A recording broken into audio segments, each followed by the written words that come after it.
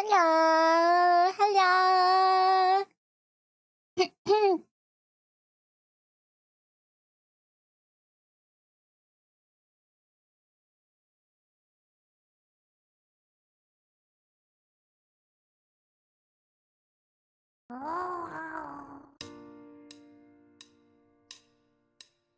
哦， say, can you see by the dawn's early light what so proudly we hailed at the twilight's light gleaming, with broad stripes and bright stars through the perilous fight.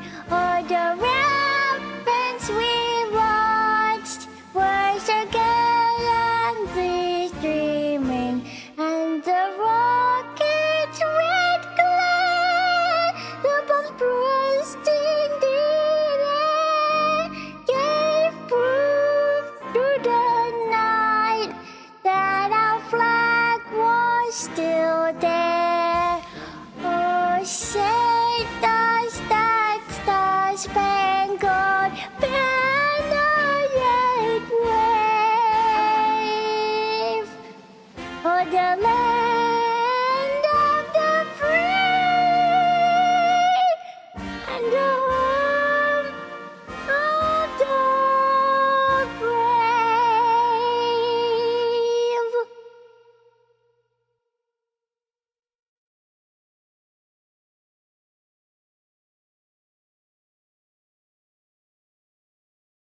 You free, they're free, yay! Yahoo! Yahoo! Hi, down rappers. Hello, down rappers. Hi, down rappers. Hi, down rappers. Hello, everyone. Are there any rabbits in the house today? Maybe a couple rabbits here, maybe a few. Hello. Hello. Happy 4th of July. Happy 4th of July. I don't know if it's actually 4th of July yet. Also, thank you so much for the $5. Happy Hamburger Gun Day tomorrow. American Champion. Yeehaw! Yippee! Yippee! Yeah! Well, it closed. It's the 4th of July here. So, you know, it coming up soon and everything, so, you know. But guys, were you impressed that I learned the national anthem of Burger Country? I hope that you're proud of me. I'm a true America Boo, and as a true America Boo, of course I'm going to know the national anthem of the United States of America, the land of the free and the home of the brave, and the home of the eagle, and the home of freedom. Okay? And I don't care what you say about what's happening in America. I believe in the American dream. And I believe in freedom for all Americans.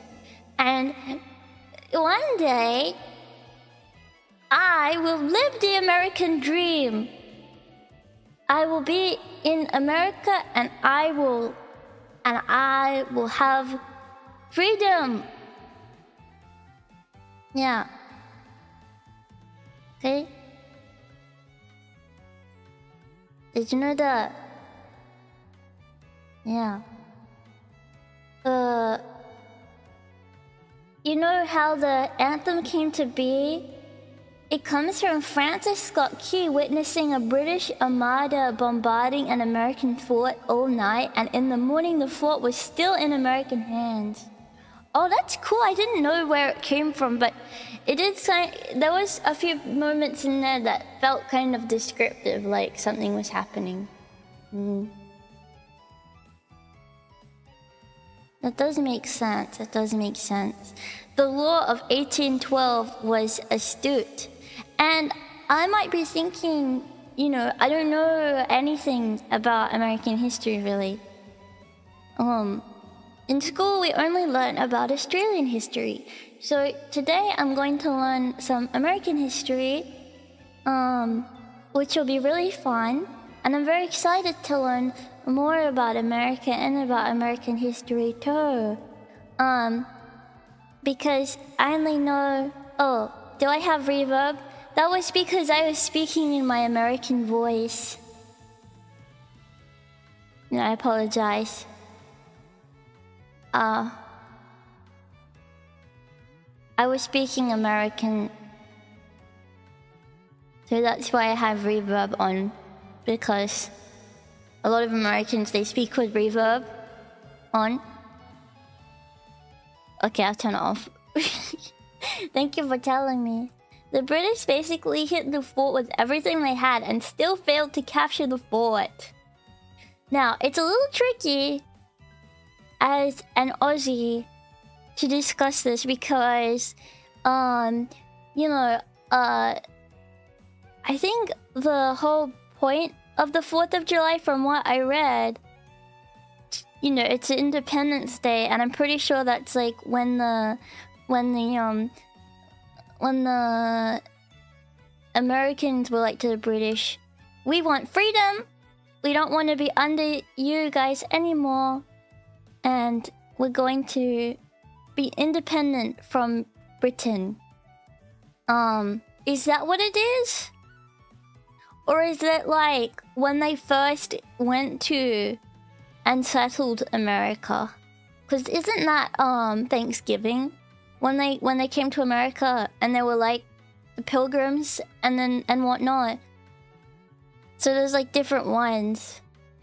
Yeah. Because who's friends with the British as far as still under British rule? I know Australia is. Is Canada under British rule? Because I don't know if they are or not. July 4th is when the Declaration of Independence was signed. So when they were like, I don't want to be British anymore. Yeah.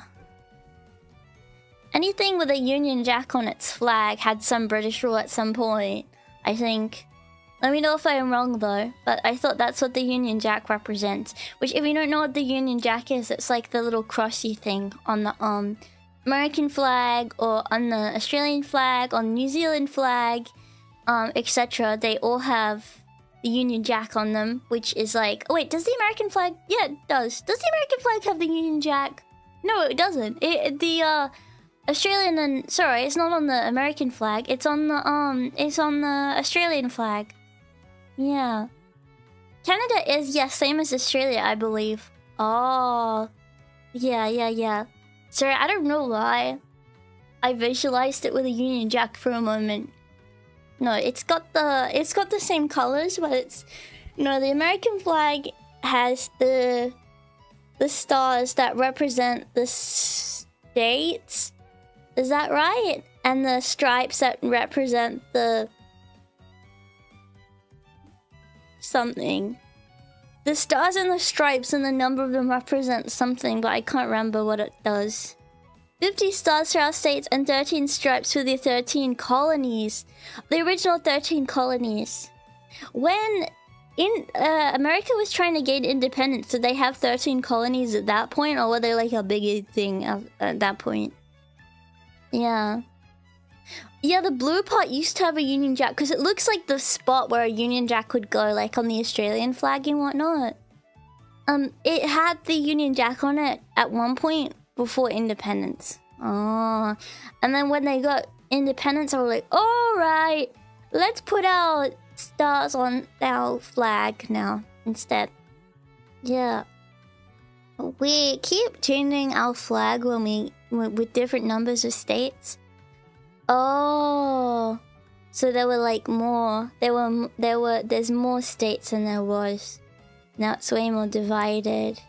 The red represents the bloodshed by our soldiers in the fight for our independence. Oh, you know what I do really like about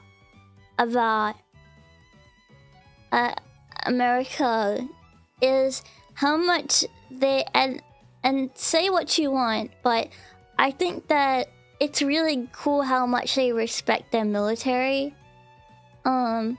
Because it's a really crazy thing to risk your life, you know, if you're like, especially back then when you were fighting for your country. Like, I think that's really goes to show how, you know, important it was to people. You know, like, you'd put your life on the line for your country. And it was kind of the same thing for the Australian army, when the Australian soldiers put their lives on the line to help their country. And like, I have a lot of respect for Australian soldiers. I remember I spoke to an Australian soldier who fought in World War One, on Anzac Day, because I was playing in my school's band. I was playing the flute. We were at the dawn service for Anzac Day, and they had like a parade, and we got to talk to all of the soldiers who were in World War One and Two and stuff. And I spoke to one of them, and they were really nice. And it seemed like it was really scary, but like, yeah, you know, actually being able to speak to them was cool. I remember once as well, we got to write letters for veterans who were in the army. And yeah, and I don't know, I know America has been, Australia is a newer country than America, and I know that there's been other wars, but I think especially back then, like when America was just fighting for America and stuff, I feel like it's really such a lovely thing, because they really cared about the freedom of their country. I don't know if this is... I'm trying to talk about it and not be political. I hope this doesn't seem overly political. It's hard to speak about a country and not be, but I really think that it's so cool that they really believed in that. Because it's, you know, it's really special. Yeah.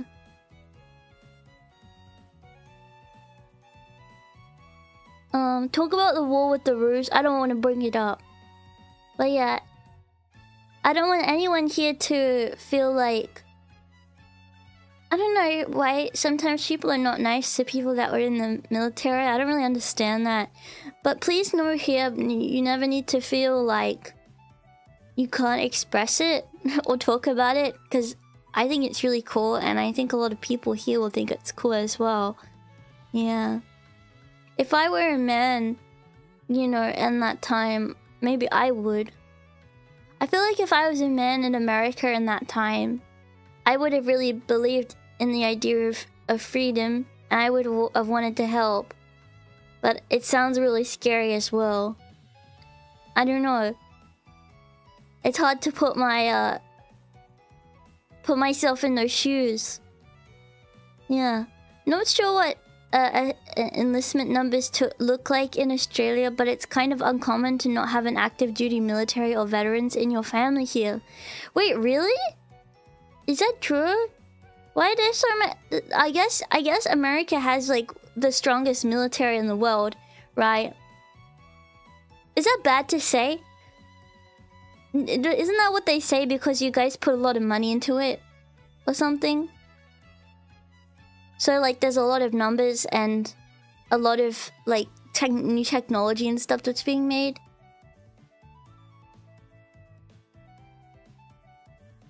Like just... Yeah, objectively speaking.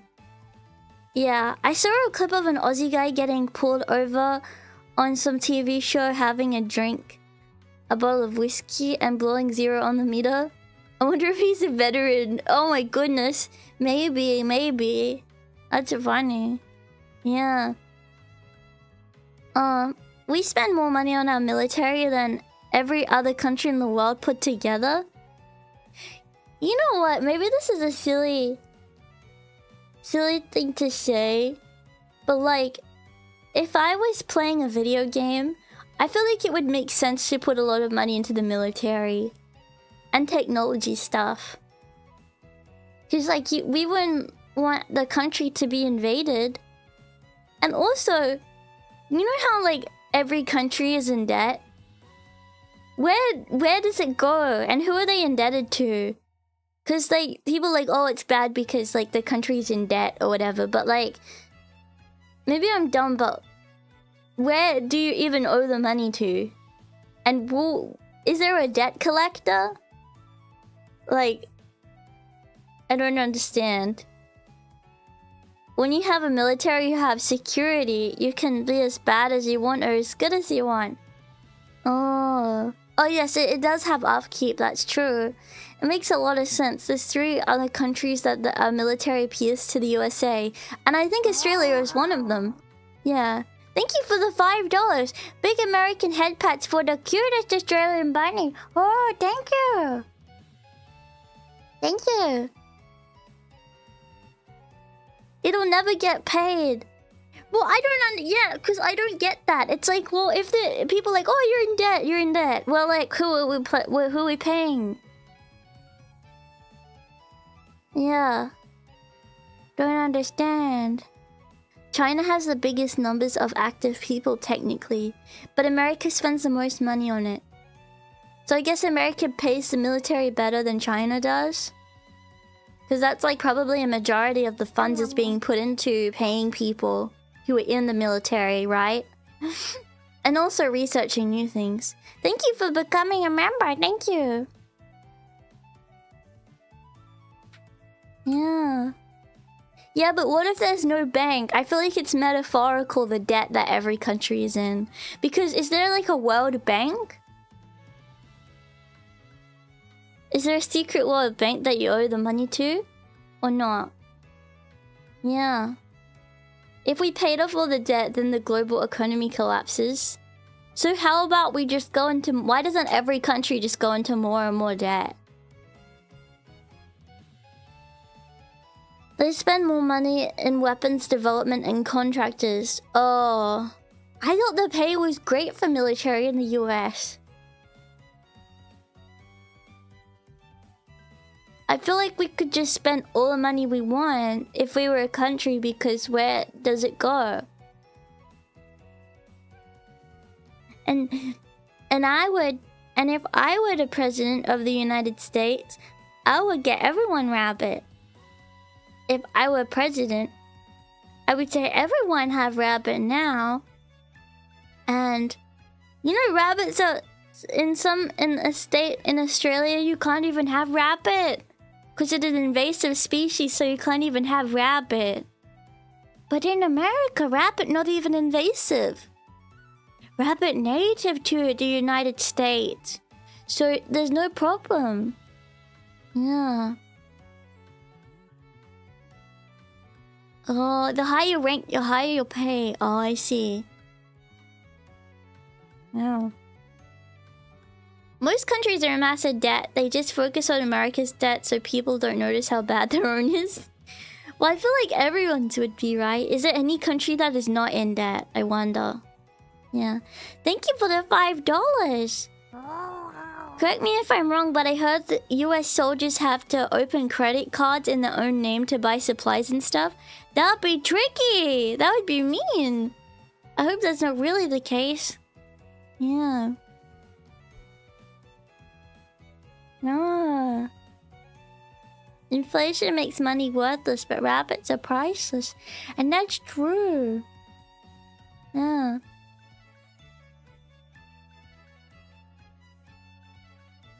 If I was in the US, if I lived in the US, where would I live?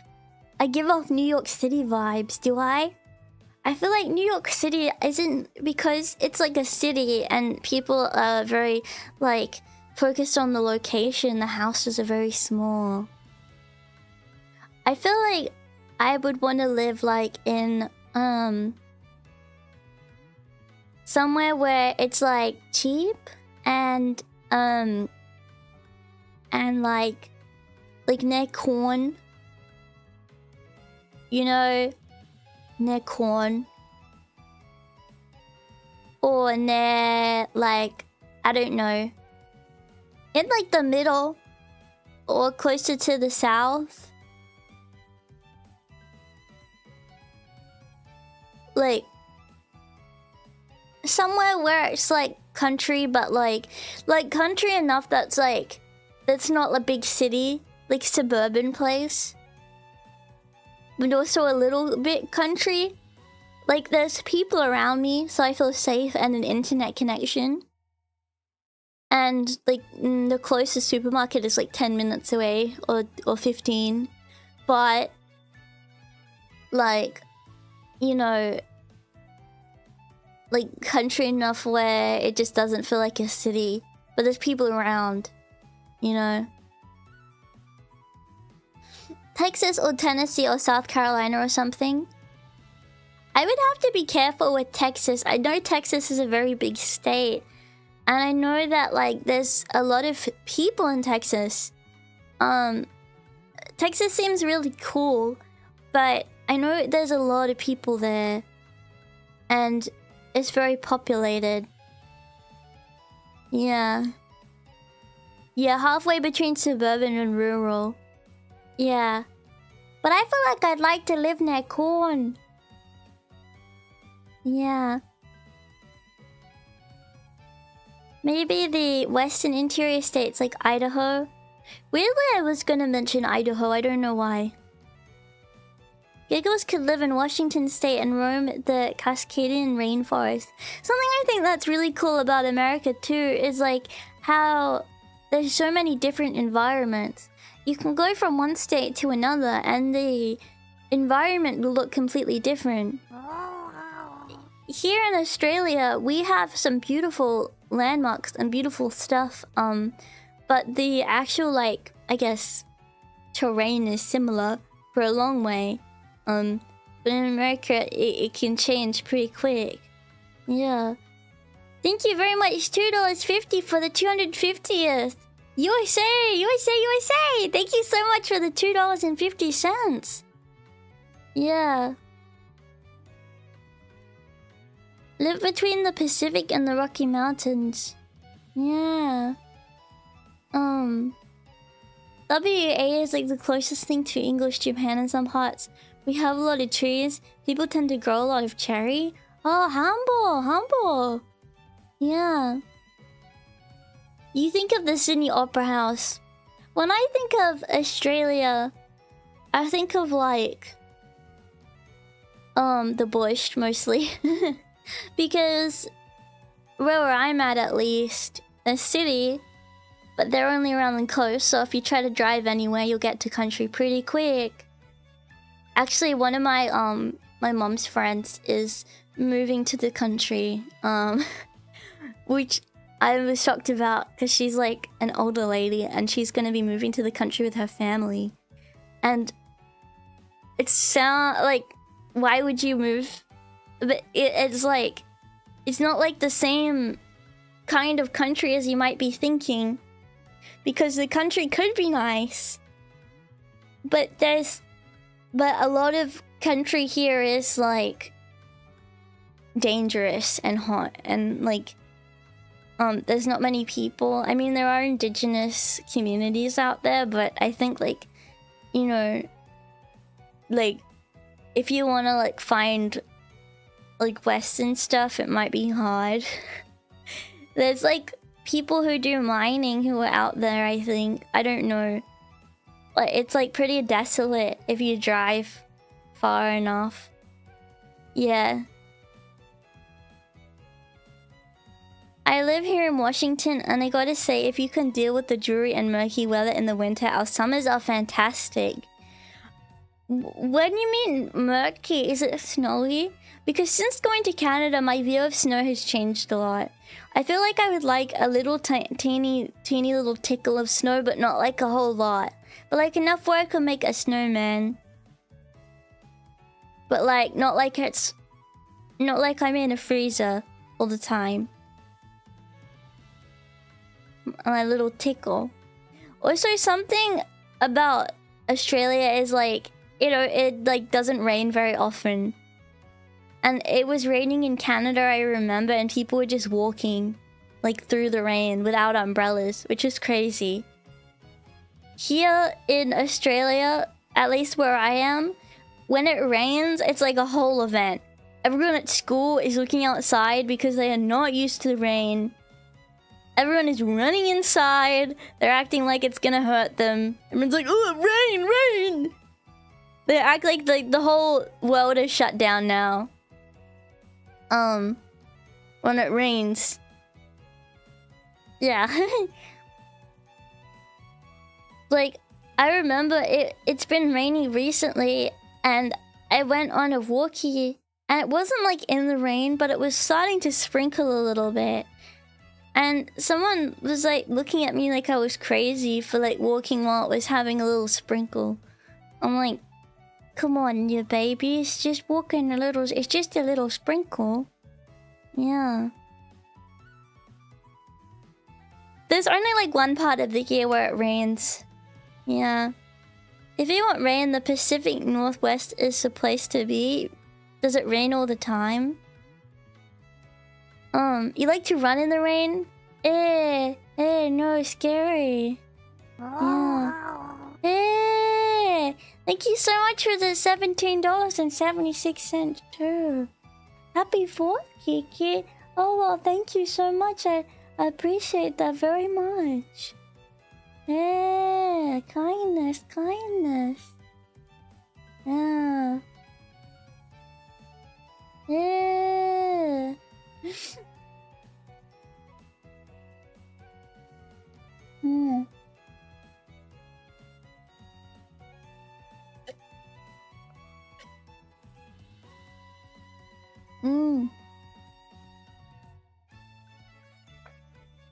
Doesn't Mississippi have a Mississippi River? When I think of Mississippi, I think of a big river.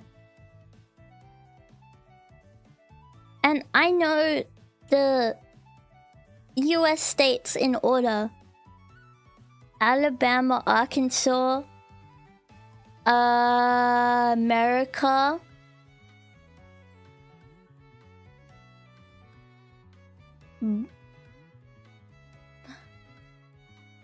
Alaska,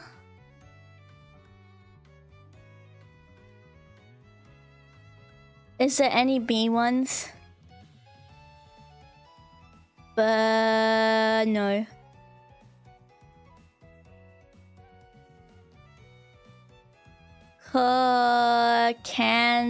Colorado, Connecticut,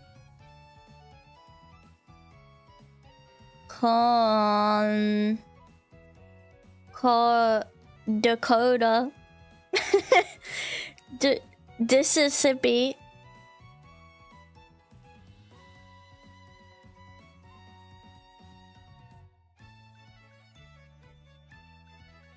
Florida,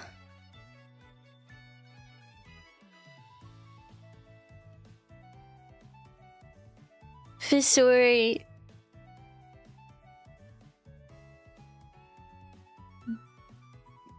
Gnome. That's on it for G. Gnome. Good. Her. He.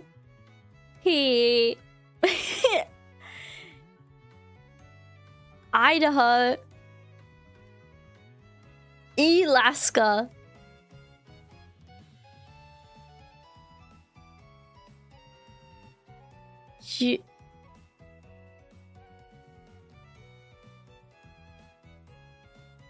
Jersey.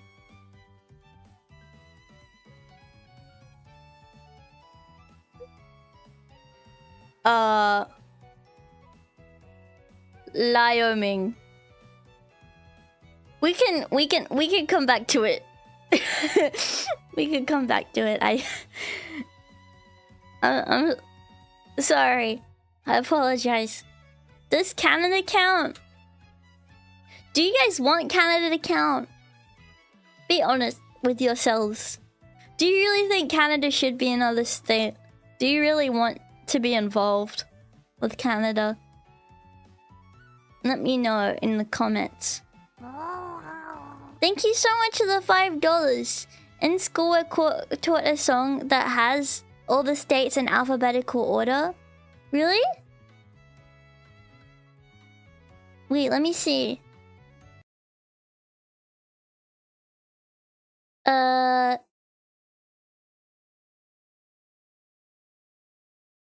States in America's song.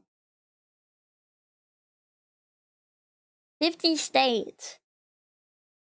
Okay. Whoa. Alaska, Arizona, Arkansas, California, Colorado, Connecticut, Delaware, Florida, Georgia, Hawaii, Idaho, Illinois, Indiana, Iowa, Kansas, Kentucky, Louisiana, Maine, Maryland, Massachusetts, Michigan, Minnesota, Mississippi, Missouri, Montana, Nebraska. I like what they did with Nevada there.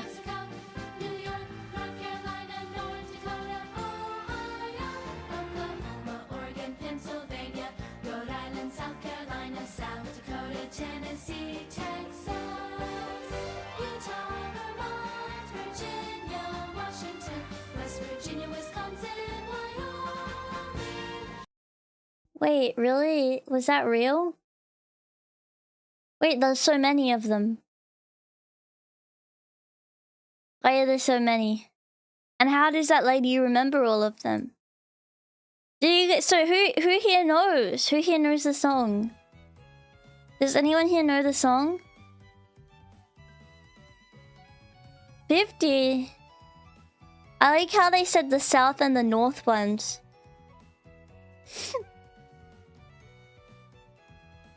Can I make...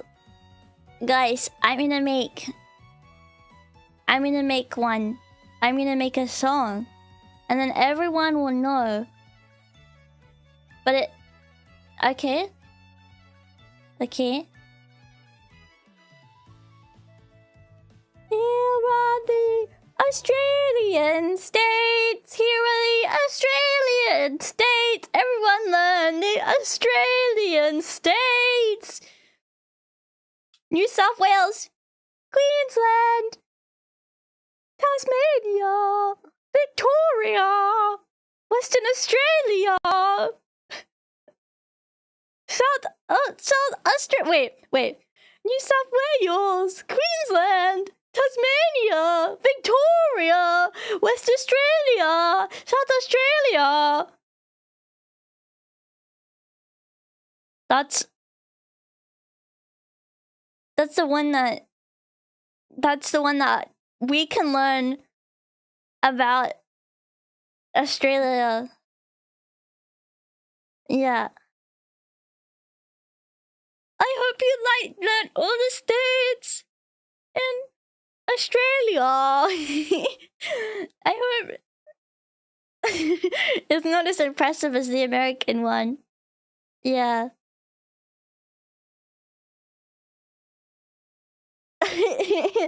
It's not as cool. Now I feel upset. Now I feel all upset now. You'll get there. Just need a few more states. Yeah, and a few more. When you get to Vermont, you should check out the song Ballad of the Green Mountain Boys. A person wrote it as a joke back then, but it slaps. Thank you for the $5. Well, can I tell you a fun American fact about music? The song Yankee Doodle was a British song that was supposed to be made to make fun of the Americans. Okay? But the Americans were like, hang on a minute. This is kind of an awesome tune. We can work with this. And they like were good sports about it. And that's why Yankee Doodle is an American song. Now they see it as an American one because the Americans were cool about the joke. Yeah. Yankee Doodle went to town riding on a pony, put a feather in his hat and called it macaroni. Like, that's harsh. That's harsh. That's a harsh line, okay?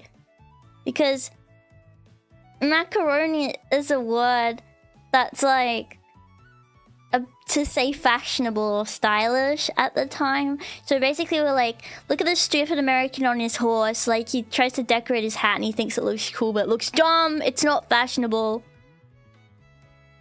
That's what they were saying in that line, if you don't know. Yeah. That was really upsetting, but the Americans say, ha ha, that's funny, we do that. Silly British. And then, yeah. What are you guys' thoughts on... Can I tell you something? When I was a kid, I had an obsession with that song. I would sing it all the time. I remember jumping on the trampoline with my sister, and I would force her to sing Yankee Doodle with me. I don't know why. I did this to my poor sister. But she says that she has memories too of me teaching her how to sing Yankee Doodle. Thank you for following. No, but like it was weird. I had like an obsession with it because about the horse. Like because I always imagined the horse with the feather, and that made me like excited. So like I really wanted like to sing it all the time. Yeah. So would macaroni noodles mean fancy noodles? I guess so, yeah, actually. Yeah. But it was a song of mine that I liked too. Yeah. Yeah, I hope you guys like that song as well. Yeah. Yeah, because it was a banger. Why do VTubers never drop diss tracks? I make diss tracks all the time. What are you talking about?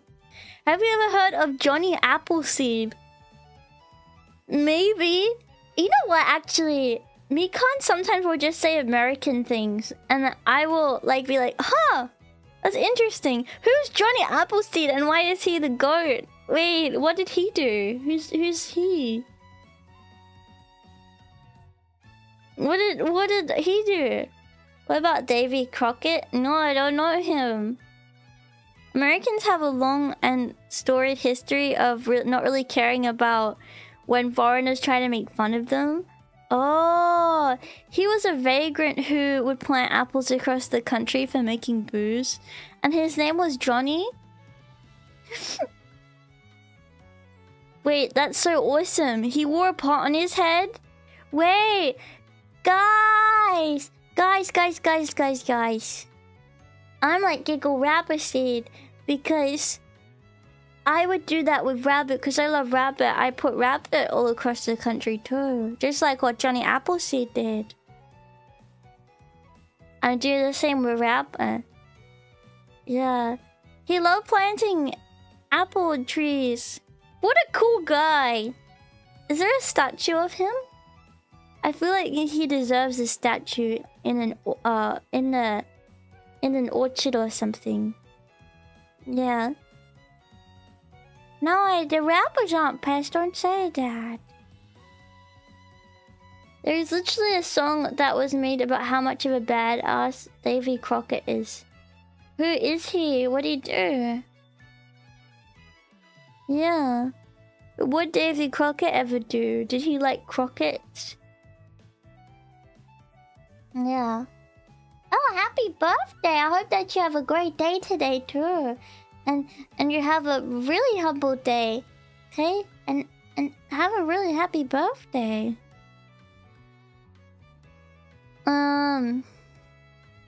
Yeah, choice cake. Oh, he was a frontierman, a politician, a soldier, and an explorer.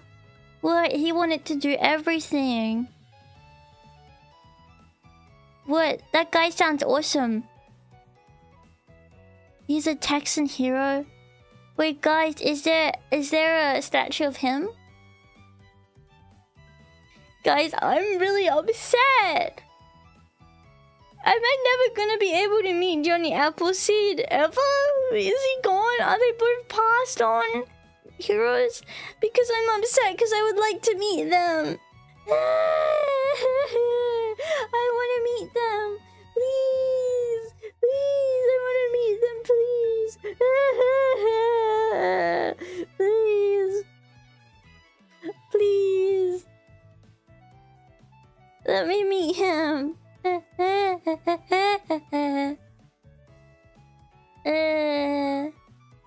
Champy Appleseed. Yeah, true. I wore a deer skin and a raccoon hat. Hey, oh no. Oh no. How come you do that? Yeah. I'm a little bit late. Hey, I would like to meet him. I would also like to meet Abraham Lincoln. I know him. And it's upset me to this day I've never been able to meet him. Is anyone here named Abraham? I feel like that's such an awesome epic name. Like, I wish if I was a boy, I would want my name to be Abraham. I wish that that was my name. Sure. Anyone know him? What would you call a baby called that? Abe. Little Abe. Yeah. You would love our early politician? Look up Cassius Marcellus Clay. That electrician did an amazing video on him. Dude put the fear of God in some very evil people. Ooh, okay, wait, let me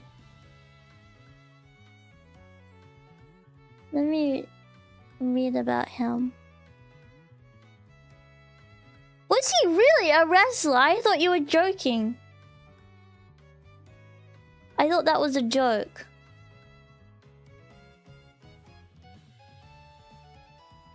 Hang on. Oh, god damn it. How is that still up? Okay, sorry. Stupid camera's still on. Guys, someone tell me to turn my camera off.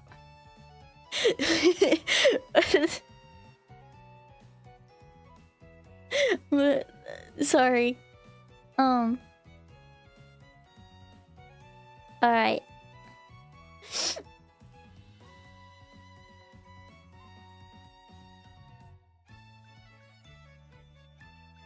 Yeah.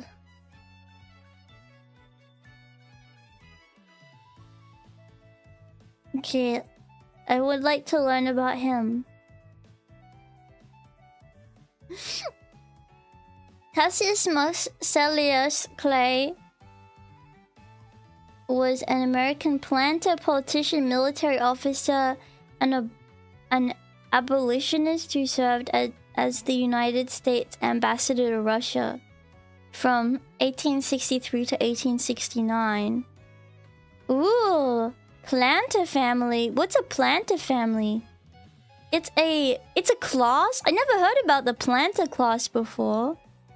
It's a racial and socio-economic class which emerged in the Americas during European colonization in the early modern period. Members of the class, most of whom were settlers of European descent, consisted of individuals. Whoa, were they all like friends? Oh, a plantation owner. Wait, what's a plantation again? Like plantain, the banana things. They grow the bananas and corn and stuff, like a farmer. I really want to have plantain. It looks so delicious, like a yummy banana thing. Ooh, I want plantain so bad. Someone, come get me a plantain right now. Wait, can I buy plantain? I should try it. I think it's probably impossible. Let me see.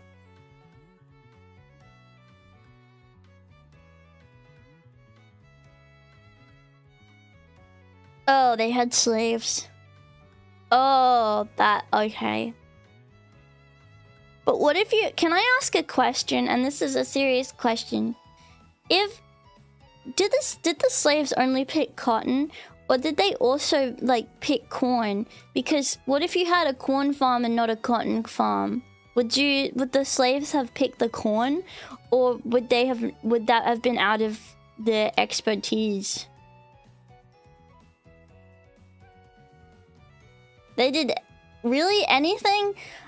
Oh, I thought they did that. I thought they... Okay. They did all manual labor? Oh, that sucks. Well, I didn't think you would need specialized corn slaves. I just thought that, like, maybe, like, it was only for certain, like, owners of whatnot. Actually, sorry, I'm just gonna quickly see if I can get anything with plantain because I always wanted to try it. And today might be the best day to try it because isn't that an American food? Hang on.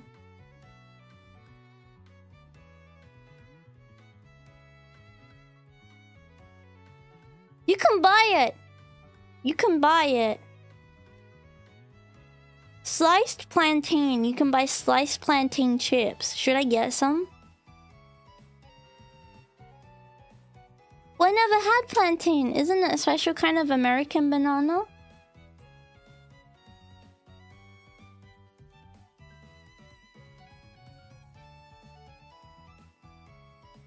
Maybe I can eat cornbread.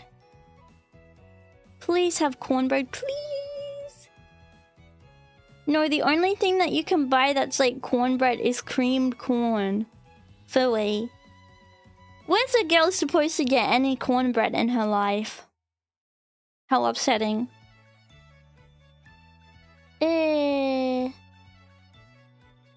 Oh. The bananas don't grow in any part of America, then how does plantain exist? Let me know. No, they don't even have cornbread mix. I couldn't see it. Yeah. Unfortunately, slavery was extremely integral to the American economy at the time. It's the main reason to why it wasn't dealt with after the Revolutionary War, but in slow increments over time. I don't know if we had slavery here in Australia. I know that like some awful stuff happened to the Aboriginal people, like they tried to breed them out here. But I don't know like if they were slaves. I think they were more focused on assimilating them to being like westernized or whatever. Yeah.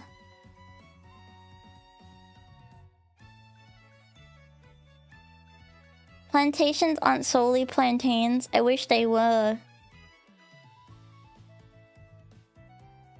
Oh, they abolished slavery? Okay. I see. So, he was a member of a large and influential clay political family. Okay. Clay married Mary Jane Warfield, daughter of Mary Barr and Dr. Eliza Warfield.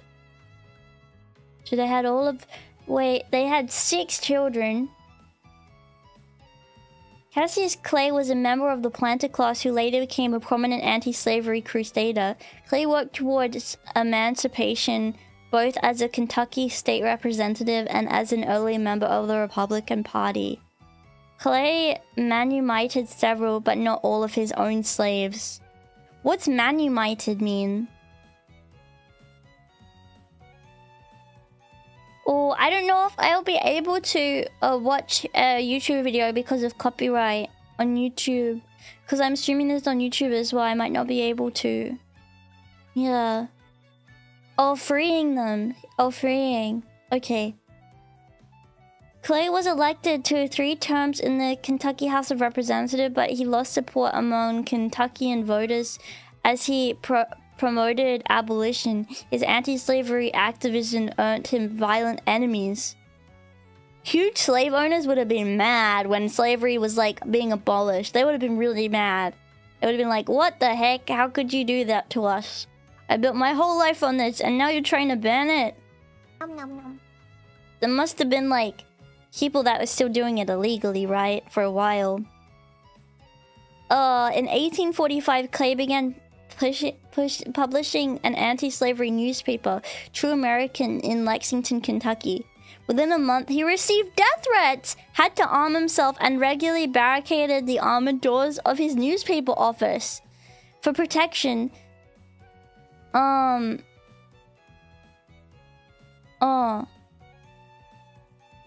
okay. I'll have a look in a bit. Wait. A mob of about 60 men broke into his office and seized his printing equipment. To protect his venture, Clay set up a publication center in Cincinnati, Ohio, a center of abolitionists in the Free State, but continued to reside in Kentucky. So I know that in America, they had an American war. And we can read more about this in a bit. But I know in America there was like the war. Was it about slavery? Is that what the war was about? A slavery? It's like North versus South war moment. Yeah, thank you for the $5. It wasn't just slavery, but other things as well. Up until the Civil War, it was common for fistfights to break out in Congress to settle debates. What? That's kind of crazy. It was about a lot of things. Was it called the Creek War? Because I found a video on it that was Creative Commons that we could maybe watch. Was that what it's called? Because we could watch this if you want.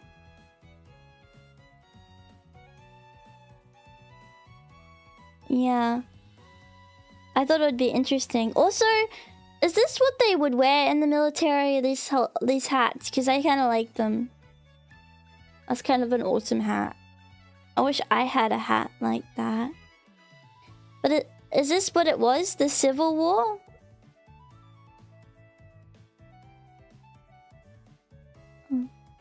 The Creek War. Let's watch it. A small conflict? Oh, Philly. Well, let me see if I can find something about the Civil War. Because I want to know, because America had beef with itself at some point. And I want to know about it because all I know is that they fought at some point. Like, they were mad. At some point. Let me see if I can find it.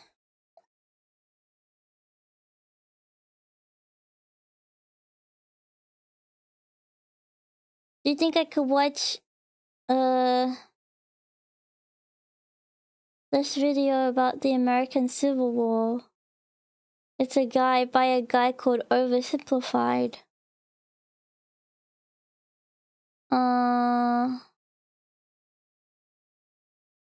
We did not give anyone permission to translate and/or re-upload our videos or designs. Oh, Philly. Does that mean I can't watch it?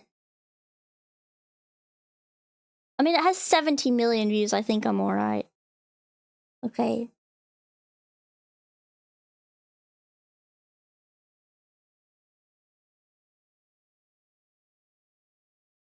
And it's educational.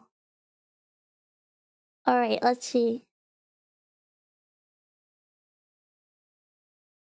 So I did it oversimplified for me because I'm just a little rabbit and I don't know anything. Okay, so let's have a look.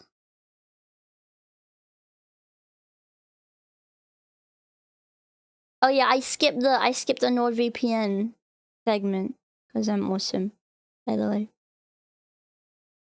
Well, if it's an issue, oversimplified, let me know. I can cut this part out. Let me know how the volume is, guys. Okay, Mrs. Lincoln, this is it. One last push. Let me know how the volume is. Whoa! 9 months and 4 days ago, my father brought forth upon my mother himself and gave to her a child, conceived. Oh, thank you for the $5. William Tagusman Sherman was a great Northern general who set all of Georgia on fire to win the war. And he was from Ohio. What? Of course he was from Ohio. How's the volume, guys? Yeah. Is the volume okay? Let me know if you can hear it. Brought forth upon my mother himself and gave to her a child, conceived in a shack in Kentucky and dedicated to the proposition that I will drink num-nums from a bottle and do little poo-poos in my pantses for the next 2 to 3 years. Now what is it babies do again? Okay. Oh yeah. Well, don't cry, Abe. I am not touching that. Don't even cry, Abe. It's okay. Abraham Lincoln grew up with his relatively poor family in Kentucky, eventually moving to Indiana. Wait, this guy's from Kentucky too. By the way, I'm gonna pause. I'm sorry. This guy's what is it about Kentucky? Because when I think of Kentucky, I think Kentucky. Like Kentucky's like like a very very southern, isn't it? Like deep south, right?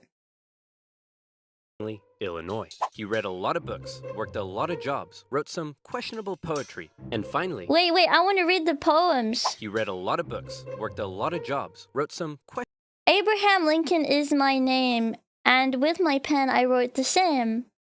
I wrote in both haste and speed, and left it here for fools to read. What? What a troll! What the... Am I the fool? Abe! What the heck? Americans are crazy. Questionable poetry, and finally entered the law profession. Despite being self-taught, he turned out to be a pretty clever and astute lawyer. In one case, a guy claimed he witnessed a murder at night, and Lincoln was like, "How could you have seen anything in the dark? There was a bright full moon." A what? A bright full moon. Can you say that again, please? There was a bright full moon. A dim half moon? No, a bright full moon. That's funny, because according to this almanac, there was a dim half moon that night, which makes you a liar. Liar. Well, I got a bright full moon for y'all right here. Hey, don't say you Now took that's what I it. call a rebuttal. Lincoln and his cheekbones weren't only interested in law, however. He also dabbled in the world of politics, serving as a legislator in both local and national assemblies. And what a time it was. Not even 100 years after the Founding Fathers wrote, "All men are created equal." Wait, the Founding Fathers. What did the Founding Fathers... Guys, can I tell you something? I thought Abraham Lincoln was like one of the Founding Fathers until right now. I thought like he was the founding guy. Like I thought he was the main founder.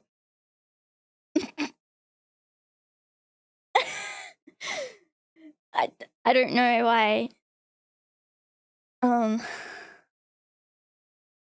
I don't want to talk about it. Politicians were already asking, yeah, but what does that mean? Yeah, what's that mean? It means all men.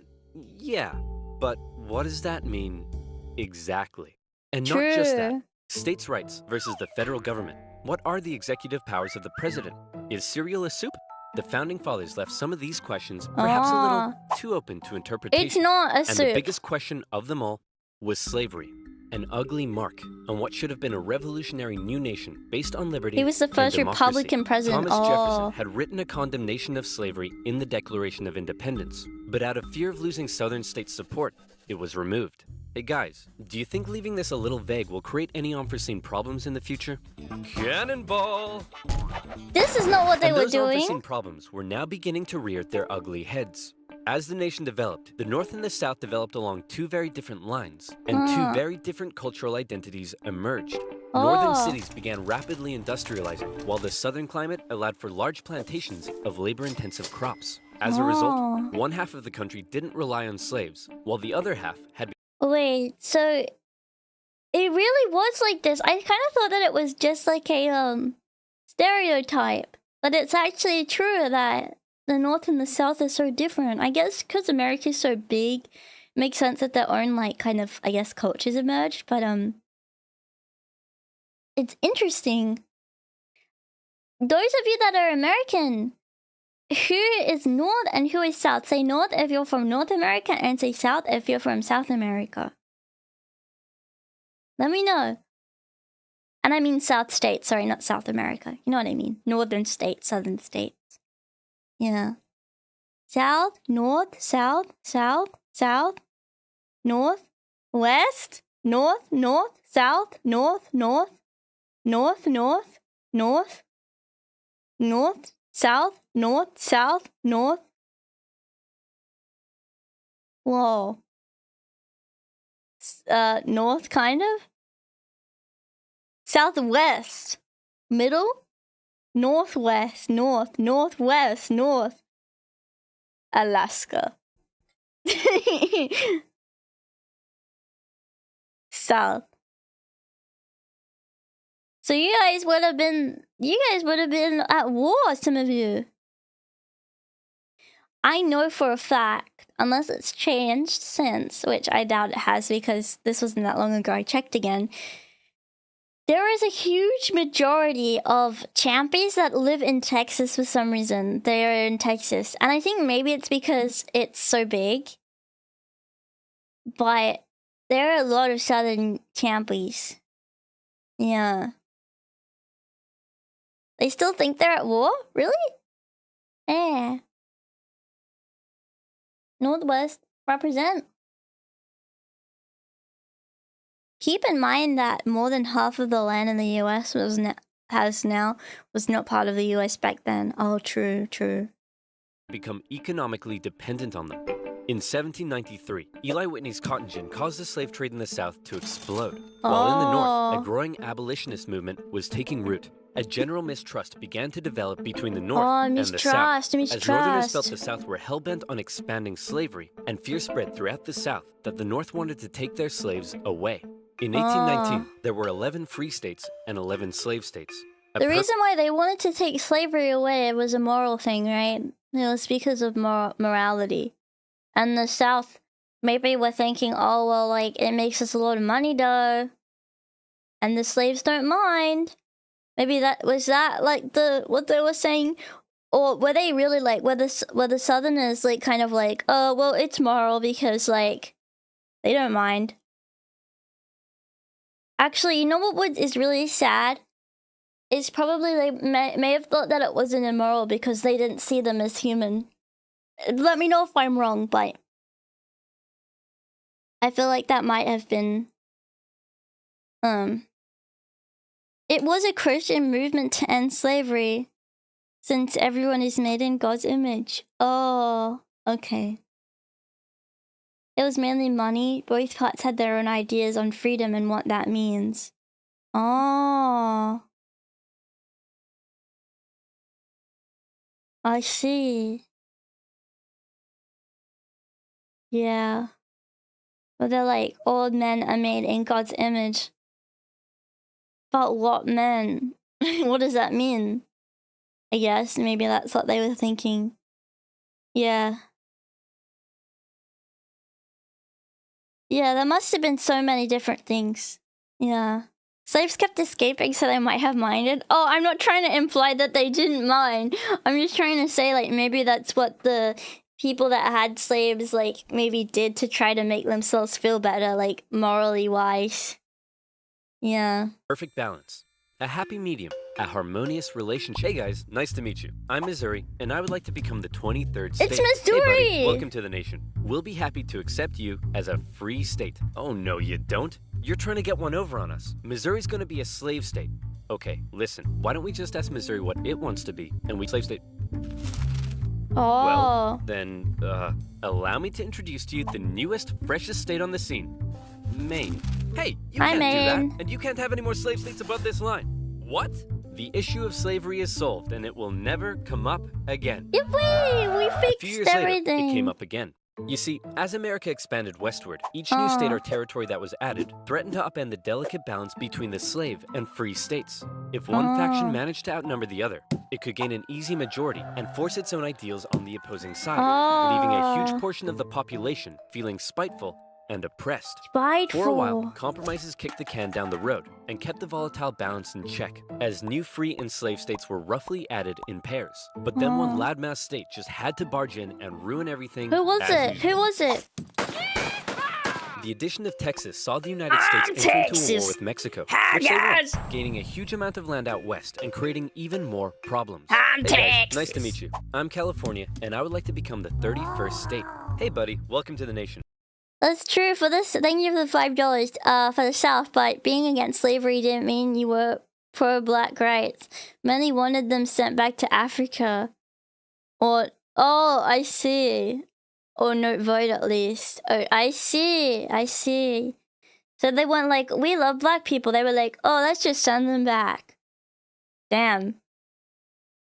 That kind of sucks, doesn't it? I feel bad for them. That's like, it's like, yeah, we don't want rights for you. We just want you to, like, go home. Actually. That's crazy. We created an entire colony in Africa for that purpose in Liberia. I know Liberia. Yeah. Abe wanted to send them back. I thought Abe just wanted them to have freedom. Abe, come on. What are you doing? Oh my goodness. We'll be happy to accept you as a southern slave state. Oh no, you don't. You're trying to get one over on us. California's gonna be a free state. Okay, listen. Why don't we just ask California what it wants to be, and we can free state? Well, then, allow me to introduce to you the territories of New Mexico and Utah, able to freely vote for slavery themselves. Hey, you can't do that. And we can enter Northern Territory anytime we want to recapture escaped slaves. What? The issue of slavery is solved, and it will never come up again. A few years later, yeah, Liberia has the American flag, I guess, for that reason. A reason. senator from Illinois wanted to build a really cool choo-choo train here and proposed that the territories of Kansas and Nebraska be created open to slavery, even though they were clearly above the Missouri Compromise line. Obviously, the northern states were like, hell no. But the Southern Democrats who controlled Congress at the time were like, well, if you love liberty and democracy so much, then you should let them vote on whether slavery should be legal or not. And so it was. Huge numbers of pro and anti-slavery settlers rushed to Kansas. Wait, I have an important question. Are the red states Republican and the blue states liberal? At this time, like, was having slaves Republican?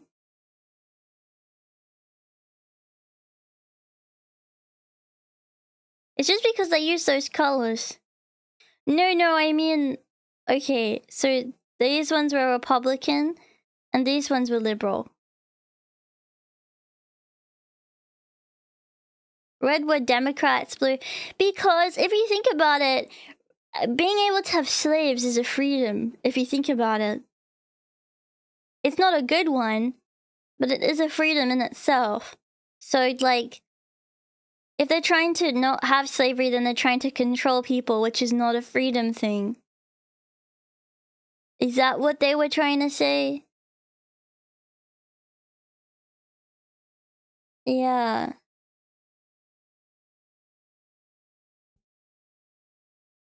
But also, to have freedom means maybe to actually, like, to not be enslaved.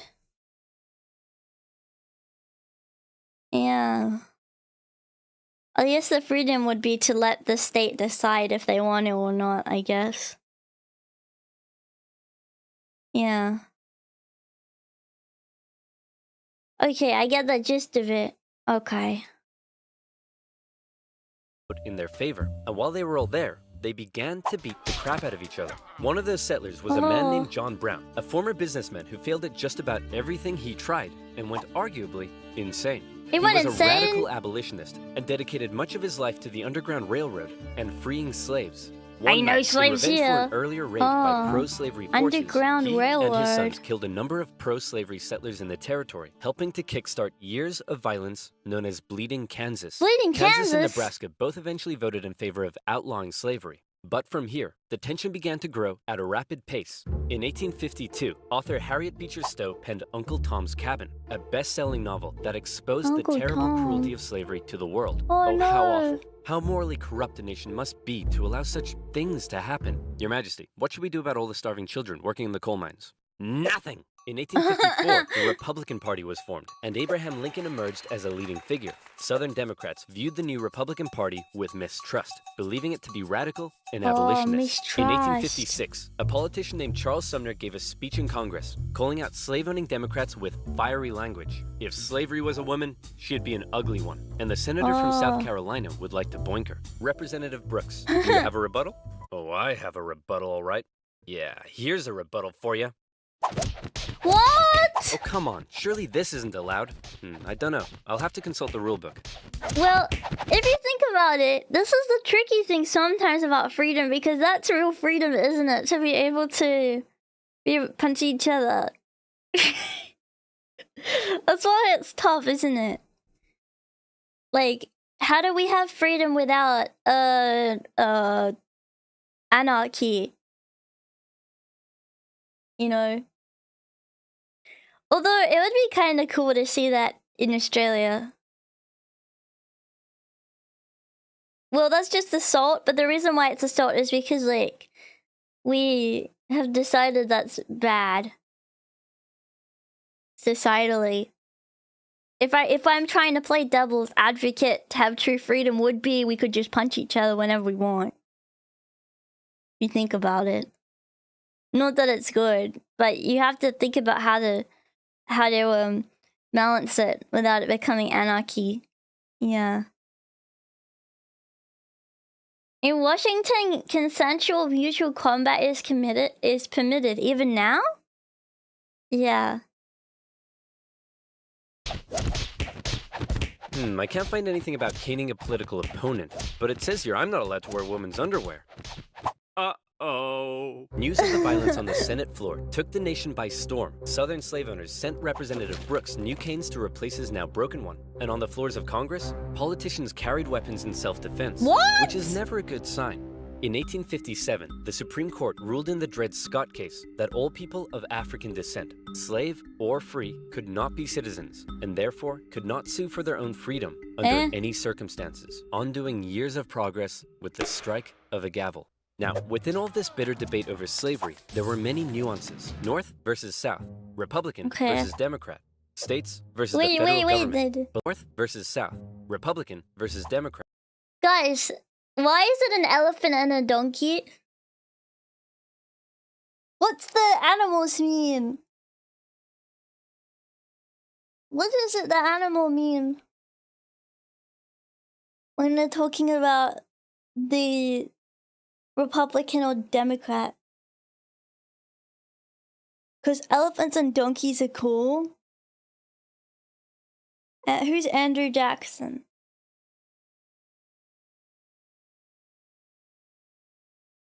Oh, there are references to political cartoons making fun of the two sides. Oh, so it's nothing serious. Because you can't ignore an elephant in the room and it takes a certain type to put a donkey to work.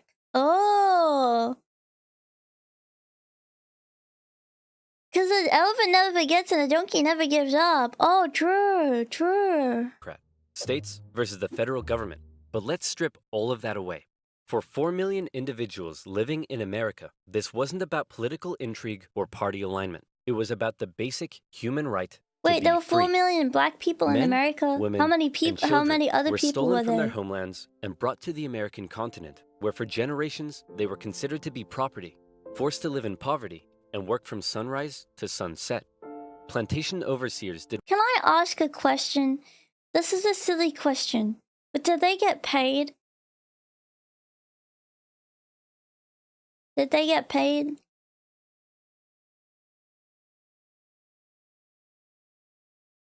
No? Yes? No, no. That's the point. They got to eat and stuff. Oh, maybe sometimes. That's literally what slavery is. Okay, I mean, I was just asking, just in case. Just in case. The slaves, they were seen as property, but like, why? But like, why were they seen as property? I don't understand. Because they were from Africa? Like, how does that make you property? I don't understand.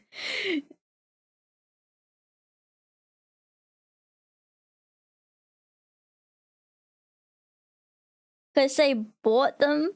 But like, how did they even bought them? How'd they even buy them?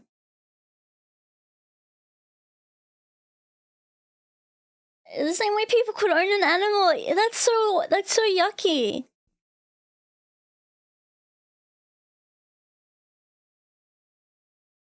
No, little man isn't my property.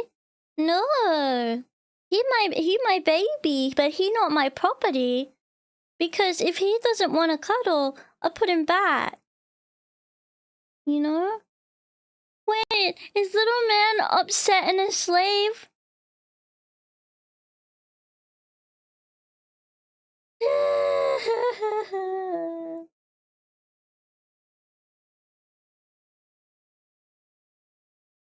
Bought them from Africa. African leaders who already owned them as slaves. So they were already slaves. Why can't they even catch a break? Did whatever they felt was necessary to get the most out of their slaves. Punishments were often barbaric. Families were regularly separated, Why'd they punish and parents them? could often only watch, as their children were auctioned off, never to be seen again. Thousands of slaves took the treacherous risk of running away, and abolitionists in the North helped many escape via the Underground Railroad, as bounty hunters entered the North to chase them down. Do they have a Leading secret? figures within the abolitionist movement included many significant free black men and women. But it's important to note that for many of the anti-slavery white individuals in the North, opposition to slavery was often an economic issue, not a moral one, as many worried large plantations would take their lands Why and don't they do livelihoods it? away. I don't Abraham Lincoln understand. knew that Why don't they do it? Or why don't they give jobs to people who work on the plantation instead? Why don't they like be like, okay, like, why don't they do it? What are they doing while all this happens? Like, you know what? I wouldn't have slaves, I would just do it myself.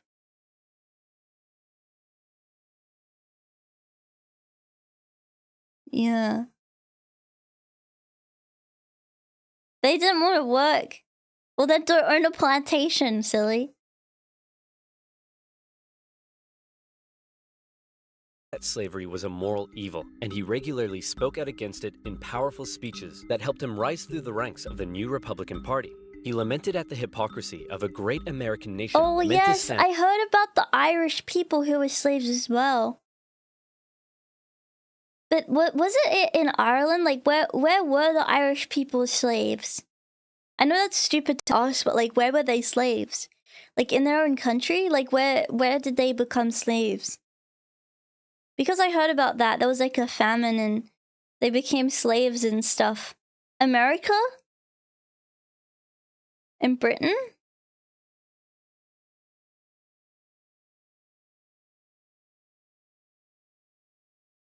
Oh, so the British took over the Irish, and then they took them as slaves?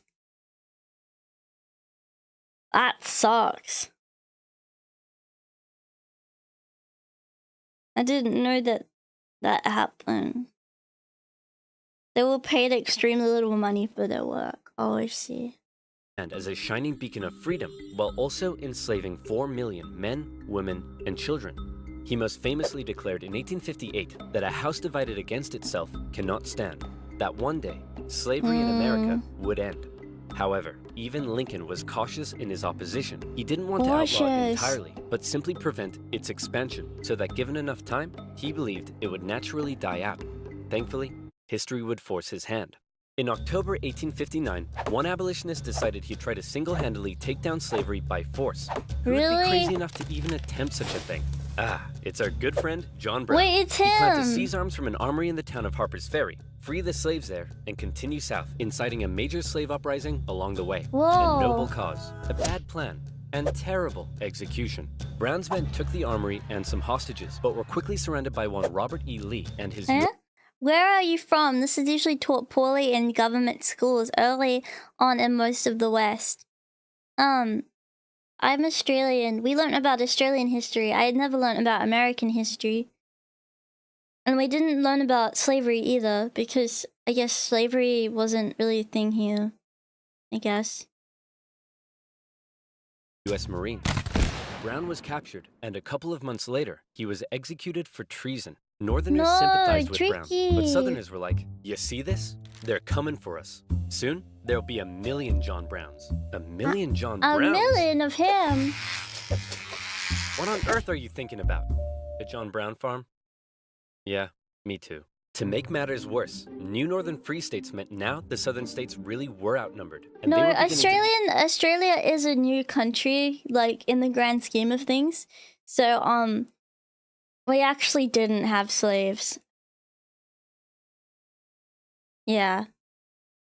feel bitterly spiteful and oppressed. Further fear began to spread in the South when news broke that a relatively unknown figure had just secured the Republican Party Weird nomination lanky guy wins for Republican president. Abraham nomination. Lincoln, mostly well-liked among anti-slavery Northerners, had made some of the most powerfully worded speeches against slavery of any politician at the time.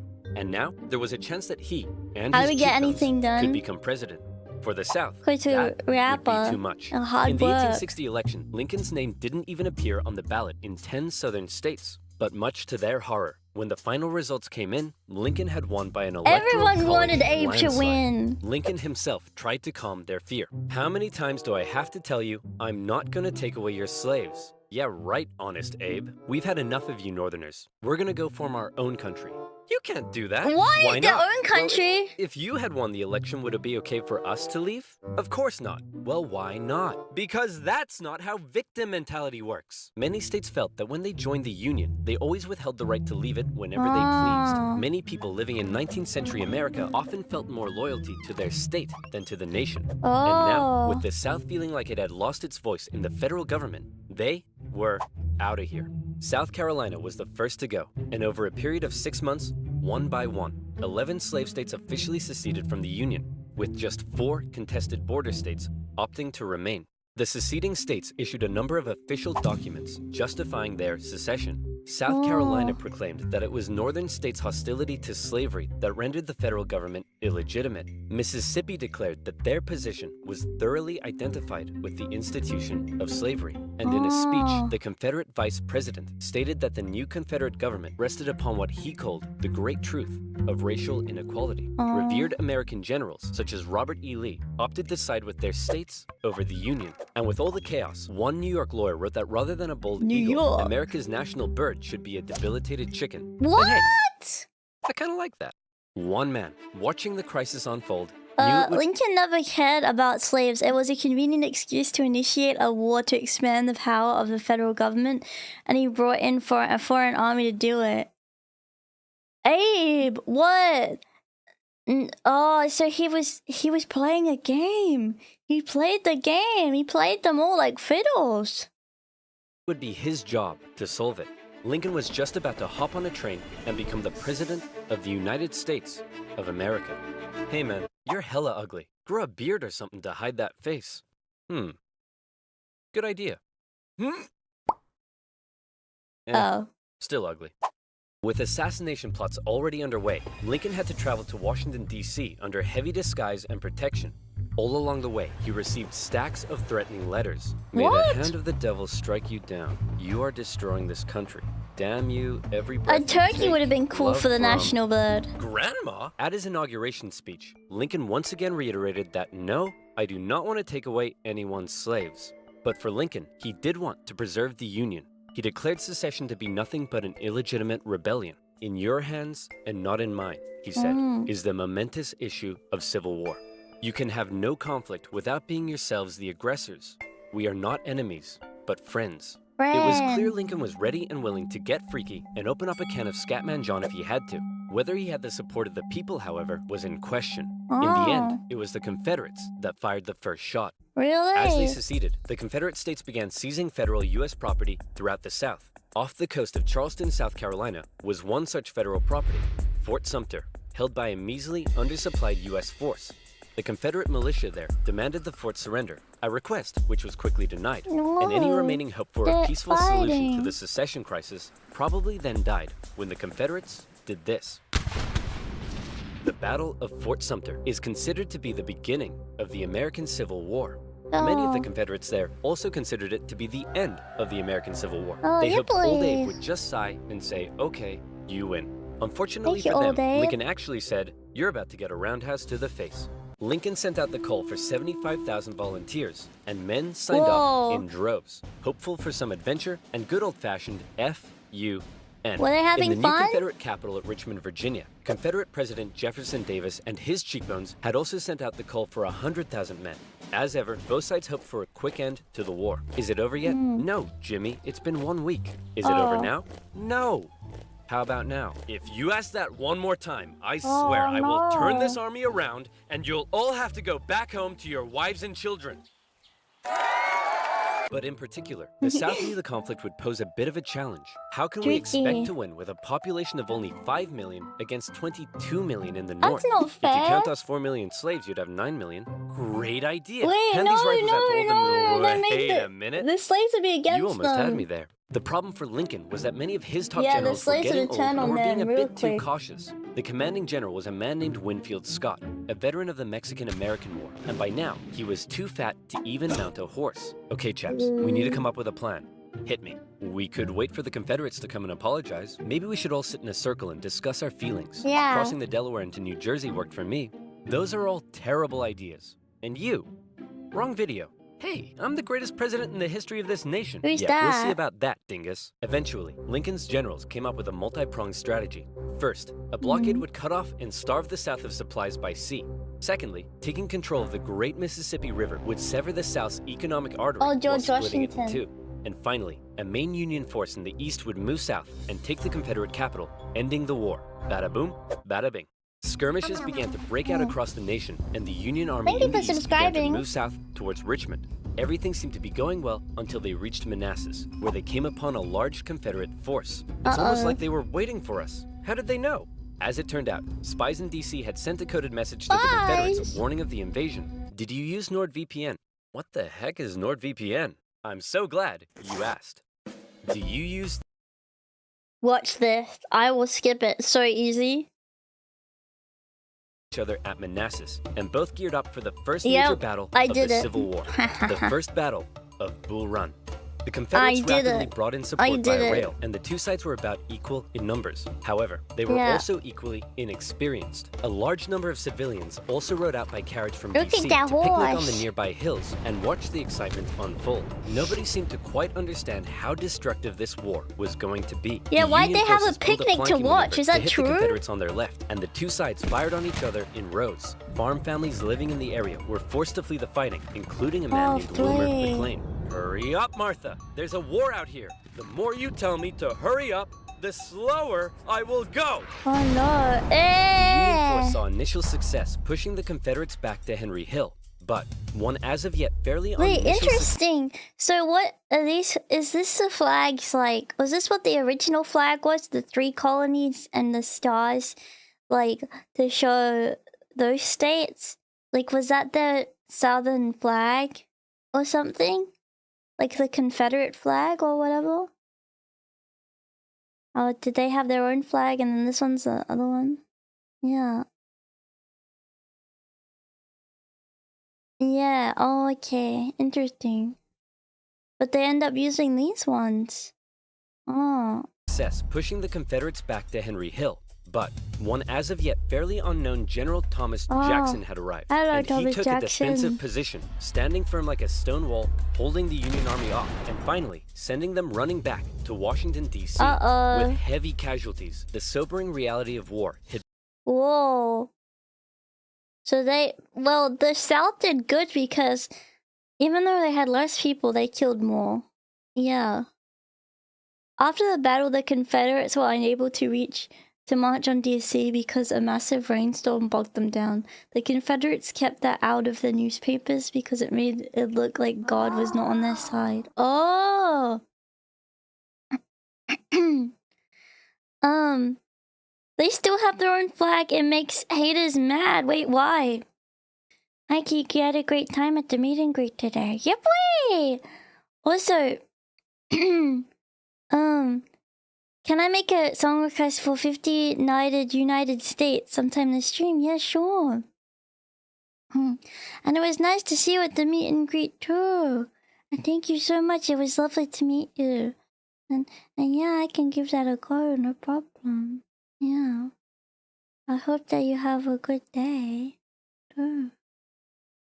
both sides hard, and the North, having just lost the first major battle, had to face the serious prospect that they may not actually win this war. President Lincoln, General Jackson whipped us so hard, the Confederates are calling him Stonewall Jackson. Wait, Stonewall that's why they're calling him that? Jackson. Not because he looks like he ran face first into a stone wall? Apparently not. That's so Worse yet, mean. the North had also lost the first major battle out west, giving away control of southwest Missouri.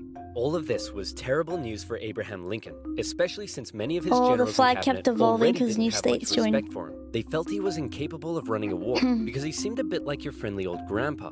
He famously loved a long-winded story and a good pun. I've been so busy, my wife is missing me, but her aim is starting to improve. Oh my goodness.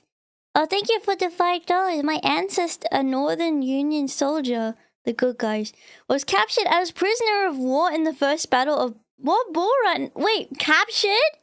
Tricky! Why capture? That's awful. I can't believe that. Yeah. I hope that they ended up okay in the end. That sounds so scary. But deep down, few realized he could also be incredibly shrewd. Oh, Abe, you're so funny. Funny how? Funny like I'm a clown? I'll look it up Abe, for I the was state of just- No, no, Georgia funny after. how? Like I'm here to amuse you? During the war, Lincoln committed acts that were viewed by some as impeachable. His administration suppressed the free media from printing articles sympathetic towards the South. Wait, Some Southern what? sympathizers were even arrested without a trial. Lincoln's criticizers began accusing him of being a tyrant. But to quote the man He's himself, acting like a "Hey, tyrant. it's war, baby. What are you gonna do?" By the end of He did not 1861, say with things that. He already did not looking say bad that. for the North, abolitionists he? such as Frederick Douglass couldn't believe that the Union Army weren't enlisting black men. Did he really? Continued to put pressure on Lincoln to make the war about emancipation. Mr. President, it's time to make the war about emancipation. I don't want to ruffle any feathers. The feathers are already ruffled. But Lincoln, hanging on to hope for a quick end to the conflict, Was continued to Abraham fight Lincoln only for the autistic? preservation He comes of the across Union. as such. It was decided, however, that escaped slaves from the Confederacy could be held as enemy contraband, and many of these men were put to work bolstering the Union's infrastructure and supply lines. Hoping to get things moving, Lincoln made Yes. young General George McClellan the Is that new commanding true? general, and McClellan began to train up his men. He thought a lot of himself, Eh. however, and believed he was going to be the nation's great savior. And like many others, he didn't approve of the president's Wow. handling of the war. He On didn't one like occasion, it. Lincoln went to McClellan's house to meet with him, but McClellan was late returning home. Oh, He kept the late. president waiting, and when he finally got there, he just straight up went to bed. Now that's what I call disrespectful. He went to McClellan bed talked and the like, talk, but could he Abe, walk the just walk? sit there. No. Like Lincoln's other generals, McClellan was maddeningly cautious. Hey man, could you move south and attack the enemy? What? Are you crazy? What if they have a big scary army down there? They probably do. What? Oh my god! Stonewall Jackson was McClellan worried that he autistic. did not have the numbers Oh. he needed to fight effectively. What if they have like 10,000 men? Okay, no problem. We'll get you 20,000 men. Well, what if they have 30,000 men? Capture I'll is need better 40. than dead, Okay, yeah. you can have 40. Well, what if they have 50? I'll need 60. Lincoln tried, but it was all in vain. McClellan would not make a move for the rest of the year. What? The North's one saving grace for now was a general out west fighting in Kentucky and Tennessee, General Ulysses S. Grant. Cool, collected, methodical, and a big fan of whiskey. His Wait, chief really? of staff took it upon himself to keep Grant sober. One officer said that Grant habitually wore an expression as though he were determined to drive his head through a brick wall and was about to do it. And What? that determination led him to score a number of key victories when others around him were failing. At the Battle of Fort Donelson, Grant was like, "Why does Stonewall Jackson get a cool nickname and I don't? I want a cool nickname." True. Sir, the Confederates say they're ready to surrender and want to know your terms. No terms, just unconditional surrender. Hey, unconditional surrender Grant. True. That's a pretty cool nickname, right? Guys? Did Right? he say that? Later in April 1862, the Confederates launched a sudden attack on Grant's army at Shiloh, but the determined, unconditional surrender Grant threw his lines at the rebels and sent them running. The battle Call resulted him in the Mr. heaviest casualties in U.S. Drunk. history so far. And despite his victory, Grant found himself under fire. You have to get rid of Grant. Why? Didn't he win? Yes, but he just threw his men at the enemy. Isn't that the point? Also, he's a loony drunk. Well, what does he like to drink? I believe whiskey, sir. Then send him more. What? Lincoln watched as his cabinet did nothing but bicker, and his generals did nothing. But then, worst of all, personal tragedy struck. Lincoln's young son, Willie, very much loved by the president, died of typhoid fever at the age of 11. Lincoln was a sensitive man and was heavily affected by the loss. His wife was inconsolable. But one of Lincoln's greatest traits, what made him such a great leader, was in the darkest of times, with composure and determination, he kept moving forward. He knew it was his responsibility to hold himself and his family together. And by doing fully. so, he hoped to hold the nation together. And he had it with I McClellan's actually- in action. Lincoln decided Am I crazy? But Abraham Lincoln's kind of annoying me. Am I crazy? He's kind of annoying. Like, he just seems to be doing silly stuff. decided he was gonna take control. In March 1862, Lincoln firmly ordered McClellan to once again move south towards Richmond. McClellan insisted instead they move by sea to the Virginia Peninsula and attack Richmond from the southeast. Yes, said Lincoln. Okay, anything. Lincoln held on to some of McClellan's men to defend D.C. from a nearby Stonewall Jackson wreaking havoc in the Shenandoah Valley, and he sent McClellan south. McClellan landed on the peninsula, and he began to move inland.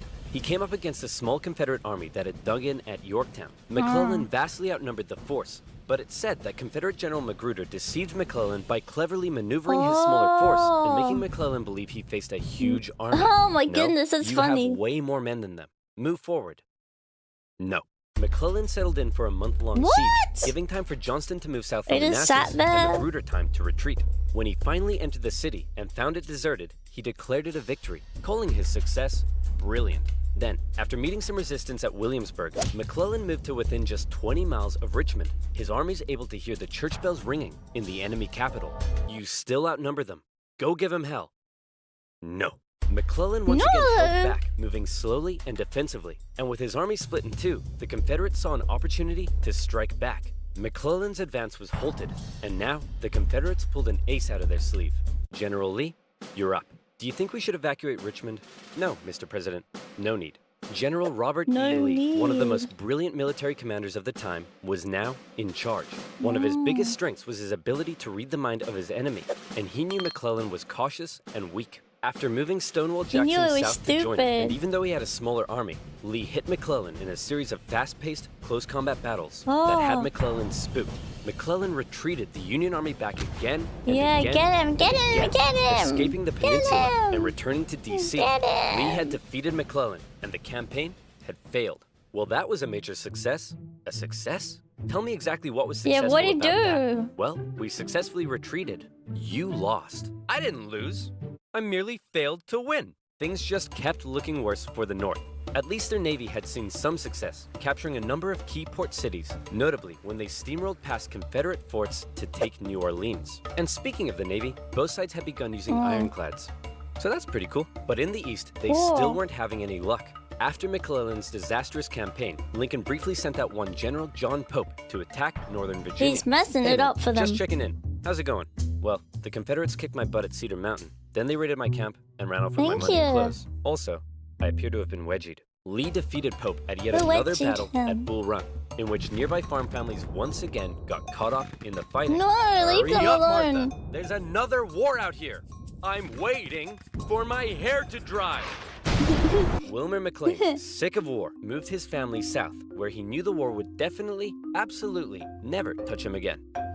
But Lincoln had yet another problem to contend with. European powers, in particular the UK, were looking increasingly like they may intervene diplomatically on the side of the Confederates. They were missing their precious supply of southern cotton because of the Union blockade, and they wanted to see a swift conclusion to the war. The tension between America and Great Britain had been increasing, especially after Confederate diplomats were discovered on a British ship. Now, after Wait, I have a question. How do they even figure this stuff out? You know how they're like, oh, there's like a war happening. If like they don't have telephones and whatnot, and it takes so long to get like letters, or if they can even get letters at the time, like how do they tell them? How do they let them know what's going on, and how do they even know? Like, do they have to like travel there and see? You know? And like check? It was for 5 years? Wait, really? It was slow? Oh, I feel like it would have been a huge problem. I don't know. Call me crazy. Call me crazy. Richmond, the UK declared it impossible for the North to win. Lincoln needed something to prevent Europe from getting involved, and after more petitioning from abolitionists, he decided maybe the time was finally right to make the war about ending the institution he hated, slavery. If the North had a noble cause to fight for, Europe would be less likely to intervene. But Lincoln and his cabinet knew before they could declare something as radical as emancipation, they needed a victory, especially now that the Confederates were about to go on the attack. Aware that he had a limited number of men and supplies, Lee now hoped that if he could just threaten Washington, D.C. militarily, he would gain Europe's recognition. So they're kind of just using the slave-free movement as a way to, like, win. That's kind of messed up. With confidence at an all-time high, for the first time, Robert E. Lee invaded the North. But on September 13th, the North finally had some luck. Oh boy, it's my lucky day. A cigar in a field. Hey, what's this wrapped around it? Oh my gosh! That's right. The North had discovered General Lee's battle plans wrapped around some cigars. And in them, they saw that Lee had split up his forces. McClellan headed out from D.C., and the two sides met in the Battle of Antietam, a crucial battle that would decide the course of the war. It saw the most vicious fighting to date, and still remains the single bloodiest day in American history. What? Really? But for once, the North came out victorious, and Lee was forced to retreat. He's on the run. Chase him down and finish him off. The bloodiest day ever. You know what, old buddy, old pal?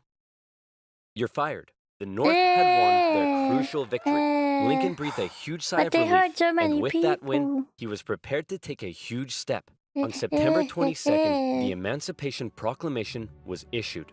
In January, all slaves held in the Confederate States would be, as far as the U.S. government was concerned, officially free.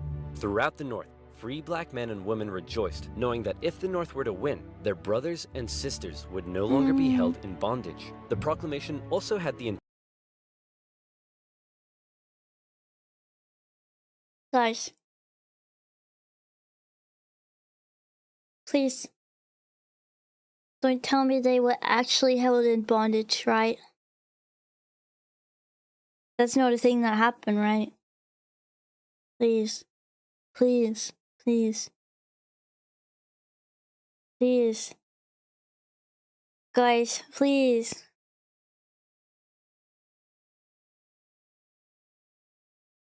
Not that type of bondage. I'm not being nasty. I'm not being nasty. No, I'm not. They were in shackles. That's horrible. I'm not being nasty. I didn't mean it like that. I'm not being nasty.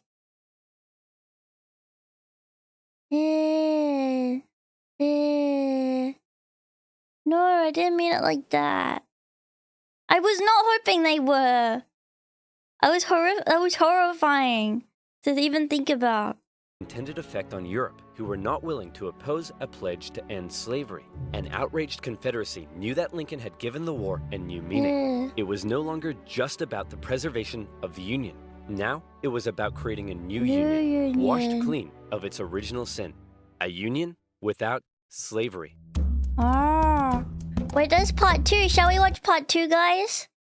Let's watch part 2. I have my mind not in the gutter. We watch the next one? Because we gotta know what happened next. This video was made possible by Honey. Stick around to learn how you can save money when you shop online. Wait, they had something about the American Revolution too, dang it. As the Union struggle to take control in the East continued, elsewhere, the war raged on.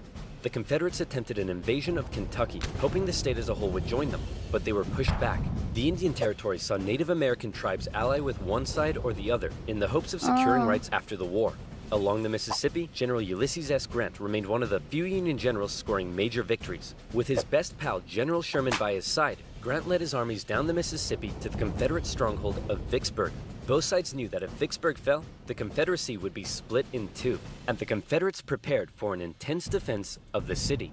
But back in the East, Lincoln still wanted somebody to march south and take Richmond. Having given General McClellan the boot, he needed a new man in charge. Yeah, Honey's a big Mr. scam. President. Option 1 is Yeah, General don't Hooker. get Honey, Bit of a guys. nutcase, but a good general. Option 2, his qualifications are his name is Burnside, and he has freaking dope-ass sideburns. I like Say his no more. mustache. So General Burnside was put in charge of the Army of the Potomac and sent south. Lincoln at his hoped he mustache. finally had a general who could succeed. Burnside met General Lee at the city of Fredericksburg, where he intended to rapidly cross the river and take the city. But the Union War Department was too slow in delivering the pontoon bridges, and the two sides were forced to camp across from each other, close enough to speak. Hey Yankee, ready to get your butt kicked? Yeah, right, rebel. God is on our side. No way! God's on our side. Oh, you think so? Well, why don't we ask him? Hey, God, whose side are you on? Yeah. Dude, uncool.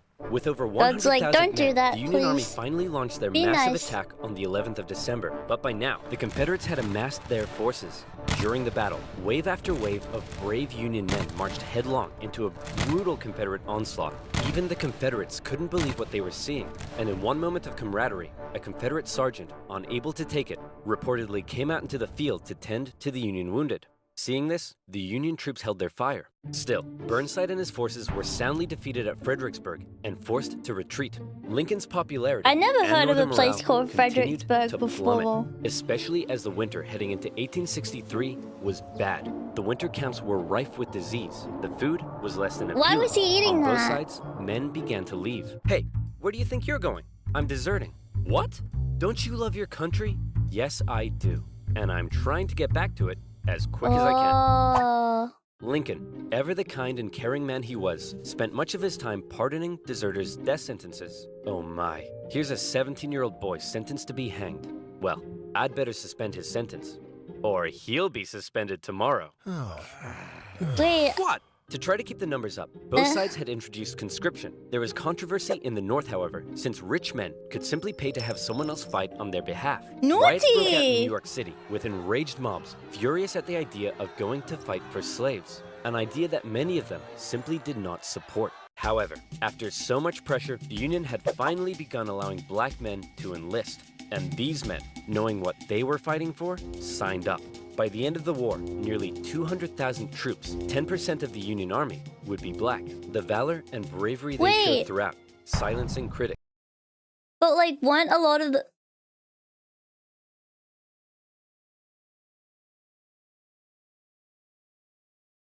Wait, I guess they wouldn't have been slaves because they were in the North.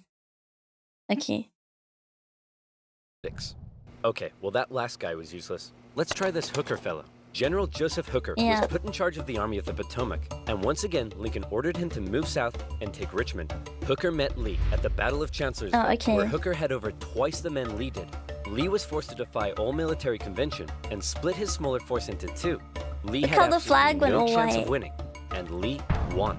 It was his masterpiece. Whoa. Lee did suffer one significant loss during the battle, though. What? As his right-hand man, Stonewall Jackson, was riding back to the Confederate lines at night, the nervous Confederate troops, unable to recognize him, opened fire. What? No, that's so sad. You boys done goofed up. Jackson died No. 8 days later. No. As for Lincoln, he couldn't believe it. It was yet another loss, and Northern support continued to waver. While the Union kept on struggling in the East, out west, unconditional surrender Grant was making moves as always. In an attempt to take Vicksburg on the Mississippi, he made a series of risky and bold movements. Risky. He sent a cavalry raid and feigned Sherman north to confuse the enemy. Oh. Then, aided by a fleet of ironclads on the river, he raced his army south to cross the Mississippi. Aware that the terrain to the north was restrictive, instead, he strategically moved northeast, hitting Vicksburg's supply I would line be and defending his strategic rear too. from Confederate armies in Jackson. Did you know? Once he reached Vicksburg, the Confederate defense became hardened, and Grant was forced to settle in for a month-long siege, during which time he got rather bored. Despite not taking the city, Lincoln loved it and encouraged Grant to hold firm. It would only be a matter of time before the Mississippi was in Union hands. Around this time, the people in the west of Virginia, who had remained loyal to the Union throughout, finally broke away to form their own state. They could have named it anything in the world, but the creative minds at the time came up Canada with the too. ingenious West Virginia. Back in So Washington, smart. Lincoln once again wanted a new general to take command. Oh my goodness, I why like do all the these name 19th West century Virginia. generals look so bust? Look, we got Sleepy Eyes Joe here. That's Princess Leia with a mustache. E.T. phoned the doctor. Fine, why don't we give Snapping Turtle McGee here a shot? Snapping General Turtle Snapping Turtle McGee? McGee was put in charge of the Army of the Potomac. That's and not it was his a name. crucial time for the Union, because once again, the Confederates decided to go on the attack. So far, they That had would done be very exceedingly well strategic. militarily, but as the war kept going, the Confederate economy was crumbling. Riots broke out in the streets of Richmond as the price of bread skyrocketed. Supplies were dwindling. Jefferson Davis wanted to send men west to rescue Vicksburg, but General Lee knew the longer the war lasted, the worse It's their hard because chances you're got, doing the right and he thing for still some hoped if he people, could but other just people are threaten being the sea, hurt, you the know. already demoralized So it'd feel North hard. would surrender. So in June 1863, with the momentum behind him, General Lee once again entered the North, fighting his way through Maryland and into Pennsylvania. General Lee set out to meet him for what would be the most significant battle of the entire war. If the Confederates won, DC could fall. If the Union won, it would be a turning point, as the Confederates would run out of steam, and the small town that was to get caught up in the crossfire of the largest battle in American history was Gettysburg, Pennsylvania. On June 1st, units from each army encountered one another and skirmished through the town itself. The townspeople were forced to take refuge, except for one man who reportedly ran outside for a strange reason. Why? Joseph, what are you doing? I'm not gonna let them take my beans. How many times do I have to tell you they're not here for your beans? I want my points. I want my over points. 100,000 men stretched for miles across the But what did they battlefield. do? Take Lee it. took the That's initiative, true. deciding to hit the enemy's flanks, and he came very close to breaking through the Union's disorganized left. But Union Colonel Joshua Chamberlain ordered a desperate bayonet charge, smashing into the Confederates and forcing them back. The Union forces held across the line. On the final day, Lee believed the Union Army had fortified its flanks, so he decided to finish them off with one massive central assault. The Confederates rushed at the Union lines during General Pickett's charge, and this time, it was the Union's turn to unleash hell. Meade had correctly guessed Lee's strategy, and the Confederates were decimated, forced to turn and flee. A devastated General Lee called out to his fleeing and wounded men, telling them it was his fault. And after holding for a counterattack that never came, he ordered a retreat back into Virginia. The North had just managed to score a massive victory, and one they desperately needed. And if that wasn't enough, crazy, but I just feel like it's not fair because the North had the federal government on their side, right? Isn't that not fair? Like, they had more people and federal government and stuff. Like, I just feel like that's not even fair. in the West, after a month-long siege, Vicksburg finally fell. The North now held the Mississippi. And better yet, it was the 4th of July. With control of the Mississippi, Union forces moved into Arkansas and Tennessee. Tennessee in particular saw heavy fighting, with Union General Rosecrans masterfully pushing Braxton Bragg's Army of the Tennessee out of Tennessee. He suffered a major setback, however, at the bloody Battle of Chickamauga, and ended up under a Confederate siege at Chattanooga. At one point during the siege, a temporary truce was declared so that wounded men could be recovered. And often in the Civil War, during these small truces, men from both sides would meet in the middle to trade things like tobacco, coffee, and maybe even honey. Do you like General Grant, now in charge of all Western Union armies, showed up and karate-kicked Bragg right back into Georgia. Like this. With Sherman and Hooker, Grant took on Confederate positions in the mountains around the city, including the famous battle above the clouds and Mission Ridge. Grant continued to be Lincoln's number one guy. With these victories, Lincoln hoped the war was finally turning. Back in Gettysburg, the entire town had been turned into a hospital to care for the scores of wounded men. Throughout the war, on both sides, women such as Clara Barton rose to the occasion, doing crucial work on the home front and volunteering as nurses. For those who had given their lives, a new national cemetery was to be established at Gettysburg, and Abraham Lincoln traveled out to attend the opening ceremony. At the event, the main speaker spoke for 2 hours. Then, Abraham Lincoln was called forward to give some brief, appropriate remarks. In just 2 minutes, he masterfully and poignantly iterated America's national purpose and the need to continue the fight. The Gettysburg Address would become one of the most famous speeches in American history. While they were now making progress, the North still couldn't find a decisive victory in the East, and that was bad news for Lincoln, because his presidency was now in its 4th year. In 1864, there was an election coming. The Confederates knew this too, and with little hope left of being able to threaten the North militarily, they believed their last shot at victory may be in the election, since Lincoln, emancipation, and the war itself weren't exactly popular. People in the North were sick of war and wanted to put it behind them. Robert E. Lee hoped that if he could just hold out and continue to inflict more defeats, the people of the North would vote Lincoln out and replace him with a Southern sympathizer who may be willing to negotiate. Lincoln knew now he desperately needed a victory. Now, I know what you're thinking, but oversimplified. If Lincoln loves General Grant so much, then why doesn't he put him in charge of the campaign in the East? Well, guess what, loyal subscriber? You've hit the nail on the head. You're bold. Wait, let me see this. I just want to have a look at the Gettysburg Address.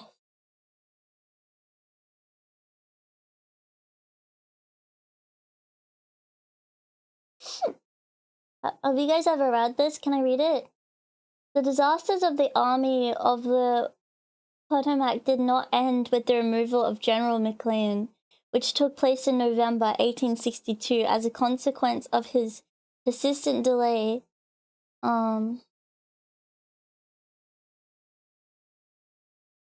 Okay, this is what it says. Where is it? Oh yeah, here we go. Okay.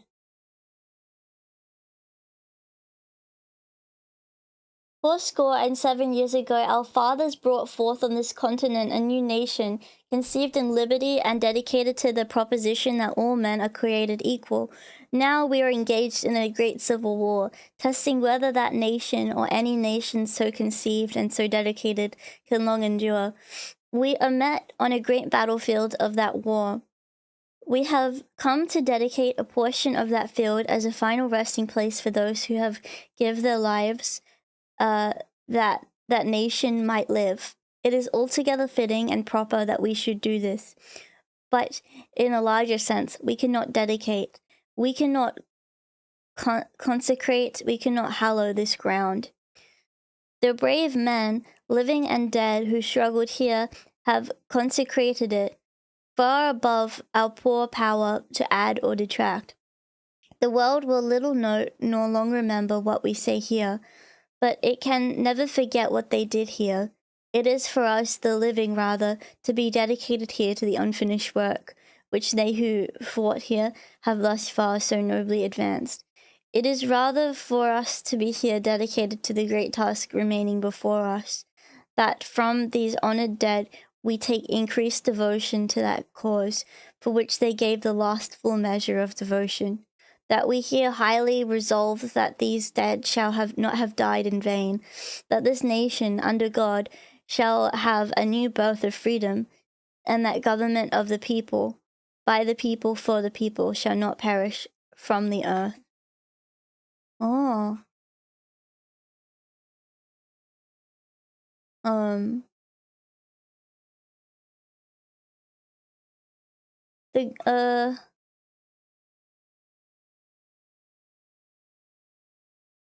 The government of the Union, then, whichever may be the influence of this fact on the case, is emphatically and truly our government of the people, in form and in substance.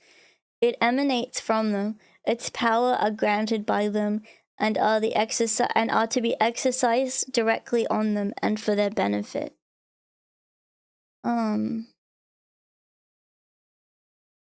Interesting.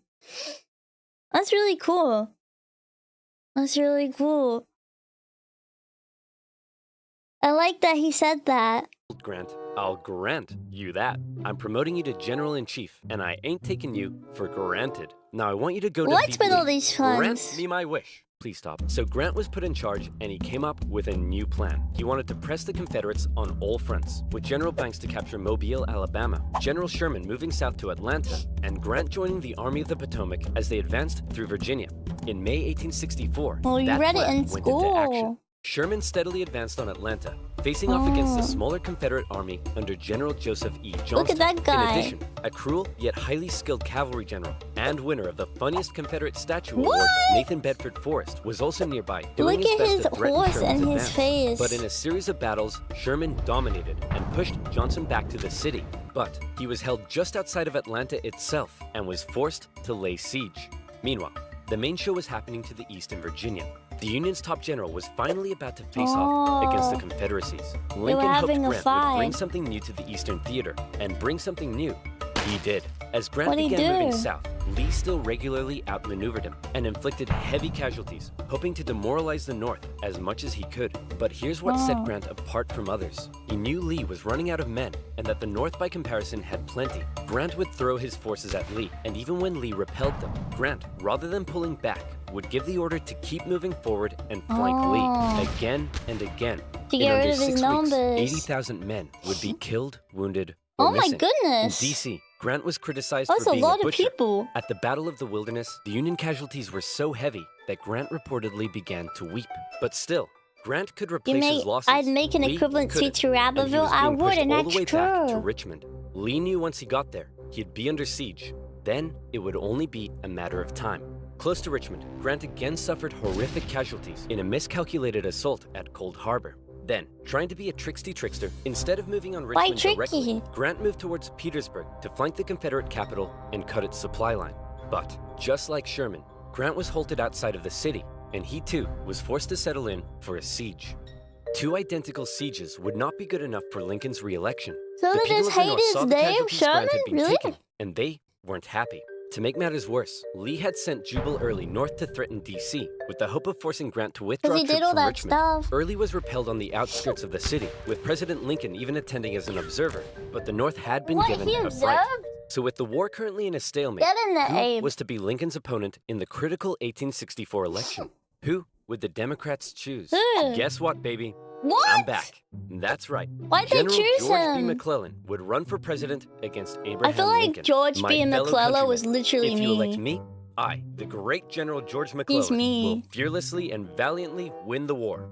Unlike this douchebag, many Democrats, however, including McClellan's running mate, wanted to end the war. So it's possible McClellan may have ended up fearlessly and valiantly making peace with the Confederates, which is exactly what they were hoping for. With the war in a stalemate and Lincoln still not popular, it looked like McClellan would win, and the Confederacy may have a chance at surviving. After all, Oh. Lincoln himself said that without some kind of major victory, it seemed exceedingly probable He that was this Irish. administration will not be Ah. re-elected. Well, fret not, Abe, because if it's a major victory you want, it's a major victory you'll get. Oh. Atlanta had been under siege by General Sherman for just over a month.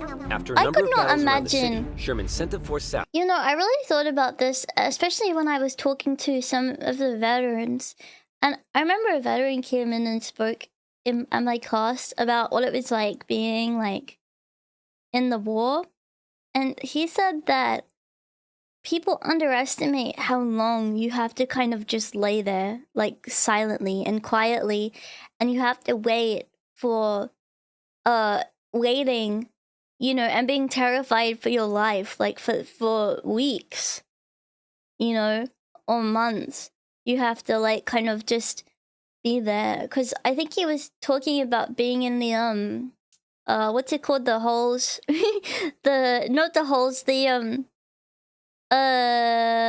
like, you know, when you kind of have like little tunnels that you go into to the trenches, yes. In the trenches, he's like, he would have to like lay there and like you're laying there terrified like for your life and getting ready for someone to come and like maybe you know you're gonna have to see someone die or you're going to die. And you also have to be like careful because people could put stuff in the trenches too. So I always feel sad when I hear that a place has been sieged like for weeks or months or whatever, because it's like, well, imagine how traumatizing it would be for the people that have to be kind of switched on the whole time in combat. You know, like I get tired after a day of doing nothing, of sitting on my butt. I couldn't imagine how exhausting it would be to be away from your family, to be away from home, and to be, you know, with these people that you don't know in a scary environment, seeing death, seeing your friends or people that you know die right in front of you, and having to kill people, and like you might die, and you just have to sit, like kind of just stay there for weeks and weeks, and have the same horrible things happening over and over again, with no break. Like you sleep, but like, are you really even sleeping? Because like you have to, your body is in such a mode of anxiousness. It would be so scary. Yeah. So that's why I feel so horrible for people that have had to deal with that, because it's like one of the most scary and like terrifying things as a human I think you can do is go to war. Like, as human beings, we're not supposed to see those kinds of things happen to people. And we're not supposed to be put in a, you know, with all these weapons and hurt people like that. You know? Like, and I feel like it's just so sad. And I've seen things about, like, veterans who get no support when they come back, and like they just have to like they have to just deal with it, and they don't get any support, and they like become homeless, and like it's just so sad. I don't know. It makes, and then now people are not very nice to people who have been involved in the war. Some people, and it makes me so sad because they weren't, they were trying to help, and then like people are being so mean, and they've had to do all this horrible stuff, putting their own mental health and their life on the line. So sad. I don't know. Anyway, it just makes me, I don't know. I just feel a lot of like sadness for the fact that us as humans, we have to do things like this amongst even and that this had to happen in their own country like that. Like people are like, oh yeah, these people like won this battle and these people won that battle, but it's like, well, think about how horrifying it must have been for those poor men as well. Even if they won the battle, they have to see so many people die, and have to battle with the fact that they've had to kill people. Oh, so scary. Yeah, so scary. Anyway, sorry for like the city lynching. supply line, and Confederate General Hood was forced to abandon it. Atlanta, one of the Confederacy's most important cities, had fallen into Union hands. For many, it was clear that the Confederacy's defeat was now inevitable, and the war would soon be over. When the final results came in, Lincoln had won with an electoral college You think that humans were designed for killing war? I think humans were designed for killing in the sense of survival. Like we are omnivorous creatures, but we are animals at the end of the day. We are very, very advanced and highly like intelligent animals. The fact that we've gotten to a place where we are at war with each other is not, I think, what we were made for, in my opinion. Not that it's, like, I don't think we were made for that. I think we were made for killing, but we were not made for war.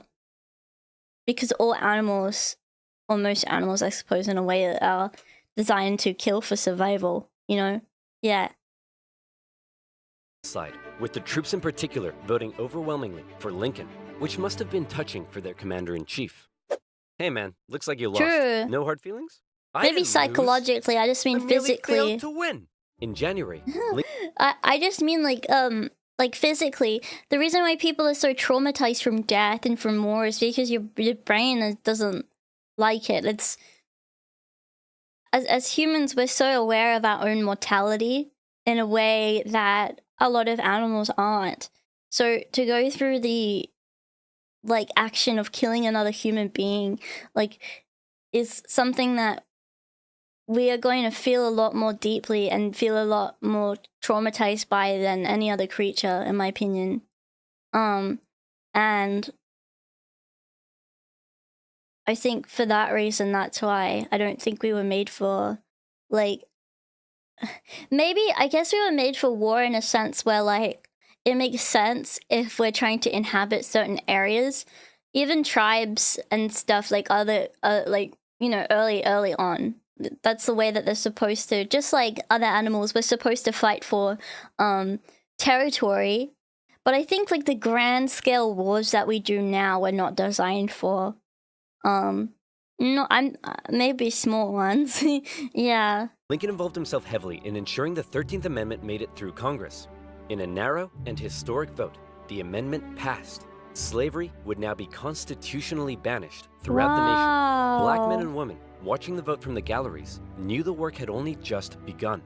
A couple months later, at his second inauguration, with victory right around the corner, he didn't celebrate, he didn't gloat. Instead, he emphasized the need for reunification and binding up wounds. To him, Americans, North or South, were to again be compatriots. Be friends. However, listening to Lincoln speak that day was a man who had no interest in reunification. Who's he? John Wilkes Booth, an actor living in D.C., was also a deep Southern sympathizer. And as the war turned against the Confederacy, depressed and full of hate, he was already plotting his revenge on the man he... Well, humans are greater than animals. Yeah, human are higher beings. No. No. I disagree. No. No. I disagree. Animals are our... No, we're not. No, we're not. I disagree. Anyway. He held responsible. That's your opinion, though. You're entitled to it. It was pretty clear at this point who would win. But still, Jefferson Davis showed no sign of giving in. The North were frustrated to see the conflict being dragged out. Why waste more lives? In Atlanta, General Sherman believed he had the key to forcing the Confederacy's hand. He had an unusually modern concept that an army could only survive with the support of the people. Strike at the people, and the army collapses. Sherman decided to do something unprecedented. What do He you would do? remove his 62,000 men from their supply line and march through the heartland of the Confederacy, where they would live off the land. Off There, the they land. would wreak havoc. As they marched, they tore up railroads, burned farms, and destroyed communication lines. What? They also liberated thousands of slaves. The damage done was estimated at $1.4 billion. That's a lot of money. The tactics were cruel, but Good to night. Sherman, it was better than losing yet more men in battle. In December, he reached Savannah, Georgia, but he wasn't done yet. Next, he turned north to inflict his punishment He on the first state bulldozed. to secede, South Carolina. As he moved, he came ever closer to General Lee's army, still holding Thank you out for at subscribing. Petersburg. The siege of Petersburg had lasted for 292 days. Whoa, that's so 60,000 of Lee's long. men had deserted. Numerous Union attempts to break through had failed, but when the breakthrough finally came, it came quick. On April 2nd, a Union assault finally pushed the They Confederates gave up, from the they gave defenses. up. Hey man, there's no need to evacuate, right? You'll rescue us like last time, right? Sorry, can't hear you. What? Lee narrowly escaped the city, hoping he'd be able to meet up with General Johnson and continue the fight. Grant chased him down. Richmond was evacuated, and Jefferson Davis went on the run. As they left, the Confederates set fire to military buildings, but the flames burnt out of control, and as the Union troops arrived, they became firefighters. A couple of days later, Abraham Lincoln visited the war-torn city. Oh, Grant no. caught up to Lee at Appomattox Courthouse, where he trapped He his visited forces. every It was here, place. on April 9th, 1865, that Lee saw no point in continuing. Sir? Listen, bub. I drank a bit too much last night, and now I'm hanging like a fruit bat on a hot day. So whatever you have to say, I don't want to hear it. Oh. General Lee says he wants to surrender. Hot diggity dog! Grant and Lee met Surrender? in the home of a nearby farm family, owned by a man who had tried his best to Wow. escape the Civil War years earlier, Wilmer McLean. All right, can we all just hurry up and get this over Yeah, with? look at him. Martha, not now! I'm cleaning. Do you want us to get rats? Grant and Lee, after years of war, now spoke respectfully to one another. When Lee left, his face filled with emotion, Grant's men began to cheer, but Grant ordered them to stop. He knew that now was the time for reconciliation. Just over 2 weeks later, General Johnson would surrender to Sherman, ending the war for 89,000 Confederate soldiers in the largest surrender of the war. Not every Confederate state had surrendered, but the war was as good as over. Across the North, church bells rang out and celebrations erupted. In Wow, Washington, everyone Lincoln gave a celebrate speech from the White too. House to a jubilant crowd, in which, among various things, he expressed his support for black voting rights. Lincoln had seen the nation through its deepest crisis. The presidency had visibly aged him. But didn't he want the slaves to go back to Africa?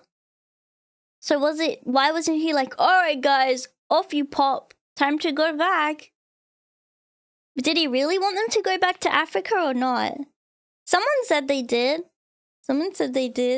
He wanted them to go to Africa at one point, but maybe it changed his mind. It was never a push to send anyone back. Imagine what it would be like if they did. I wonder what would have happened. The Liberia movement. He sent them to Liberia after this point. Oh. Okay, He sorry. had lost over 20 pounds. He said sometimes, I think I am the tiredest man on earth. I'm not sure tiredest is a word, but geez, the man's exhausted. Cut him some slack. On a carriage ride with Mary, Lincoln clearly was looking forward to being a president in a time of peace. He was apparently very cheerful, surprising his wife, and he told her that between the war and the loss of their son, they'd both been very miserable. Now, it was time to be happy. On the evening of play. April 14th, Lincoln attended a play with his A wife and some play. friends at Ford's Theater. It was a comedy, and the president appeared to be enjoying it very much. In a nearby bar, John Wilkes Booth No! swallowed 2 glasses of brandy. What's he doing? He slipped quietly into the president's booth and awaited for the audience's laughter to rise. What happened? The president was shot in the back of the I didn't head. know that happened! Booth fled the city. I didn't know, Soldiers carried Amy, Lincoln Amy, to wait, a- I didn't know that happened. I didn't know that happened. He killed Abraham. After everything was happy and everything was okay in the end. No, I didn't even know.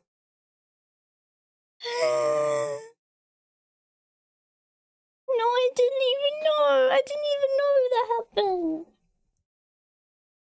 That's so awful. Near his wife too.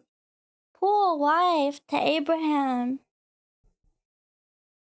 Well, I know about JFK, of course, but I didn't know about Abraham Lincoln. Yeah. A boarding house across the street. There, doctors declared there was nothing they could I do. avoided spoilers my whole Surrounded life. by his heartbroken wife, son, and members of cabinet. At 7:22 the next No. morning, President Lincoln passed away. No. Never before had a president been murdered. A shocked nation mourned as a 12-day funeral procession carried Lincoln back to his home in Springfield, Illinois. On April 26th, Union cavalry found John Wilkes Booth in a barn in Virginia, where he was shot. Not long after, Wait, whoa, Confederate whoa, whoa, President whoa, whoa. Jefferson Davis was Whoa, who shot him? Do we know who shot him? Did he shoot himself? Who shot him? Who shot him? Someone killed 2 guys. I mean, they must, well, it was written in history, so they must have known he did it, but.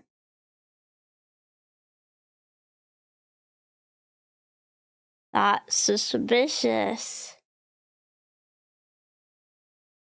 Oh, yeah. He was a soldier that killed him? Yeah. Okay, reasonable. also tracked down and arrested. Imprisoned for 2 years, he was eventually released. The North didn't want to put him on trial for fear the jury may rule that Southern secession had in fact been legal. Oh. To ensure reconciliation, other Confederate generals and politicians were allowed to re-enter life in the now restored Union. Re-enter life. Scattered fighting continued into May, when the last Confederate forces in Texas disintegrated. Or in Texas. The southern states came under Northern military occupation to prevent any further rebellion, and a very difficult era of Reconstruction began. Over 3 million Americans had fought, brother Whoa. against brother. Wait, that's kind of even-ish. 2/3 are from disease, though? That's crazy. The Civil War remains the bloodiest conflict in US history, but the Union had been preserved. You could say the real winners were those who were to never again be slaves. Further amendments passed by Congress gave black individuals the right to citizenship and to vote. Significant progress had been made. However, But could women still not vote? Could women vote yet? I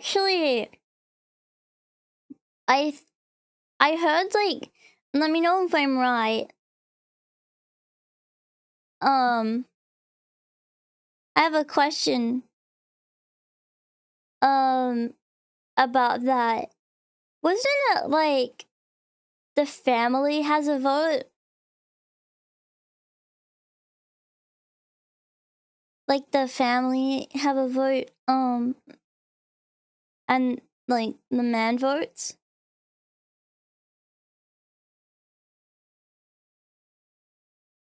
Like, as in the reason why the men voted was because it was like the household and the man was the head of the household. You know what I mean?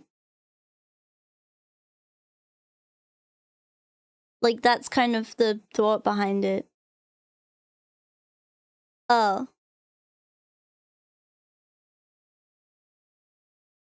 That was never a thing? Oh. Well, there's my smart idea. Well, actually, I shouldn't say what I think about voting because, I will get in trouble. But all I'll say is there's a mandatory vote in Australia and some people are not smart enough to vote. They could not vote until the early 20th century. I'll just say I agree with you guys in the chat, but I can't say. Voting is dumb anyway. No, I think democracy is good. If there was no voting, then it would be more like a dictatorship. Yeah. I think it's good. I just think some people are stupid and I don't even know why their vote counts. But anyway. Entering into the 20th century, it was clear the fight for equality would continue. Yeah, because they didn't In have modern social America, equality, the man I who guess. fought to preserve the nation and never gave up in the darkest of times stands as a symbol of honesty, empathy, humility, perseverance, and courage. A continuous reminder of what has forged America and what it should ever strive to be. Wow. Over 30. Well, we have to, you know what? If you don't vote here in Australia, you get a fine. I hate voting day. You have to stand around and around and just stand there and like a lemon. And it's only federal though. I think for state votes you don't have to. Cuz I don't. And I never got a fine. For federal votes you do have to vote. And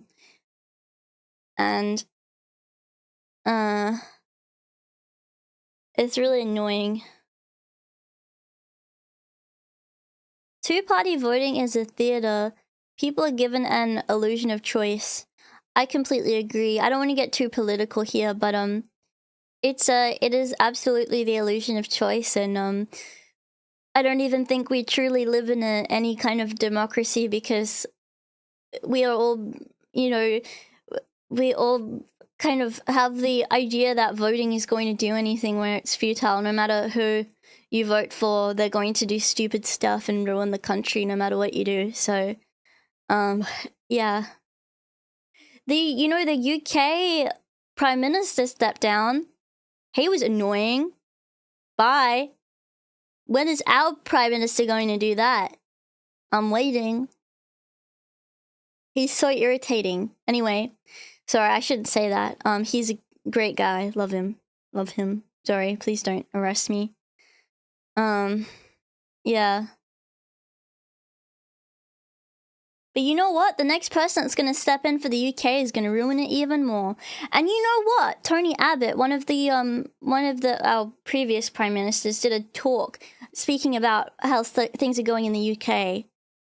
And it's like, are you stupid? When you were a prime minister, you did the exact same stuff, you idiot. Like, what do you mean? What are you talking about? Yeah. Yeah. Next photo of this person. Oh, that's my alarm. Sorry.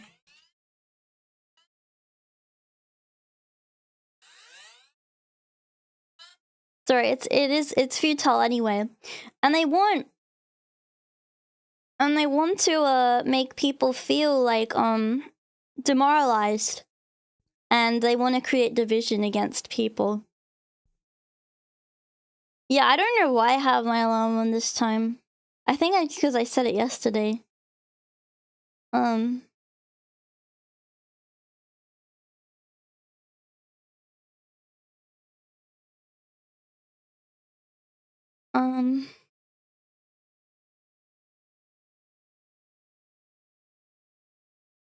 Yeah. Yes, divided people are easier controlled. It's similar to, yeah. That's why I think no matter what, guys, no matter what you believe, make sure that you remember that you need to stick with the people. Even if a lot of people are really dumb, we're all people and we need to stick together and not be controlled by other things. And remember, well, maybe this is cringe to say, but remember, the only one that can really judge you or dictate your actions or anything like that is God. Okay? The government is not God. Okay? We gotta remember that. Think about all the people. Okay? Anyway, I need to think. I'll be right back.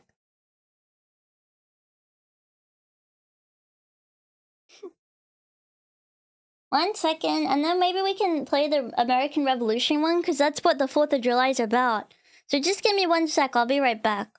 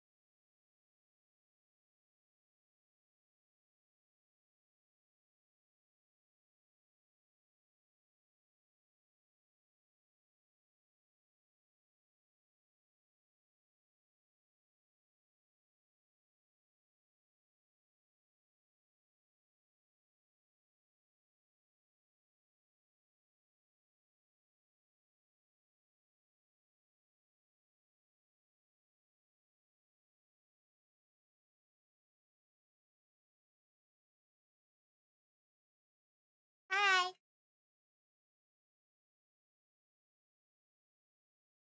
Hello.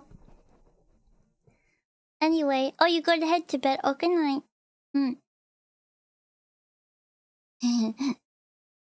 Remember, the government is not good anyway after Tenko. It's the truth. It's the truth.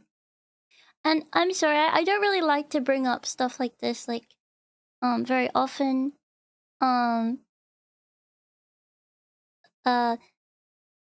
Because I want this to be Rabbitville and for it to be a humble place. Because we gotta all stick together because we're Rabbas. So I don't try to do anything or say anything too polarizing, but I think today it's okay.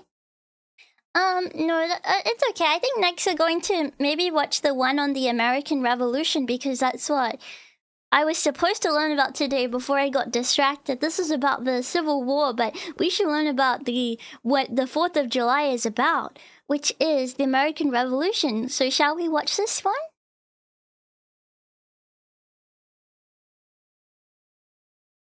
It just gonna pop, so just give it a minute.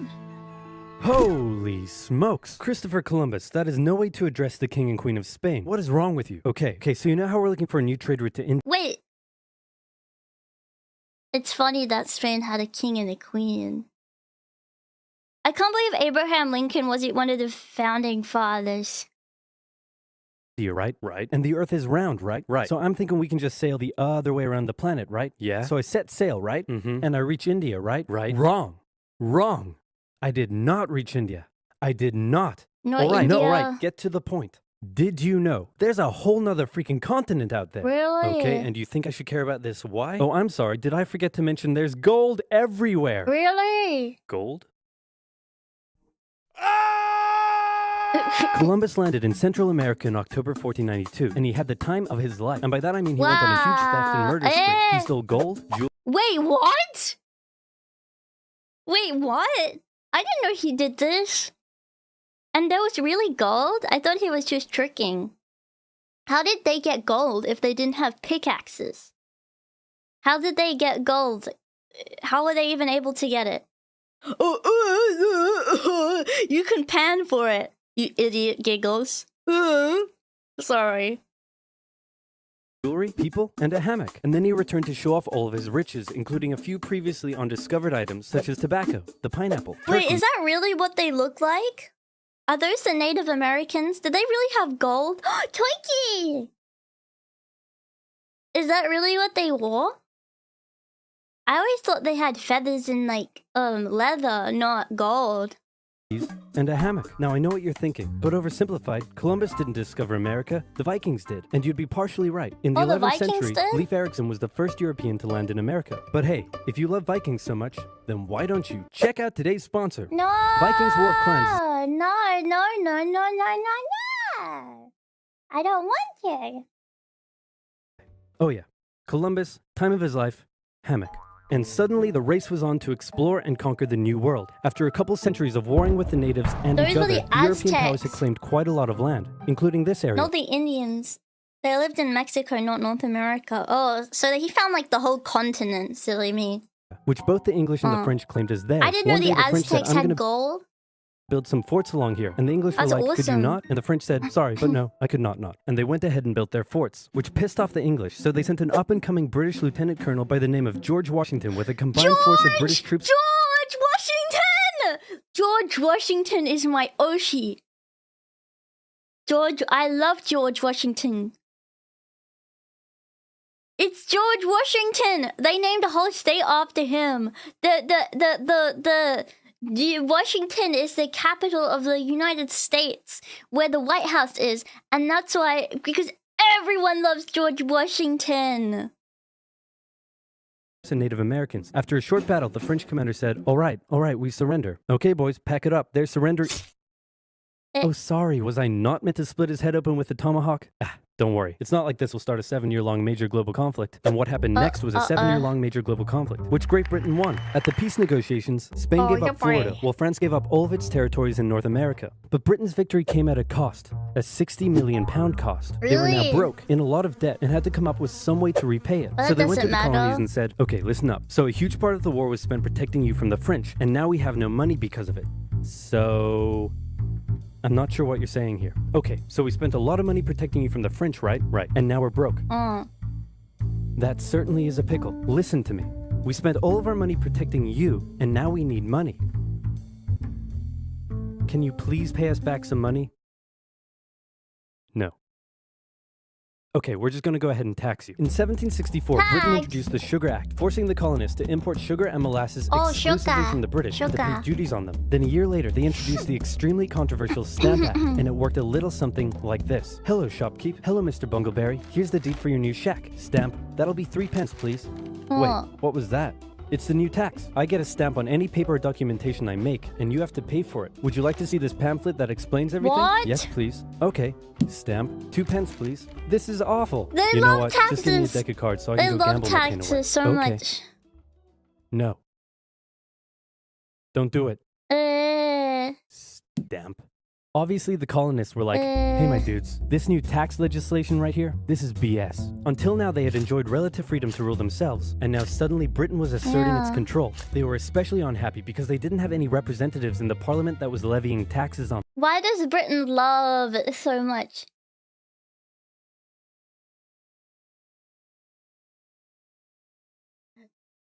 They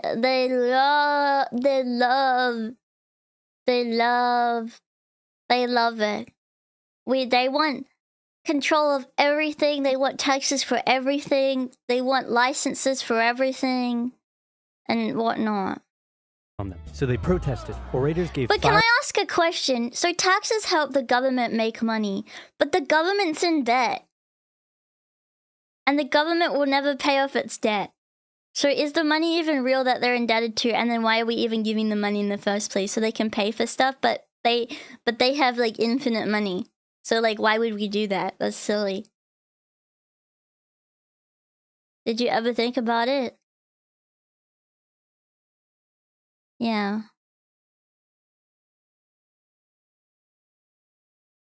Yeah, there is infinite money because they're all in debt, but for some reason they are still able to pay for things. Yeah. Did you know? Fiery speeches. British goods were boycotted, and anyone loyal to the British found themselves increasingly harassed. The whole thing actually began to I hope you enjoy that pothole on the streets, Mrs. Tax Free. Well, they can still put they can still fill in the potholes. because they have money. They have their own money. Why do we need to pay them money? They have their own money. Toll on British business, and after just a couple years, the British were forced to repeal the Stamp Act. But we still desperately need money. What should we do? Let's King we could try taxing the George. colonies. Great idea. Wait, didn't we literally just try that and it failed miserably? Man, look at me.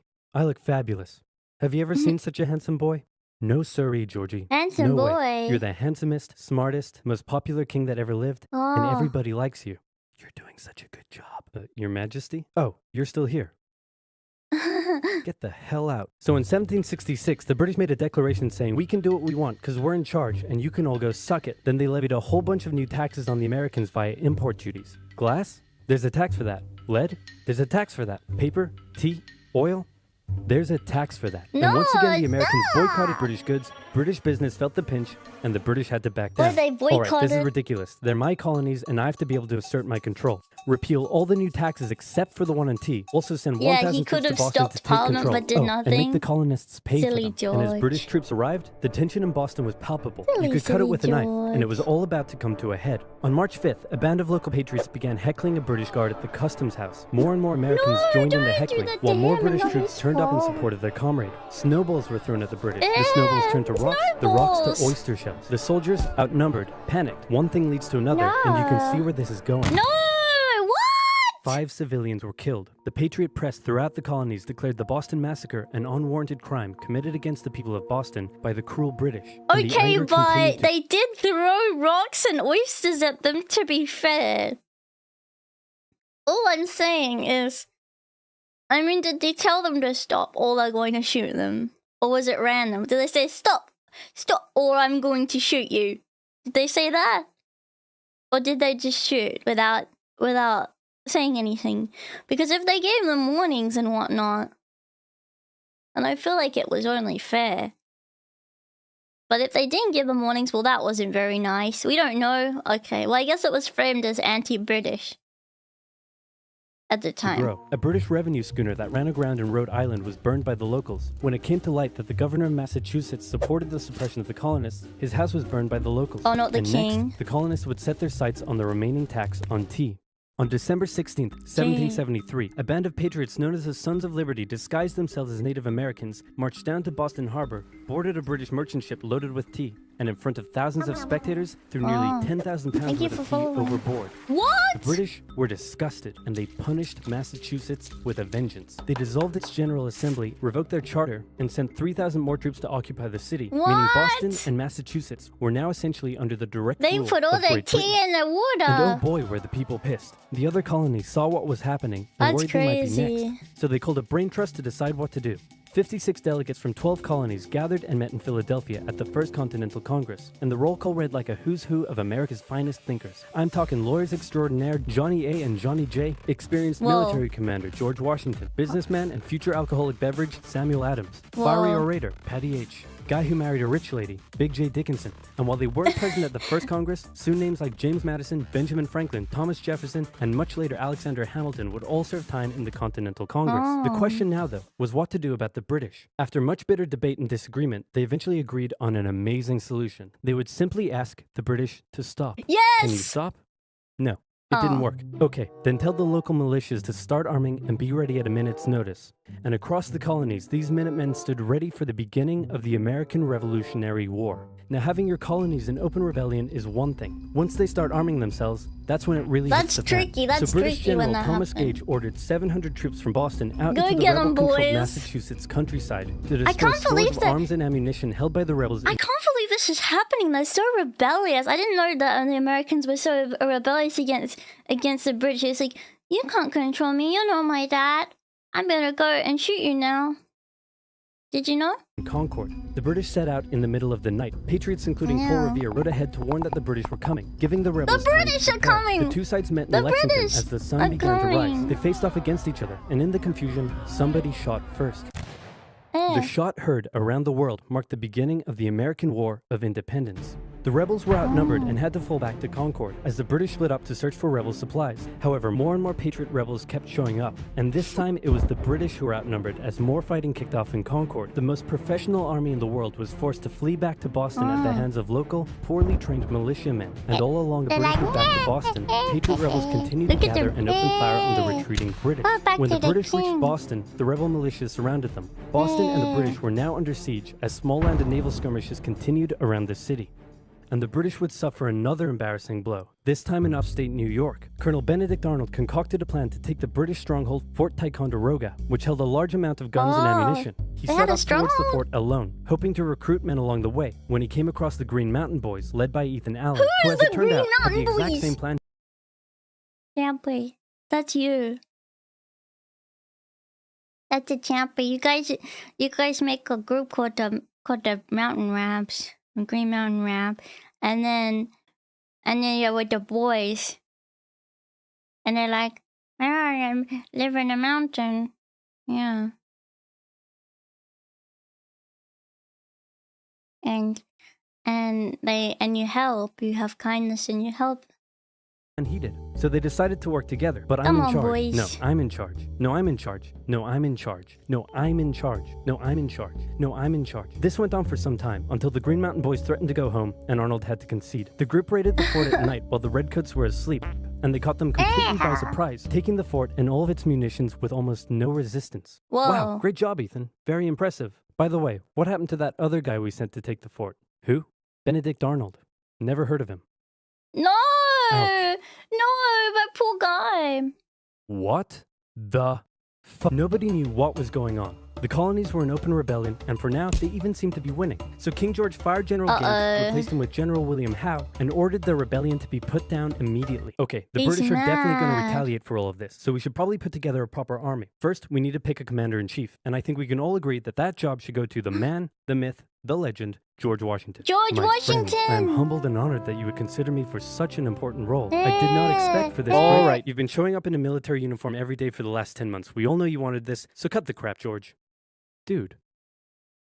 Uncool. So Washington began his journey up to Boston to take command of the newly established Continental Army, just as the British made their first major attempt to break the siege. They made one of the biggest reasons why the Americans were so rebellious against Britain is because there was a significant amount of Scots, Irish, and Scottish English border folk who migrated to the colonies.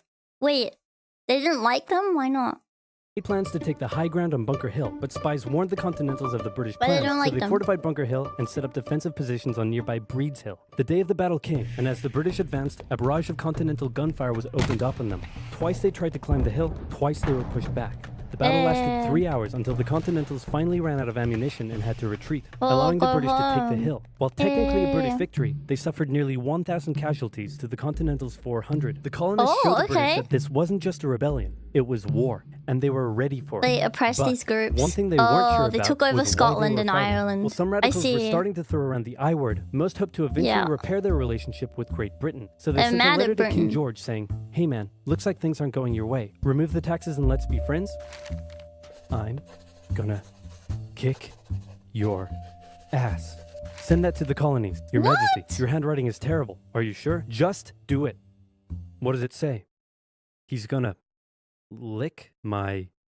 What? Gross. So for the remainder of the year, small engagements continued to occur around the colonies. The British burned down the towns of Falmouth, Massachusetts and Norfolk, Virginia as revenge for earlier anti-British incidents. These actions played right into the hands of patriot propaganda. Overseas, the British were seen as brutes, and the French and Spanish would soon begin sending supplies to the rebel cause. During this time, there was also minor fighting going on between patriot and loyalist militias in the southern colonies. Benedict Arnold was still on a mission to win some personal glory for himself, so he headed up an attempt to invade Canada in a two-pronged attack. The Continentals managed to capture some British forts in the city of Montreal, but a harsh snowstorm with some smallpox on the side saw them defeated and pushed back at Quebec City. And they were forced to retreat all the way to Fort Ticonderoga. Speaking of which, remember all those guns and ammunition? Well, this guy's got a plan for what to do with them. He uses oxen to drag 120,000 pounds of artillery for 2 months through the harsh winter, 300 miles all the way to Washington and his continental army surrounding Boston. Boom.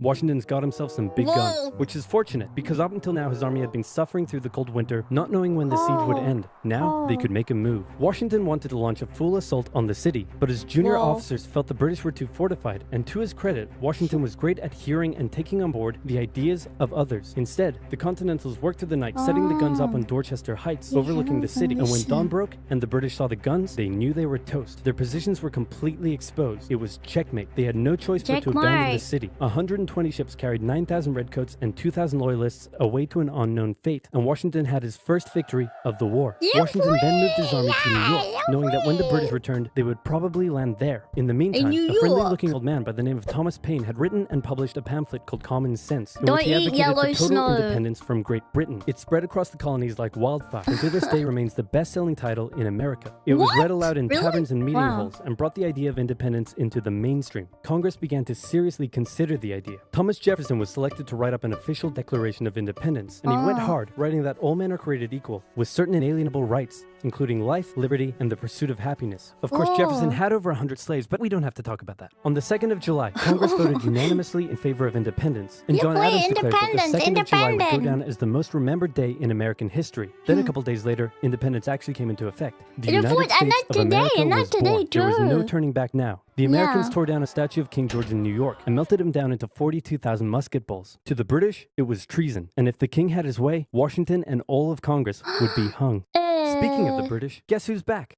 The king sent an intimidating force of 130 warships and 25,000 men to New York.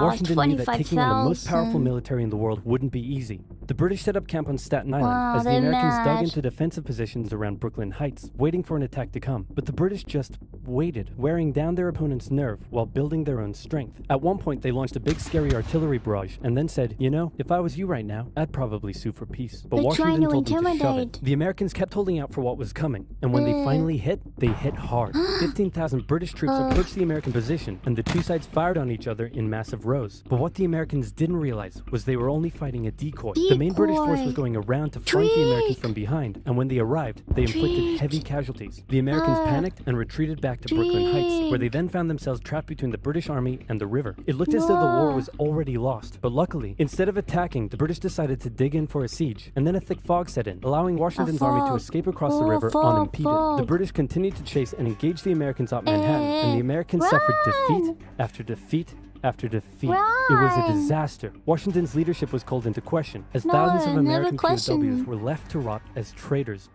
Washington's army fled through New Jersey all the way down to Pennsylvania. Rarely had an army been so badly beaten, yet survived to fight another day. Next one. I don't know what happened. Come on, Washington, you can do it. I believe. This video was made possible. Washington needed to do something. Winter was here. His troops' morale was low. Some just up and left. Washington needed to do something, anything to restore faith in the revolution. The British had spread throughout New Jersey and settled in for a winter of drinking cider and partying hard. Nobody expected an attack in the winter, so Washington started making plans for an attack in the winter. The British had hired a large force of Hessian mercenaries from the German states of Hesse-Kassel and Hesse-Hanau to fight the rebels. It was these mercenaries that were stationed across the Delaware River from Washington and his army. And there were more Hessian reinforcements incoming, but they made an unscheduled stop because their commander got thirsty. No, not that kind of thirsty. That kind of thirsty. It was Christmas Eve with a blizzard outside when Washington heard the Hessian defenses were down, and he decided to attack. He made a perilous crossing of the icy Delaware River with 2,400 men and marched 9 miles to Trenton, where he caught the Hessian forces completely off guard. After a short but fierce battle, the Hessians surrendered in droves. It was a much-needed victory that sent a clear message, not only to the British, but to Americans across the colonies. The war was far from lost. General Cornwallis led the British forces south to counterattack the Americans, but in a series of battles, Washington's defensive positioning and flanking maneuvers defeated the British 3 times in 10 days, and the British decided to abandon southern New Jersey for the rest of the winter. Washington finally set up a winter camp in Morristown, but for the Americans, there was much less partying than the British. Elsewhere, the British had taken Newport, Rhode Island, because it was a good naval base. In the south, they failed to take Charleston, South Carolina, which left British loyalists unsupported and vulnerable to more harassment and even mass expulsion. No, Congress sent Benjamin no, Franklin to that's France so on a mission to mean. convince them to join the war. And while the French generally loved any opportunity to hoodwink the Brits, they didn't want to join unless it was a sure win. They So for wanted now, to Franklin hoodwink spent the his days Brits. chilling out and chasing tail. The British Parliament couldn't believe the war wasn't over yet, and the pressure was on to end it. So the British came up with a plan. General Burgoyne in Montreal and General William Howe in New York would advance through the Hudson Valley and meet in the middle, splitting the colonies in two, and thus screwing over the American communication lines. Burgoyne began Can his I movement ask a south, and after taking question? Fort Is it just stereotypical, or are like the French people a little sneaky sneak? You know? As a big sneaky. I feel like maybe a little sneaky. Hmm.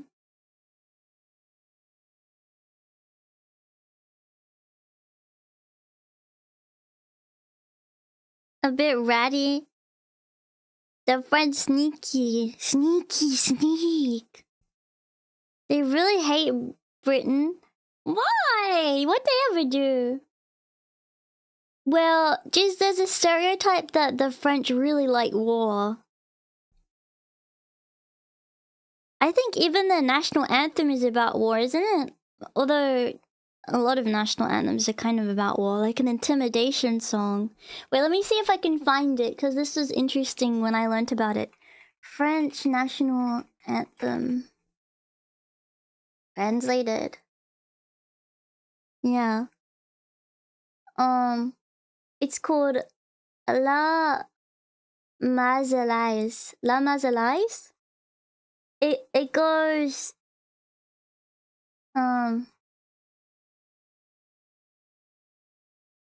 it's here's the lyrics in English. Let's go, children of the fatherland, the day of glory has arrived. Against us tyrannies, bloody flag is raised, bloody flag is raised. In the countryside do you hear the roaring of the fierce soldiers. They come right to our arms to slit the throats of our sons, our friends. Grab your weapons, citizens, form your battalions. Let us march, may impure blood water our fields. This horde of slaves, traitors, plotting kings, what do they want? For whom these vile shackles? These long-prepared irons, Frenchmen for us, oh, what an insult, what emotion that must excite. It is us that they dare to consider, returning to ancient slavery. What, these foreign troops, wait, it's so long. These foreign troops would make laws in our home, what these mercenary phalanxes would bring down our proud warriors. Good Lord, by chained hands our brows would bend beneath the yoke. Vile despots would become the masters of our fate. Tremble, tyrants, and you traitors, the disgrace of all groups. Tremble, you parricidal plans will finally pay the price. Everyone is a soldier to fight you. If they fall, our young heroes, France will make more, ready to battle you. Yeah. Frenchmen are magnanimous warriors. Bear or hold back your blows. Spare these sad victims, regretfully arming against us. But not these bloodthirsty despots. But not these accomplices of Buell. All of these animals who, without pity, tear their mother's breasts to pieces. What? Sacred love of France, lead, support our avenging arms. Liberty, beloved liberty, fight with your defenders. Under our flags, let victory hasten to your manly tones. May your dying enemies see your triumph and victory. We will enter the pit when our elders are no longer there. There we will find their dust and trace of their virtues, much less eager to outlive them than to share their casket. We will have the sublime pride of avenging them or following them. Like, what? That's crazy. That's like their national anthem. It has 7. That was 7 of their things.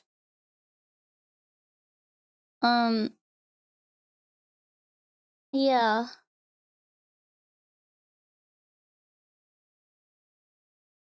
But anyway, my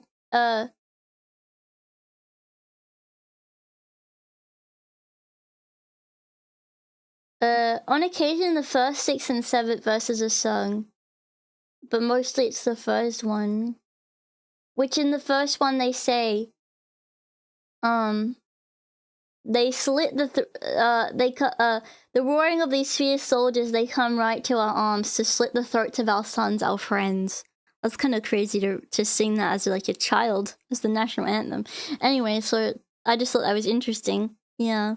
Ticonderoga quite easily, he then came across heavy American resistance, so he sent Howard Dingle-Dongle asking if he'd be showing up anytime soon. Meanwhile, Howard completely abandoned the plan and gone for all-out personal glory by capturing the American capital, Philadelphia. He defeated Washington and his army at Brandywine Creek by using the old hit him with... Wait, the French made a fake Paris outside the real capital to confuse German bombers in World War I? That's crazy. That's sneaky. Like, that's super sneaky. A decoy and flank him from behind tactic, and Philadelphia was now in British hands, forcing Congress to escape to York. But Burgoyne was left on his own to face the ever-increasing American force in Saratoga.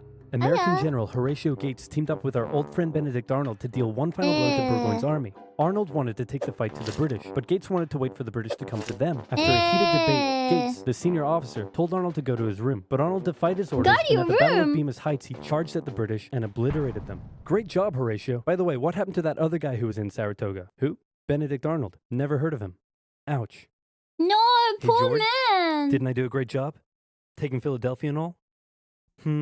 What George Didn't say? I? You're fired. Both Burgoyne and Howe returned to Great Britain, leaving British General Henry Clinton to take why charge is the of king the war. like And the war this? was about to take a nasty turn, because with the victory at Saratoga, the French were finally ready to join the Americans. All right, Benny, we're in. Hey, isn't this kind of funny? You know, because you're a republic trying to overthrow an absolute monarchy, and I'm an absolute monarchy helping you? Like, could you imagine if your revolution inspired my people to revolt against me, and then they imprisoned me and all my family, and they chopped all of our heads off?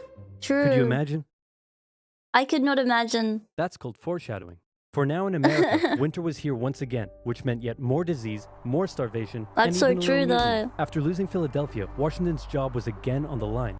I actually don't know a lot about the French Revolution, but like, how long ago was that? So they like, how long ago did that happen?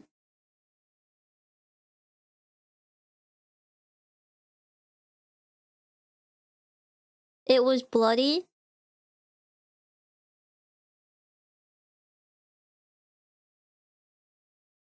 Well, like, I don't know. I'm not saying anything, but like, what if like,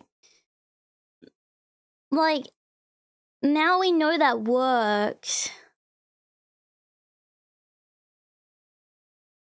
So, like,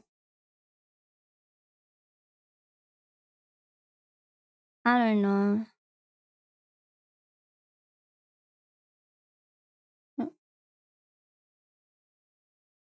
But suddenly, a Prussian guy with a very fancy name, hired by Benjamin Franklin, showed up out of nowhere and said, "Hey, Hello, I'm here to give your men Benjamin a European Franklin. military training." And train them he did. They learned how to shoot accurately, how to march in formation, where to poop and where not to, and strict punishments were handed out to any who didn't comply. Washington's army came out of the winter in 1778, a new and improved force, ready to take Philadelphia back from the British. In the end, though, they didn't have to. With the French entry into the war, the British ordered General Clinton to evacuate Philadelphia and consolidate all of the British forces in New York. So Washington sent Benedict Arnold to reoccupy and secure the city as he pursued the British through New Jersey It rose and up land, against them eventually after finding a out good about opportunity US to becoming attack at Monmouth independent. That makes Courthouse. The battle took sense. place on a sweltering hot summer's day, and as many soldiers died from heat stroke as they did from battle. In the end, after some incompetence/borderline treason from Washington's second in command, it was a draw. And in this war, a draw is kind like, of a victory everyone for would be the like, well, that's Americans. not fair. Next up, let's talk about this guy. This is John Paul Jones. John Paul Jones is handsome, Oh. Scottish, and absolutely insane. When the war first broke out, everyone was like, how did the colonies expect to stand up to the might of the British Navy with their meager fleet of converted merchantmen? Yep, try telling that to John Paul Jones. This guy sailed to the British What did Isles, John Paul somehow captured Jones a British do? ship off the coast of Ireland and brought it back to France. Then he returned, attacking more ships, raiding towns, and evading capture the entire time. These are basically pirate tactics. But hey, What? if it works, It works. In one incident, he captured a British ship and returned to a Dutch port without an official ensign because his was lost during the battle. That's a big no-no and can have you arrested as a pirate. The Dutch helped him out by quickly creating a design based on Benjamin Franklin's description of what the American flag should look like, and they entered it into their records as an official US flag. What they came up with looks pretty cool. The whole campaign probably played heavily on British morale and brought into question their ability to win the war. And fun fact, he was so cool that one of the towns he raided in 1778 gave him an official honorary pardon in 1999. That's sweet! Keep living in heaven, John Paul Jones. You're an angel now. What the Rest Continental in Navy peace, was Jean lacking in Paul resources, though, Jones. the French entry into the war made up for. The French began with naval skirmishes was in the English insane. Channel, and they sent a large fleet to America, although it sustained a lot of damage in a storm off Rhode Island. The Americans were hoping for a bigger commitment from the French, so John Adams went to France to help Benjamin Franklin continue negotiations. Oh good, you're finally here. Check this out. Hey ladies, I'd like to fly you like a kite, because you're electrifying. Isn't this great? Is this what you've been doing? Yeah, why?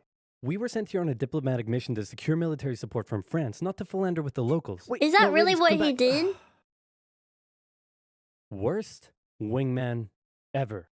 But the Americans would get some more help. The Dutch provided aid, although they never formed an official alliance. He More loved significantly, MILFs? though, the Spanish, What? who had already been providing aid, officially joined the war in June 1779. They would provide support That's in the crazy. Midwest and the Gulf Coast, campaigns that heavily impacted the Native American tribes in those areas. That's Both sides crazy, actually everyone enlisted knows. the help of Native American tribes throughout the war, sometimes even pitting those tribes against He each had other. syphilis. In the summer of How do 1779, people know he after has a series of raids syphilis? against the Americans by the Iroquois, Washington organized an expedition that burned down more than 40 villages, forcing the tribes to relocate to Canada for British protection. And another group that shouldn't go unmentioned were African Americans, both free and enslaved. They joined both sides of the war, hoping to gain their freedom.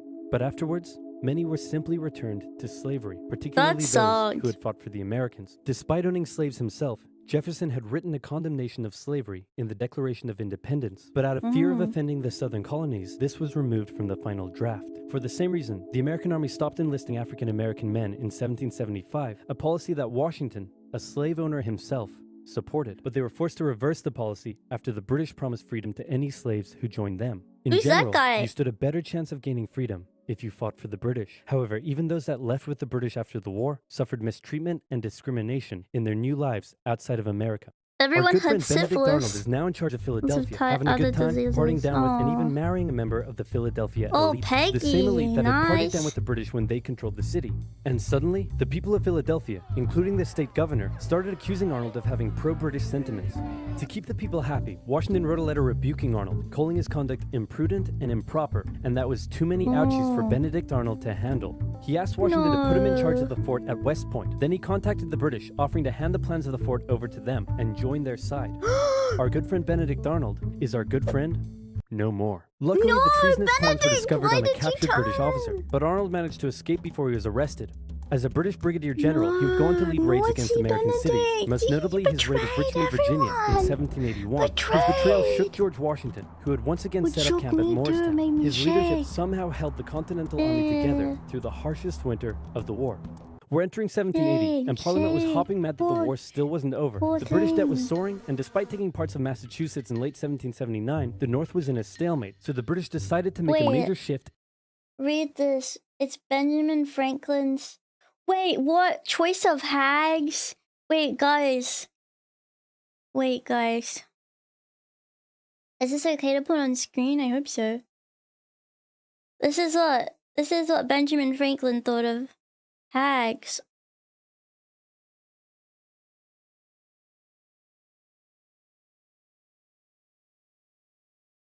The heck? Benjamin Franklin, advice to a young man on the choice of a mistress, 1745. My dear friend, I know of no medicine fit to diminish the violent natural inclinations you mention, and if I did, I think I should not communicate it to you. Marriage is the proper remedy. It is the most natural state of man, and therefore the state in which you are most likely to find solid happiness. The reasons against entering into it at present appear to not be well founded. The circumstantial advantages you have in view by postponing it are not only uncertain, but they are small in comparison with that of the thing itself. The reason, the being married and settled, is the man and woman united to make the complete human being. Separate, she wants his force of body and strength of reason. She Wait, sorry. Separate. Okay, sorry. She wants his force of body and strength of reason, he her softness, sensibility, and acute discernment. Together, they are more likely to succeed in this world. A single man has not nearly the value he would have in that state of union. He is an incomplete animal. He resembles the odd half of a pair of scissors. If you get a prudent, healthy wife, your industry in your profession, with good economy, will be fortune sufficient. But if you will not take this counsel and persist in thinking a commerce with the sex inevitable, then I repeat my former advice, that in all your amours you should prefer old women to young ones. What? You call this a paradox, and demand my reasons. They are these. 1. Because they have more knowledge of the world and their minds are better stored with observation. Their conversation is more improving and more lastly agreeable. 2. Because when women cease to be handsome, they study to be good, to maintain their influence over men. Wait, that's kind of true, because, okay, unattractive women have way better personalities than attractive women, because if you're an attractive woman, you get attention merely for your looks. But if you're an unattractive woman, you have to learn other skills like being funny or smart, like to try to get, people to like you or see you as value, like have value at all. So it is true. That's why some of the most funny and like intelligent and charismatic women are either women who are overweight or women who used to be overweight, because they had to learn to have other skills to be seen as like approachable and desirable, and especially being funny. That's why some of them are known to be more funny, because if you're attractive, you can be mean. But if you're unattractive and overweight as a woman and you're mean, well, you can't really do that. It's seen as not like as like reasonable, I guess. That's just kind of the way it is. So I do agree with that. A lot of attractive women, especially as they get older, think to themselves, "Oh, well, why am I not getting attention from men anymore? What's happening?" And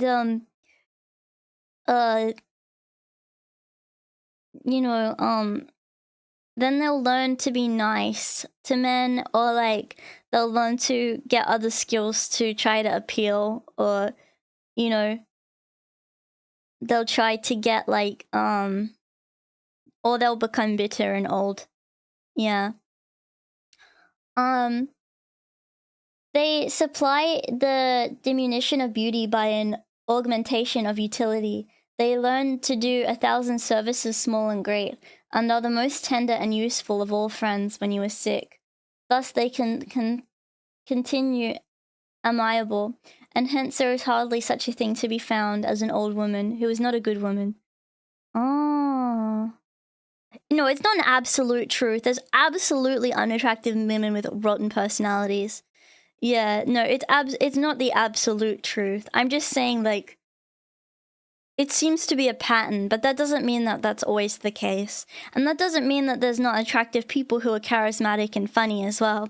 But there is a halo effect that happens where someone who is attractive is seen as more charismatic and more funny or more kind because of the way that they look. And I'm not sure, like, biologically why that is, but it's for some reason it's a thing. I don't know why, but it's very strange. But there's definitely exceptions to the rule, of course. I'm really generalizing here. 3, because there is no hazard of children, which irregularly produced may be attended with much inconvenience. 4, because there are more because through more experience, they are more prudent and discreet in conducting an intrigue to prevent suspicion. The commerce with them is therefore safer with regard to your reputation and with regard to theirs. The affair should happen to be known. Considerate people might be rather inclined to excuse an old woman who would kindly take care of a young man, form his manners by her good counsels, and prevent his ruining his health and fortune among mercenary prostitutes. Wow. 5. Because in every animal that walks upright, the deficiency of the fluids that fill the muscles appears first in the highest part. The face first grows lank and wrinkled, then the neck, then the breast and arms, the lowest parts continuing to be to the last as plump as ever, so that covering all above with a basket. Wait, what? The lower parts continue to the last as plump as ever. What is plump? What's plump? What is he saying that's plump? I understand. Okay. And regarding to only what is below the girdle, it is impossible of two women to know an old from a young one, and as in the dark all cats are grey, the pleasure of corporal enjoyment with an old woman is at least equal and frequently superior, every knack by being by practice capable of improvement. So like if you do it in the dark, like you might be able to imagine she's as attractive as a young woman, I think is what he's saying. And also it feels the same because the things are the last thing to wrinkle. That's crazy. 6. Because the sin is less. The debauching aversion may be her ruin and make her life unhappy. 7. Because the compunction is less. The having made a young girl miserable may give you frequent bitter reflections, none of which can attend the making an old woman happy. 8thly and lastly, they are so grateful. Thus, much my paradox, but I advise you to marry directly, being sincerely your affectionate friend. Well, that's interesting. That's interesting. And I will just say something really quickly as well. I hope that you guys don't think that, like, I don't know, I'm trying to be mean or bad about women or anything. I'm just thinking about, like, how it works for a lot of women. But again, this may apply more to modern women. I don't know how women of the time were.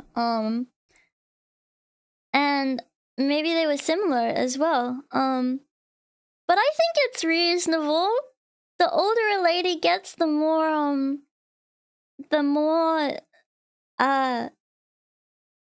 experience she gets in life, and she's able to have more intelligent conversations with you, and there's a better companion to have. Right, guys? Do you guys mind? Ladies that are a little bit older?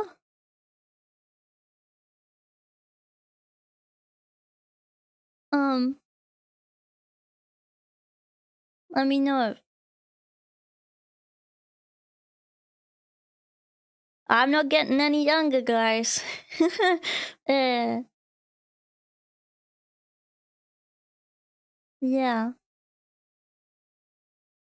I don't even necessarily mean women that are older than you are, just like women that aren't super young. Yeah.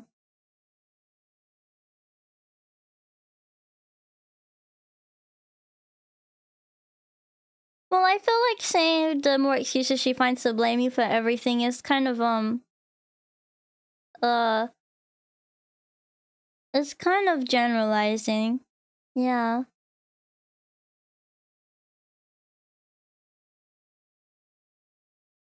Yeah. Young at heart is what matters. Yeah. I think there's a difference between just being old in age and being old and bitter, you know? Because there's definitely old bitter women. So, yeah. They're definitely like, so as long as like she's not bitter and she can come with the positives. Like, I don't know if you guys have ever noticed, but I've never been in any drama with other VTubers. Like, you know, for example, like I don't get into drama, and no one can say that I've been like mean or anything because I'm always respectful and kind because I'm not like a dumb teenager, you know. That is impulsive and even like if and I feel like that's the thing, a lot of older women come with less drama. However, but there are some old catty women too. So it just depends really. It's hard because we're all human at the end of the day, and there's going to be good and bad in both kind of categories and ages of all people. You can find bad in any of it. But yeah, it's a bit tricky. You might actually be the odd one out. I just think because like no, I think the older that you get, really the less you care about things like that. I don't know. I also have noticed the older I get, the less I am really like worried about what other people think of me as well. Like I care about what you guys think, but when I was younger, I used to be really worried about what people thought. And you know, people have said mean things about me before, or me being a VTuber or whatever. You know, but you know, I'm confident in the fact that I like the stuff that I make and that I'm proud of myself, and I have doubts sometimes, but ultimately I'm proud of what I'm doing, and I don't really need I don't need like, you know, I like that kind of stuff just doesn't really affect me because like I'm assured in myself, you know. Yeah. Obviously, like having like, you know, you guys say that you love me and that you really enjoy my stuff is helpful. I just mean like the mean stuff doesn't get to me. Like, because I just think, oh well, that's okay. You're entitled to not liking my stuff, but I'm proud of it. You know, that's all that I think, really. Yeah. Yeah. But like, and like, if someone thinks that I'm a bad person or a mean person or someone that, you know, isn't nice, or like, I don't know, anything like that, thinks that I've done bad things or has a wrong impression of me, well, I always think, well, I know myself. I know that I haven't done anything bad, and I know that I'm good. So I don't need anyone, I don't need anyone to tell me I'm a good person because I know that I'm good. You know, I don't need anyone to tell me that, like, about myself. You know, like I'm so assured in the fact that I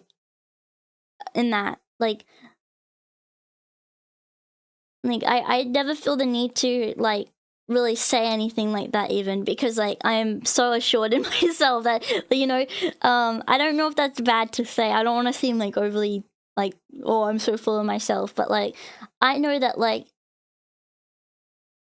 I'm like a good person. I don't know. And people that think they're a good person don't have to go around saying it to others or having to prove it to others because they know in their heart that they are. And like when people say that you're not good, like, you know, well, you just think, well, you're wrong. I know like how I am. It doesn't matter.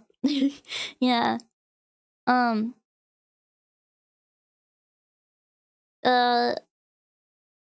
Yeah. No, it's not that I don't need no man or whatever. It's just no. I'm more saying that like I'm more saying that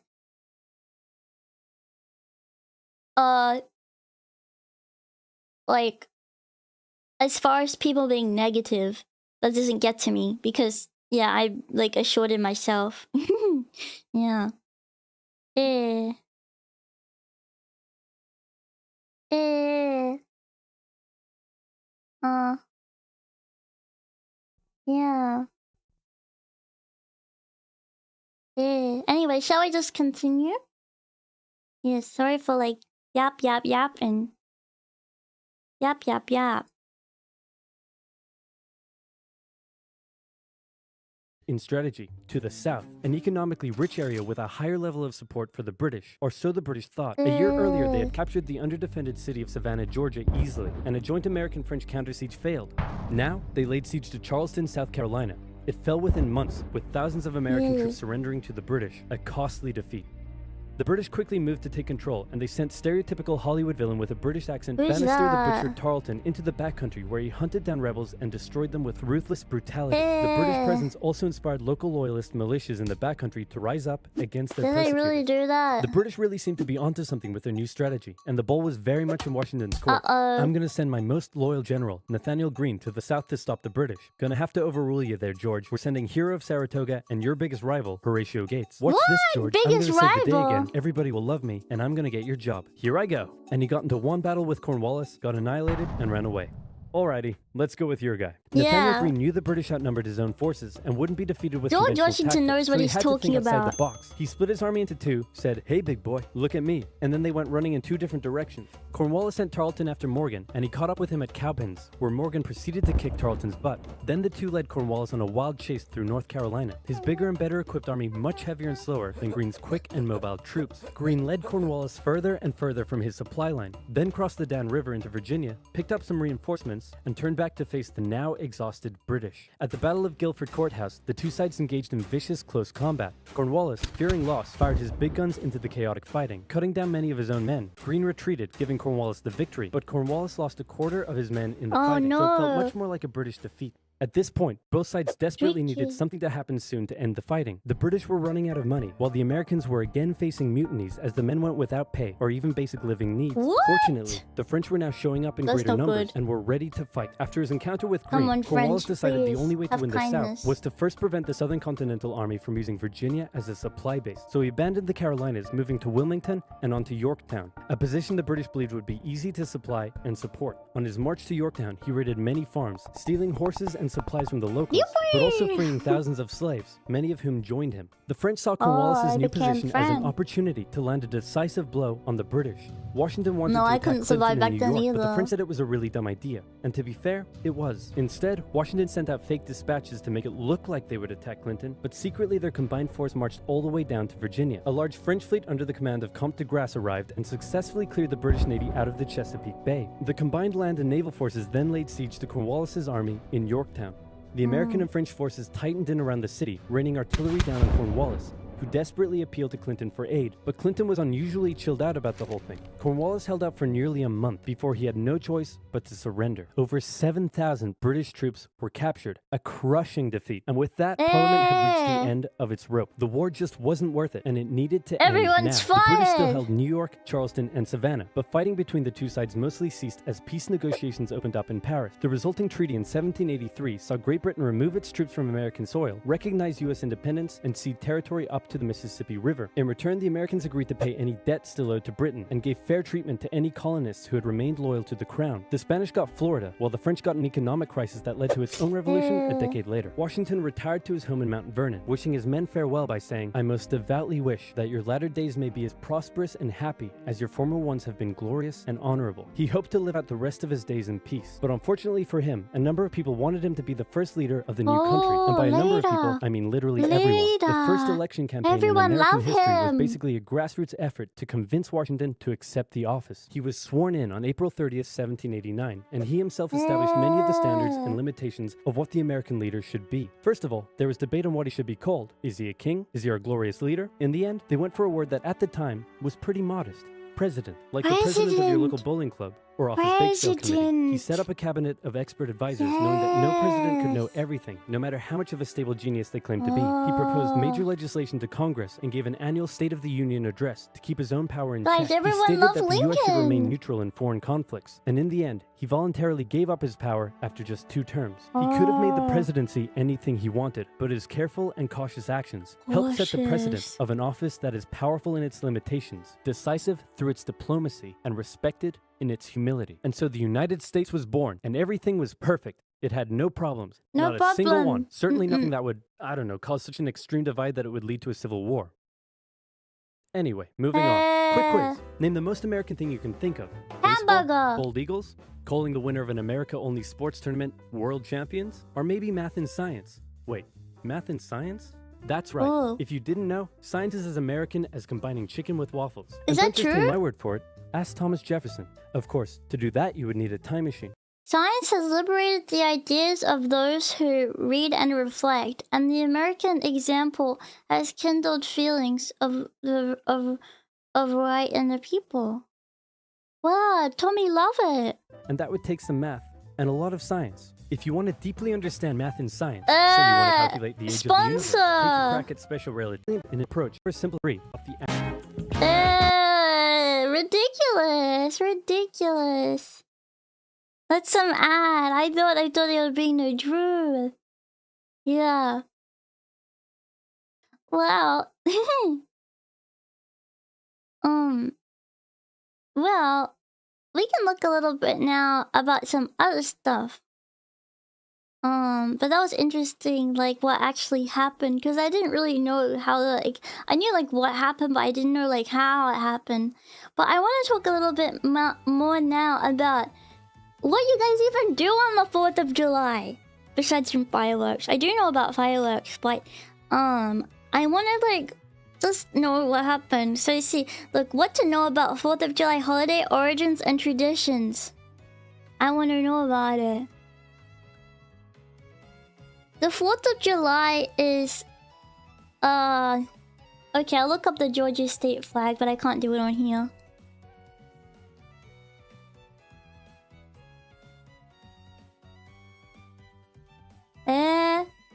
What's that? Oh, it's the 3 thingy-majiggies. It's got the 3 bars. Constitution, justice, wisdom, and moderation. Oh, who's that man on there? Oh, it's the first Confederate flag, and the Georgia flag too. That's cool. Yeah.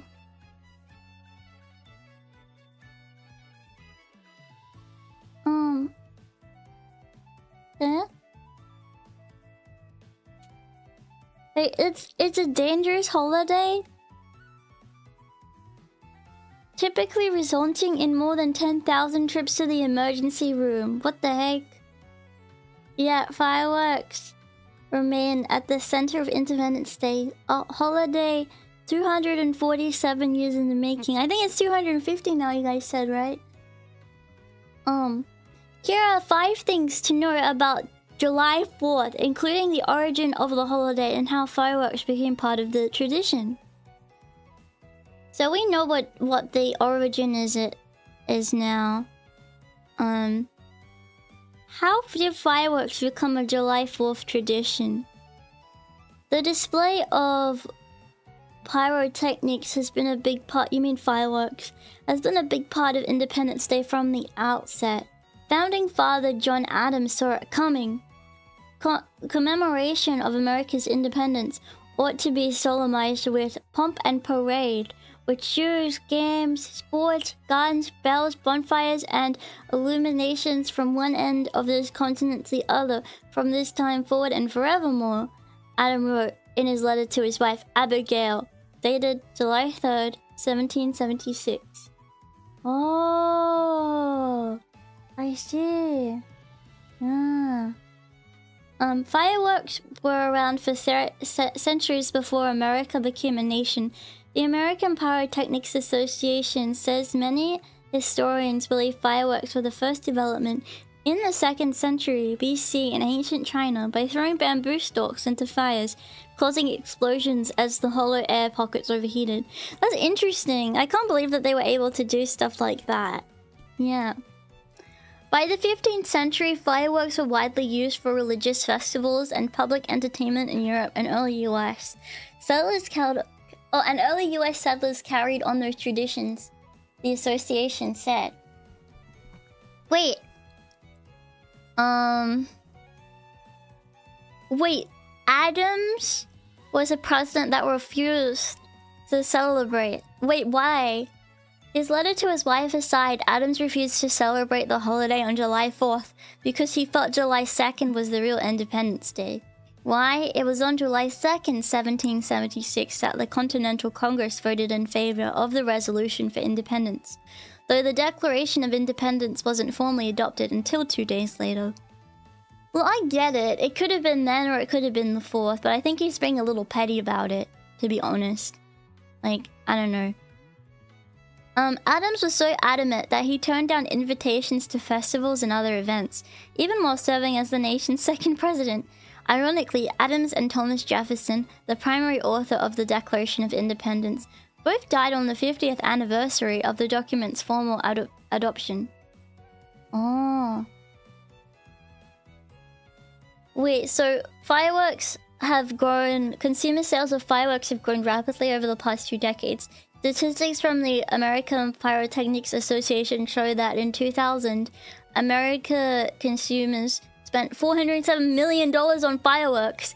And by 2024, the figure rose to $2.2 billion. During that time in 2020 when public fireworks displays were shut down, consumer sales jumped from 1 billion to 1.9 billion. I guess people realized they could do their own shows. The cost of fireworks could soar if the trade war between the US and China continues. Most aerial shells, rocket paper, and sparkly fountains that transfix the eyes of Americans every 4th of July are imported from China. Whoa. Oh. Oh. Well, that's it. What do you guys do on Independence Day? It's me, Kiko. What do you guys do on Independence Day? Do you have any of your own personal Independence Day celebrations and whatnot? Or 4th of July, sorry. I guess it could be called either or. Also, I have a question. Why is Canada Day celebrated like before? Like, why does Canada get a day as well? Like, what happened there? You have no friends, so you do nothing. Oh, I'm sorry. Hi. You go to the beach, cook and eat. I shiver and get cold. You wish you had plans. We have a barbecue and bonfire. I get drunk with my family and throw fireworks. You're going to be working all day? Oh, it might be busy with 4th of July people. Yeah. There's a parade near me usually. Picnic, concert, fireworks. Burgers, dogs, fireworks. You drink whiskey. Usually my family has a barbecue, but there's a huge heat wave. Yeah, there is a heat wave. You're staying home and sleeping. I do my best to stay alive and keep everything from burning down. People are at least enthusiastic about fireworks, but my safety brain keeps me from joining. The fireworks are too loud for me, but hold that thought. Usually the family gets together, has a cookout, and watches fireworks. Oh, the Canada stuff's just separate? Okay. Fireworks with the neighbors. You're working tomorrow, but I'm still able to see some fireworks. Yeah, there's an Australia Day. Canada wanted some attention too. Yeah. I'm from a rural area, so we do gun shows, tractor pulls, demo derby, smoke meat, and drink. Wait, that sounds so much fun. Last Independence Day, I celebrated Independence Day with a friend of mine who I was once with. Other than that, sometimes I would celebrate it with my oldest sister and brother-in-law. Oh, that's humble. That's humble. It is gonna be super busy. I try and keep my dog calm because of the fireworks. Yeah. Around 9:30 p.m. I'll drive down to the church by the highway. but there's a nice view of the local fireworks show. Oh, that sounds so much fun. Yeah.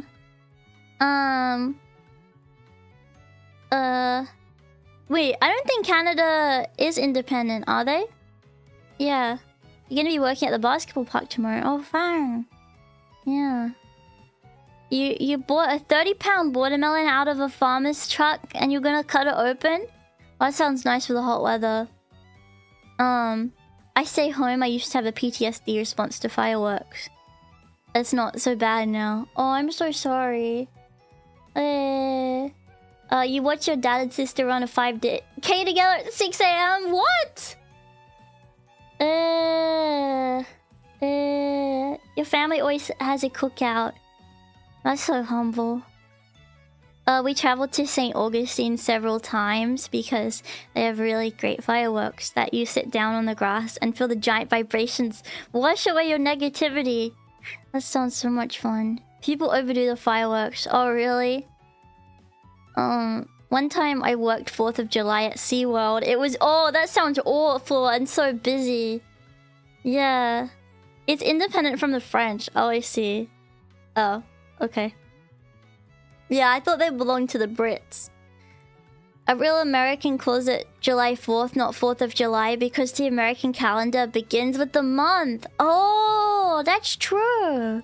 Similar reason Canada Day and Thanksgiving are on different days to be unique but similar. But Canada Day celebrates the independence similarly, though only partial similar to Australia. So we have Australia Day, which is like... kind of like... It's not the same though, because we're still under the... We don't have independence. But we have Australia Day, which is to celebrate when the settlers from the First Fleet came to Australia, who were the British people who came here. And we became Australia as it is now. Yeah. Yes, we're still under the British. We have to ask the Premier, which is the the Kings now.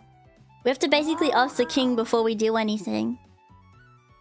Here's to hoping England loses on the 4th of July. Yeah.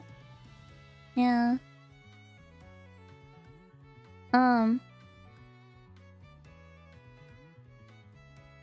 Yeah. Do I want help to overthrow the British? I think we're messed up anyway, with or without the British. It's tough out here. How does that work? Well, when the government passes a law, right?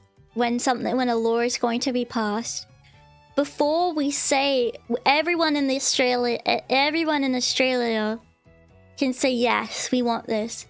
Everyone in the federal government that we voted for can say yes, we want this. But after everyone in the government has said, yes, we want this, the bill is then passed to the king. Or someone who's acting on the king's behalf, who he really trusts. Who can then be like, okay, this is okay, or no. So the king can be like, no, this shouldn't happen. And we have to say, okay, king. So he has a say on everything that we do. Essentially, any bill that's passed, any law that's passed. Basically, he's the last step in the process of making anything happen in this country. Yeah.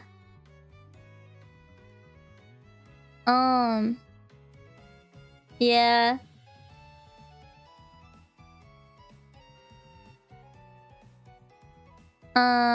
Is the king's representative a government position in the Aussie government? Yeah. He is. But he's someone that the king chooses, I think. Or I know the one that the queen... When the queen was... it may have changed now, but... It was like the queen's bestie. Not really, but... Yeah. Anyway, I'm really scared of fireworks. Well, not much happens really with that can happen.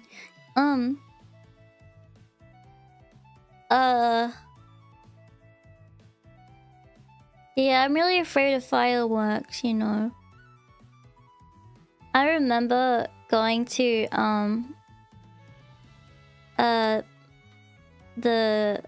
it was this like fair, and at the end of the fair they had fireworks, and I was so scared.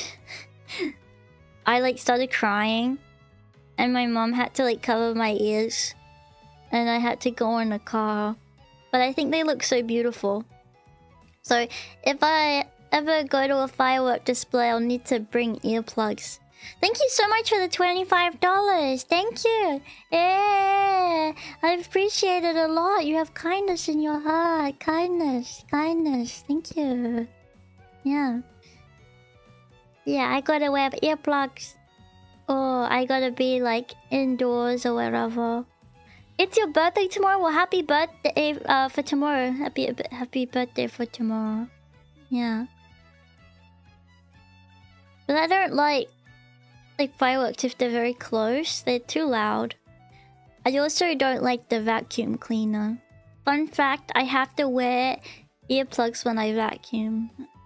Or when my mom vacuums, because I really don't like the vacuum cleaner. Because it's too loud.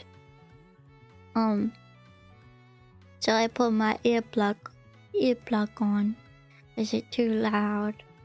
And it make me upset.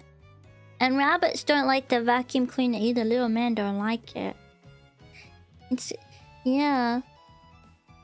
Oh yeah, I have Asperger's. I was diagnosed when I was younger. Yeah. Yeah. Yeah. Tricky. Do I get tinnitus? Tinnitus? I don't know how to say it. Yeah. No, I don't. I mean, kind of. I hear like a like in my ears. I don't know. It's painful. Like I feel it like actual pain. So I have to. Yeah. But I think that there's really pretty fireworks too. Like I really like how fireworks look. My favorite bit is at the end of every firework display in Australia, like the big ones. They always have gold at the end. They always have the golden fireworks.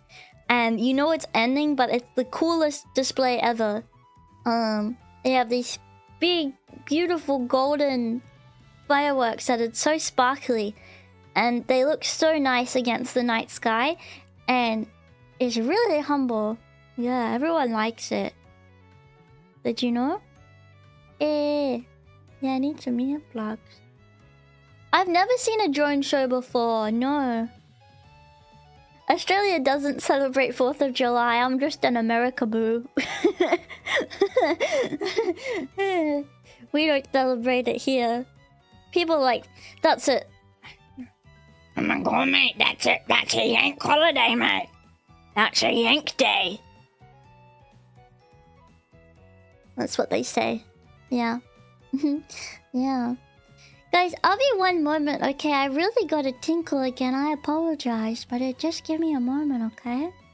Please just be patient. I'll be right back.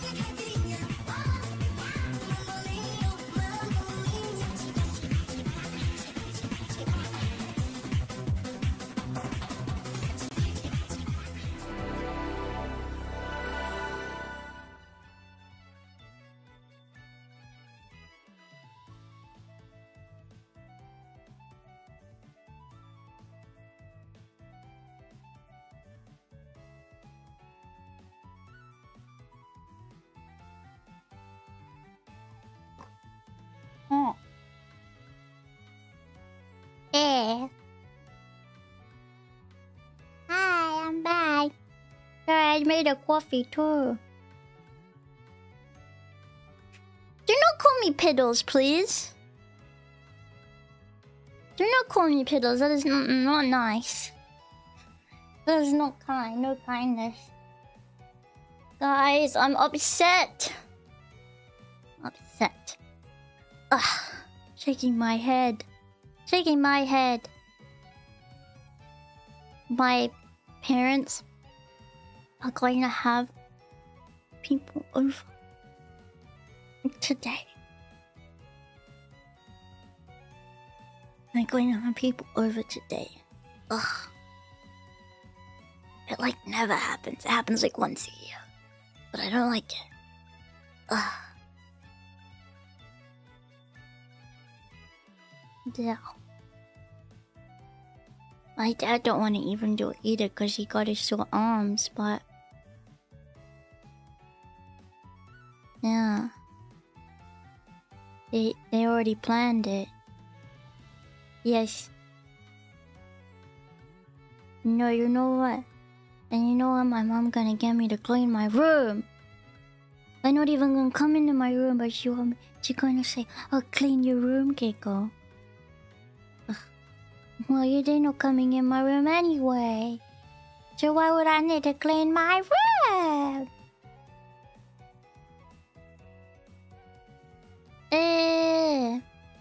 Are they nice people? They're fine, I guess. I'm inviting 2 other couples over. One of the ladies I know has a really loud laugh. But I'm gonna just go on a walkie in the evening, and then hopefully I'll be gone for a little bit, and I'll come back and I'll put my rabbit headphones on, and I'll try to pretend that I'm just hanging out alone. Okay? Yeah. But I hate when I come out of my room and they talk to me. It's like, just because I'm in my own home doesn't mean you have to talk to me. That's because you see me in my own home. Am I crazy to say that? It's like, don't say hi to me. It's not my fault I live here. I'm so sneaky, like I tiptoe around. So sneaky, and then like, hi, Kiki, hi.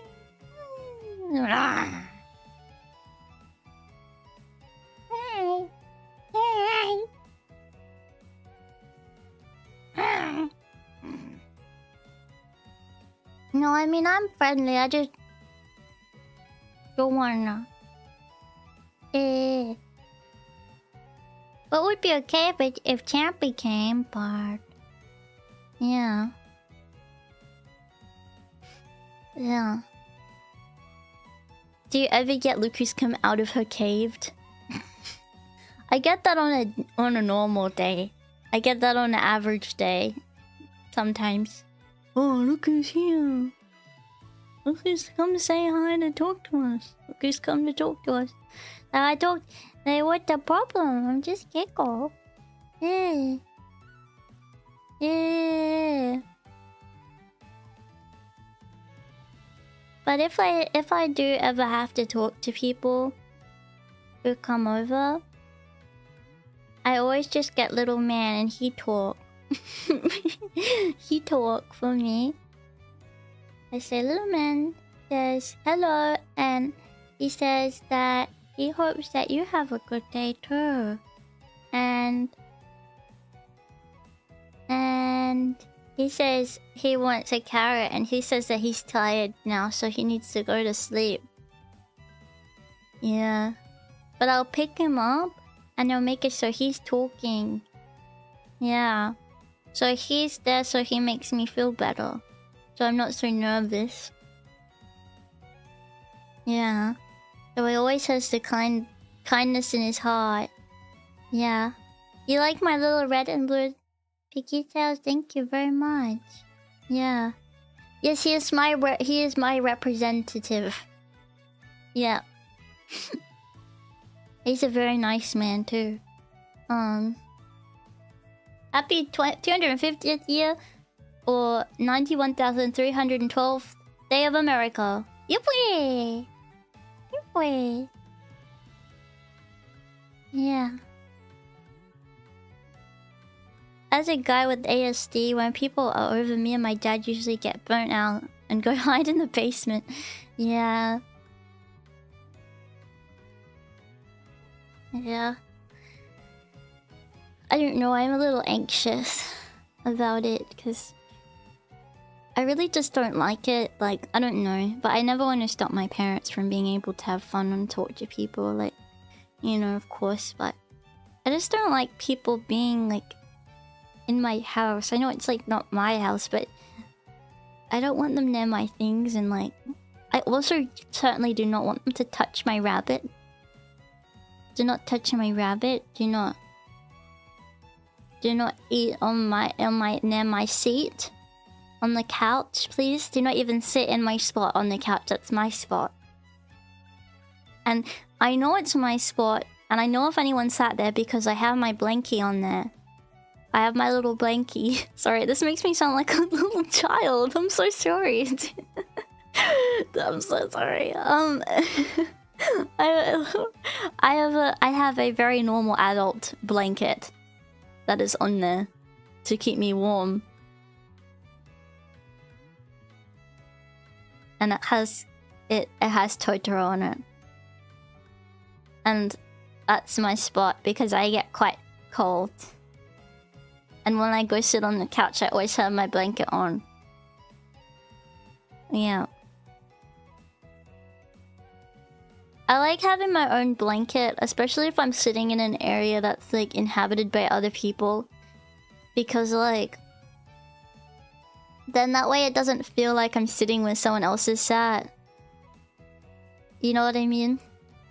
Like, it's my bubble of something that I own and I've sat in. Especially if people had been over recently, and I don't have to be scared that someone else has like touched the spot that I've been in. I don't know. I just, yeah. But yeah. The worst thing for me is door handles after people have been over.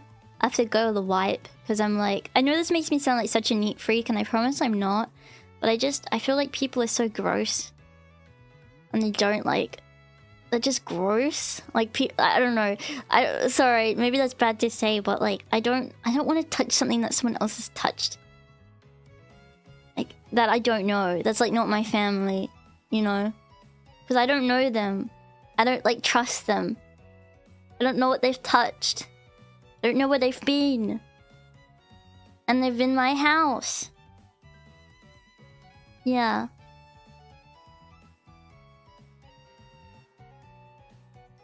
Yeah, it's mostly a cleanliness thing for me. Yeah. Well, yeah. I get that too. When I left for college, my brother started sitting on the chair to the left of my dad at dinner where I've sat since I was born, and it just feels weird. Like, that's my spot. You know, even though my sister's not around, well, she is around. I don't know why I'm acting like she's gone. she's just at university, so she's like out of the house. But now that my sister's not around so much, it doesn't matter. I'm still gonna sit in the same car seat I sit in.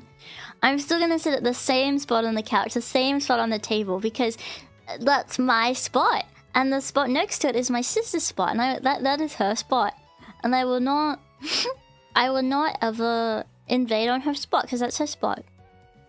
I always sit on the left side in the car, like behind the driver's seat, and my sister always sits on the left because I'm on the right. Yeah, I'm always on the right and she's always on the left, in the back.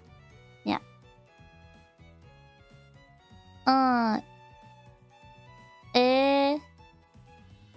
No, I don't. No, if you sat on the couch and gave me that look, is my whole weekend ruined? No, because I trust you. So it's different. I don't know how to explain it. Like, if I trust someone, I I'm going to be comfortable near something that could be potentially their germs. You know? Like, yeah. If I don't trust somebody, if it's someone I don't know, then I don't, yeah. Thank you for following. If someone doesn't let me pet their pet, they are my enemy. Well, the only reason why I'm weird about little man being petted is because,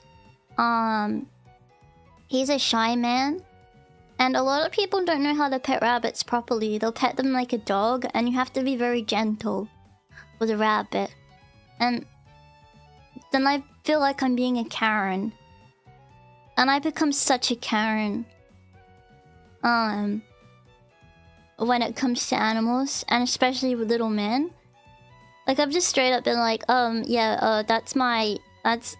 that's wrong. You need, like, I'm usually very quiet and, like, in real life and very, like, agreeable. And I try not to make a fuss and, you know, but if someone does something with little man, no, I am a total Karen. I'm like, you can't, I'm like, don't touch him like that. Also, you're being too loud around him. His ears are sensitive. And you don't pet him, you're petting him the wrong way. And he scratches his face, he likes his face being scratched, but not only in this specific bit. Yeah. But he's just Rabba. Yeah. He's just a little man. Yeah. I mean, he's to me, and I know this is cringy, but to me, he's like my baby, you know? Like, he's my baby man. He's special. He's my special man. And he's like such a little thing, and he relies on me. So I really am careful. And I try my best to make sure that he's okay, because he's my special man. Yeah. And he's been there with me through everything, and he's protected me too. So I protect him just as much. Yeah.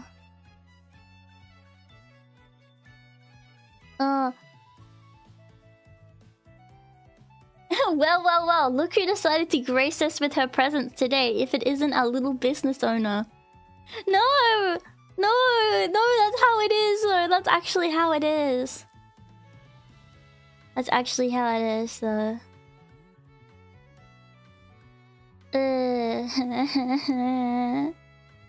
They're like, oh. They're like, oh. Hey, Kiki. You've been working hard again on streaming, haven't you? You work so hard, Kiki. Wow. My dad once went off about how, like, my days are longer than his days because I do more stuff on my streaming than he does for his work. And I'm like, Dad, that's so not true. Like, I sit on my butt and talk. That's not really work. He's like, no.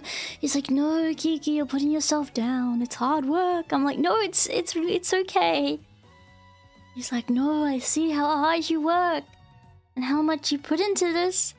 And I tell him, and he tells his friends. He's like, I tell my friends, and they're so impressed. And I'm like, thank you, Dad.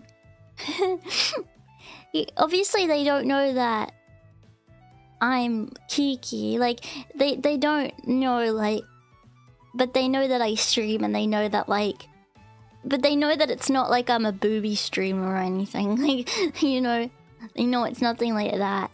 And my mom sees my shorts. And YouTube shorts all the time, and I'm like, Mom, please stop liking them, please. Yeah.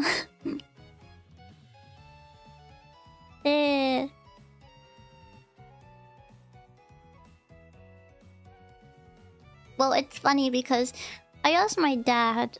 Actually, I said, Dad, do you ever feel like you would have wanted me to be any different? And he said the nicest thing. He's like, what do you mean any different? I said, well, like, what I'm doing now, maybe it's not what you wanted for me. And he was so nice. He's like, well, you know what? I didn't have any specific plan for you or for what I wanted for you because that's not what a father should do. A father should want their child to be happy and to support them to be happy. And as your father, that's all I wanted. So as long as you're happy, that's what you're doing, exactly what I wanted you to do. And that's sweet. And that made my heart happy. Yeah. Yeah. You just wanted me to be happier. Yeah. Kindness. Kindness.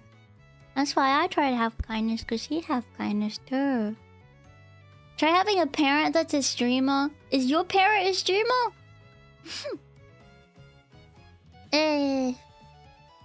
Is that true?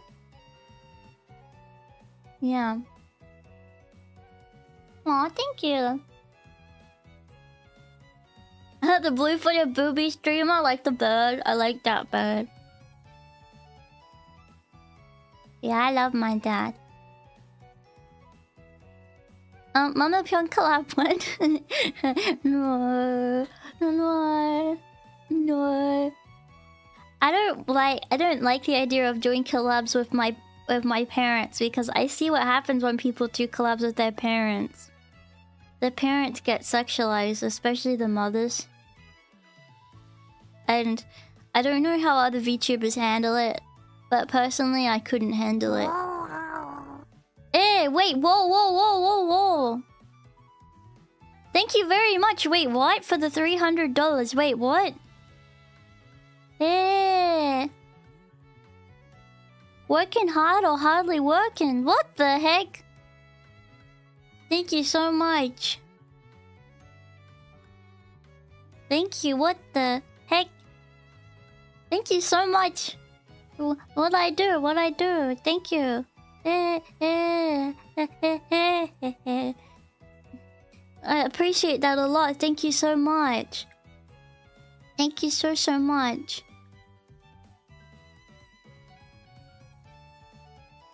We have kindness. Lots of kindness too. Make my heart happy. Yeah. Make my heart happy. Thank you so much. I'm a shocked lady. Yeah. This best 4th of July ever. Even better than the original 4th of July. Your dad's a streamer? Wait, really? Is that fun? Is that cool? I have a family friend who is a VTuber. She grew up with my mom, so I can get all the dirt on my mom from her. Oh my goodness. Oh my goodness. That'd be crazy. Crazy.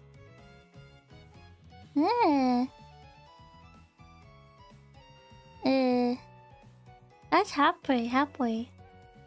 Let me just have some more coffee. Just like my Japanese anime. Wait, what's just like your Japanese animes?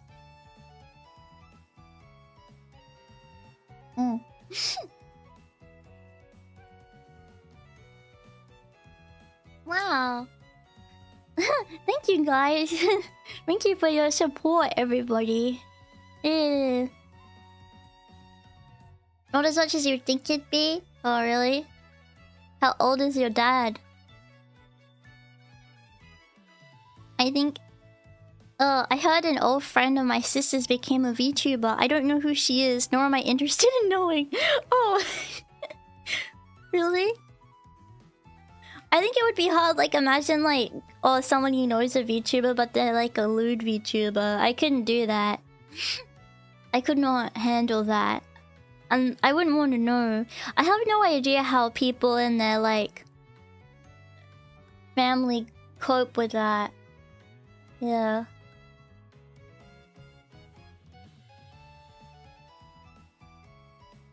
Like, I don't know. Like, you know, if my... Like, okay, let's just say my sister did, like, lewd VTubing or whatever. I would be like, please don't tell me. You know how... like, why tell your... Like, don't tell me. I don't want to know. Like, please, if any of you guys, anyone here is a lewd VTuber, or a lewd streamer or lewd anything, please don't tell your family. Please don't do it. Don't do it. I feel like it's okay for them not to know. Ignorance is bliss. It's not great, but being a lewd VTuber is better than being a lewd flesh tuber. I feel like it's the same amount of bad. And also, like, a lot of it has crossover. Yeah. In the anime Love is War, the dad of the protagonist becomes a VTuber as he's the dirt poor lawyer and manages to make an income with that only for a short while though. That is cool. Yeah. The family friend who was a VTuber also has a daughter who is a VTuber. It's hard to watch her daughter because she talks about lewd stuff she has done.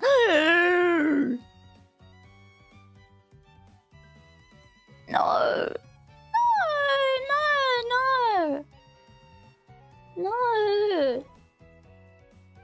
No, and she told you? She told you who she was?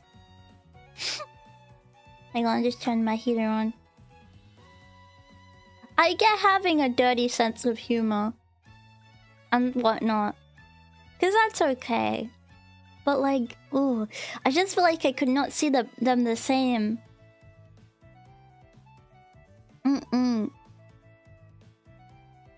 Like, can I tell you guys a secret?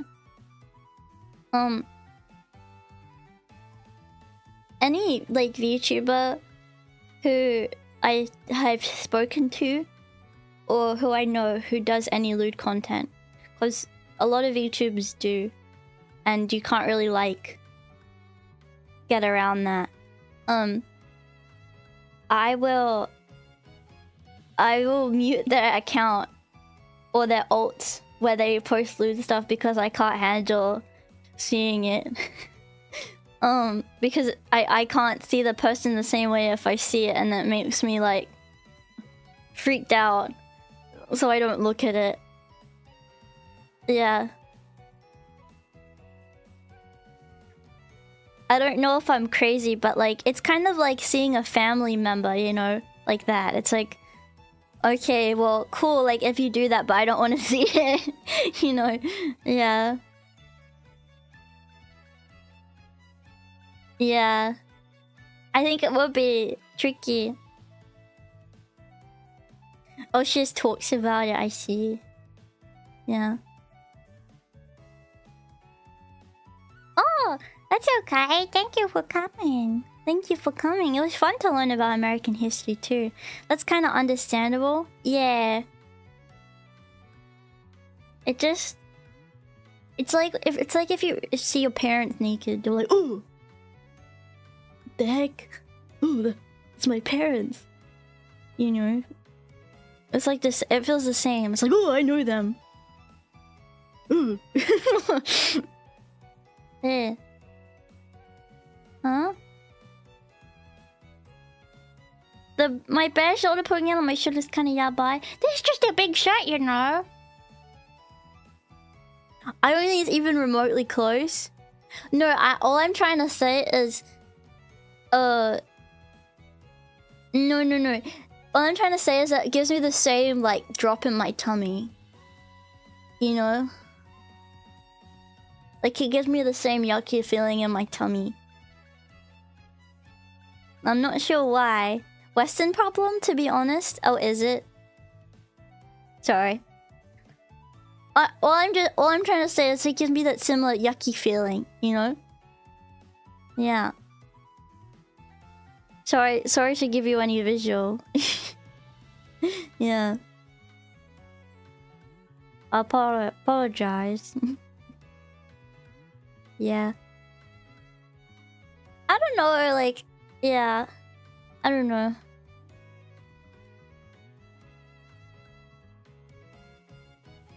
Like, you know, sometimes I wish we were all covered in fur.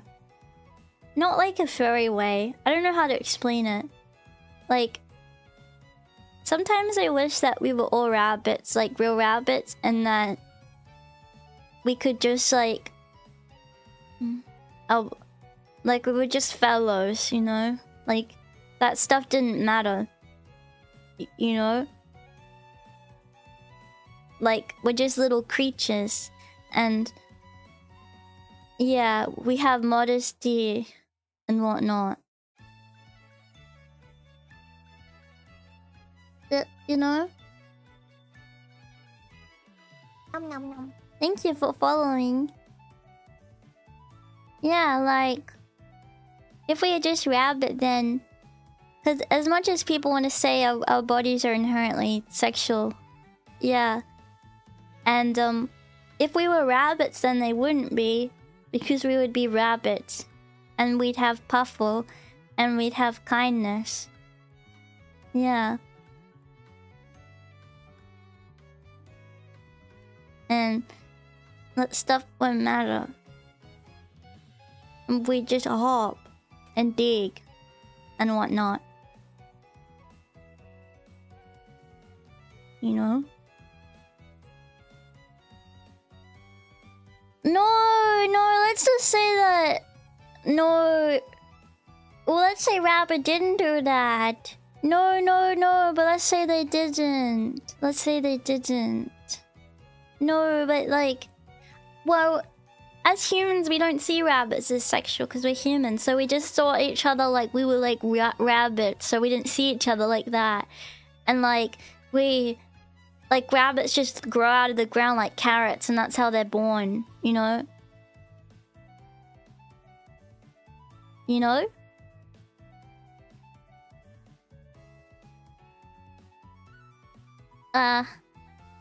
What if they're furry? Well, we'd be fluffy, yeah, but like, I don't know.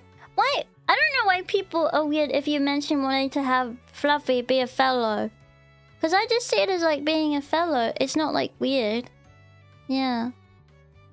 They do it and it's nothing weird. I know, but imagine instead of us doing that, then like needing to have babies like that, a rabbit just pop out of the ground like carrot, like boop. Like pop. Like Pikmin, we pull them out of the ground like Pikmin, like boop. Like that. You know? Yeah. Yes, I would want it to be as seen as how humans see Rabba. So yeah.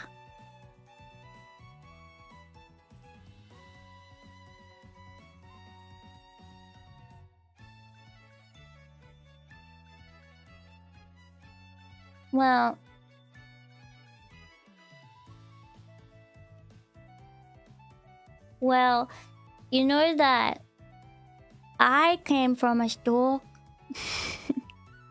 You know that how I came when my sister came from a stork? Did you know? Yes, and a lot of rabbits do too. We get brought by a stork and delivered to our parents like that. Yeah. That's how I was born. Yes. How do you think I learned how to fly? But I was just a little reptile then. I was just in an egg at the time. Because I came out of an egg. I just went boop, and I was out of an egg. Yeah. Yeah, with a white cloth. And I was in, but I was just a little old egg then. Oh, you'll be gone for a few days? Oh, well, I hope that you have a nice time and a lovely day. Yeah. And I hope that everything goes well. And I hope that you have a safe time. Yeah. Yeah, I became Giggle from egg.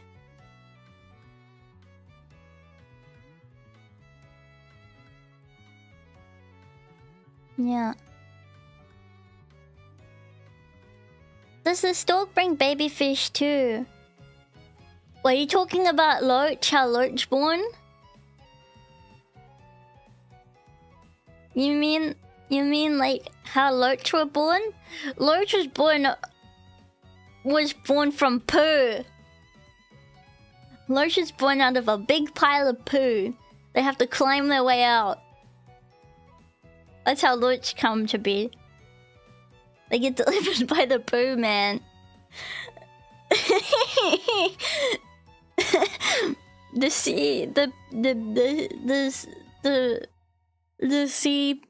sea man who's made of poo will come will come and deliver the loaches. The poo monster.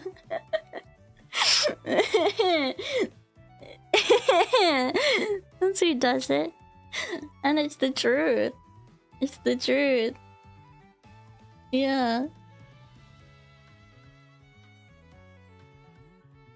Yeah, ew. Ew.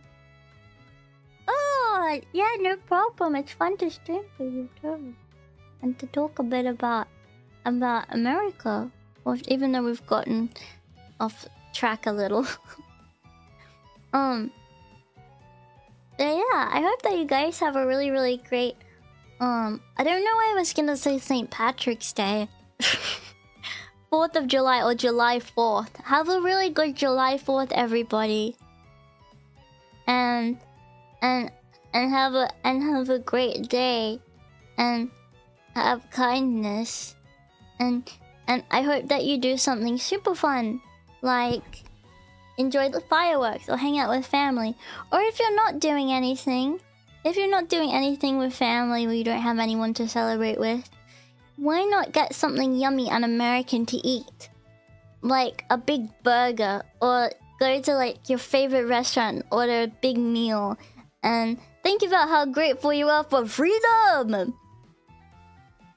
And stuff. Yes. Think about and wear the color red and blue and white and stuff. And yeah. Aussies are invited to the cookout. Yes. You play. I'll bring the sausages. Yeah. I'll bring the sausages. Okay. But yeah. Anyway, I hope that you guys enjoyed the stream today. I'm gonna pop now, okay? I'm gonna pop, but yeah, I hope that you guys all have a great July 4th and you have a great time. And I will see you guys tomorrow. I apologize for ending stream abruptly yesterday, but don't worry, it's gonna be Pikmin time. It's going to be Pikmin time tomorrow, and I hope that you guys like my thumbnail that I made. I'm very proud of it, and I wish to explain it to you actually very quickly, because it's super important to me. This thumbnail, super important. Let me show you guys, because I worked hard on this thumbnail.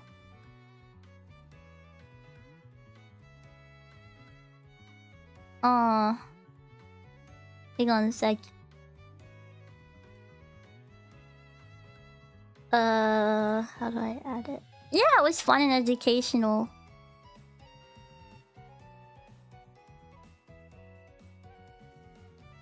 Okay, I'll show you now.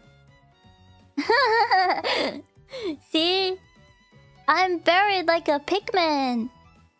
And you see that's a Bulbob trying to come get me.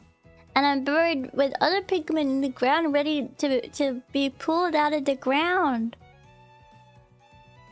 Do you see? I'm ready to be pulled out of the ground too. Yeah, really upsetting. Yeah, someone help. So that's what I'll be doing tomorrow. So I'll be playing Pikmin. And yeah. I hope that you had fun. And I'll see you tomorrow for Pikmin, okay? See you then. And I love you very much too, okay? Alright, everyone. See you. See you tomorrow. Yeah, plant the giggle plant with coffee. True. And water it with coffee. Alright, bye bye everyone. Thank you for coming and learning about America with me today. Bye.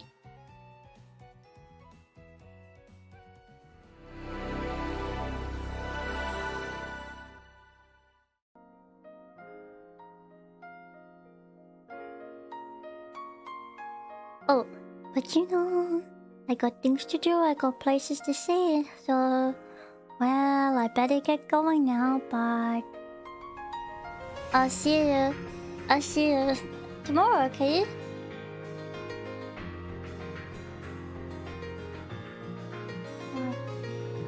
Bye everyone.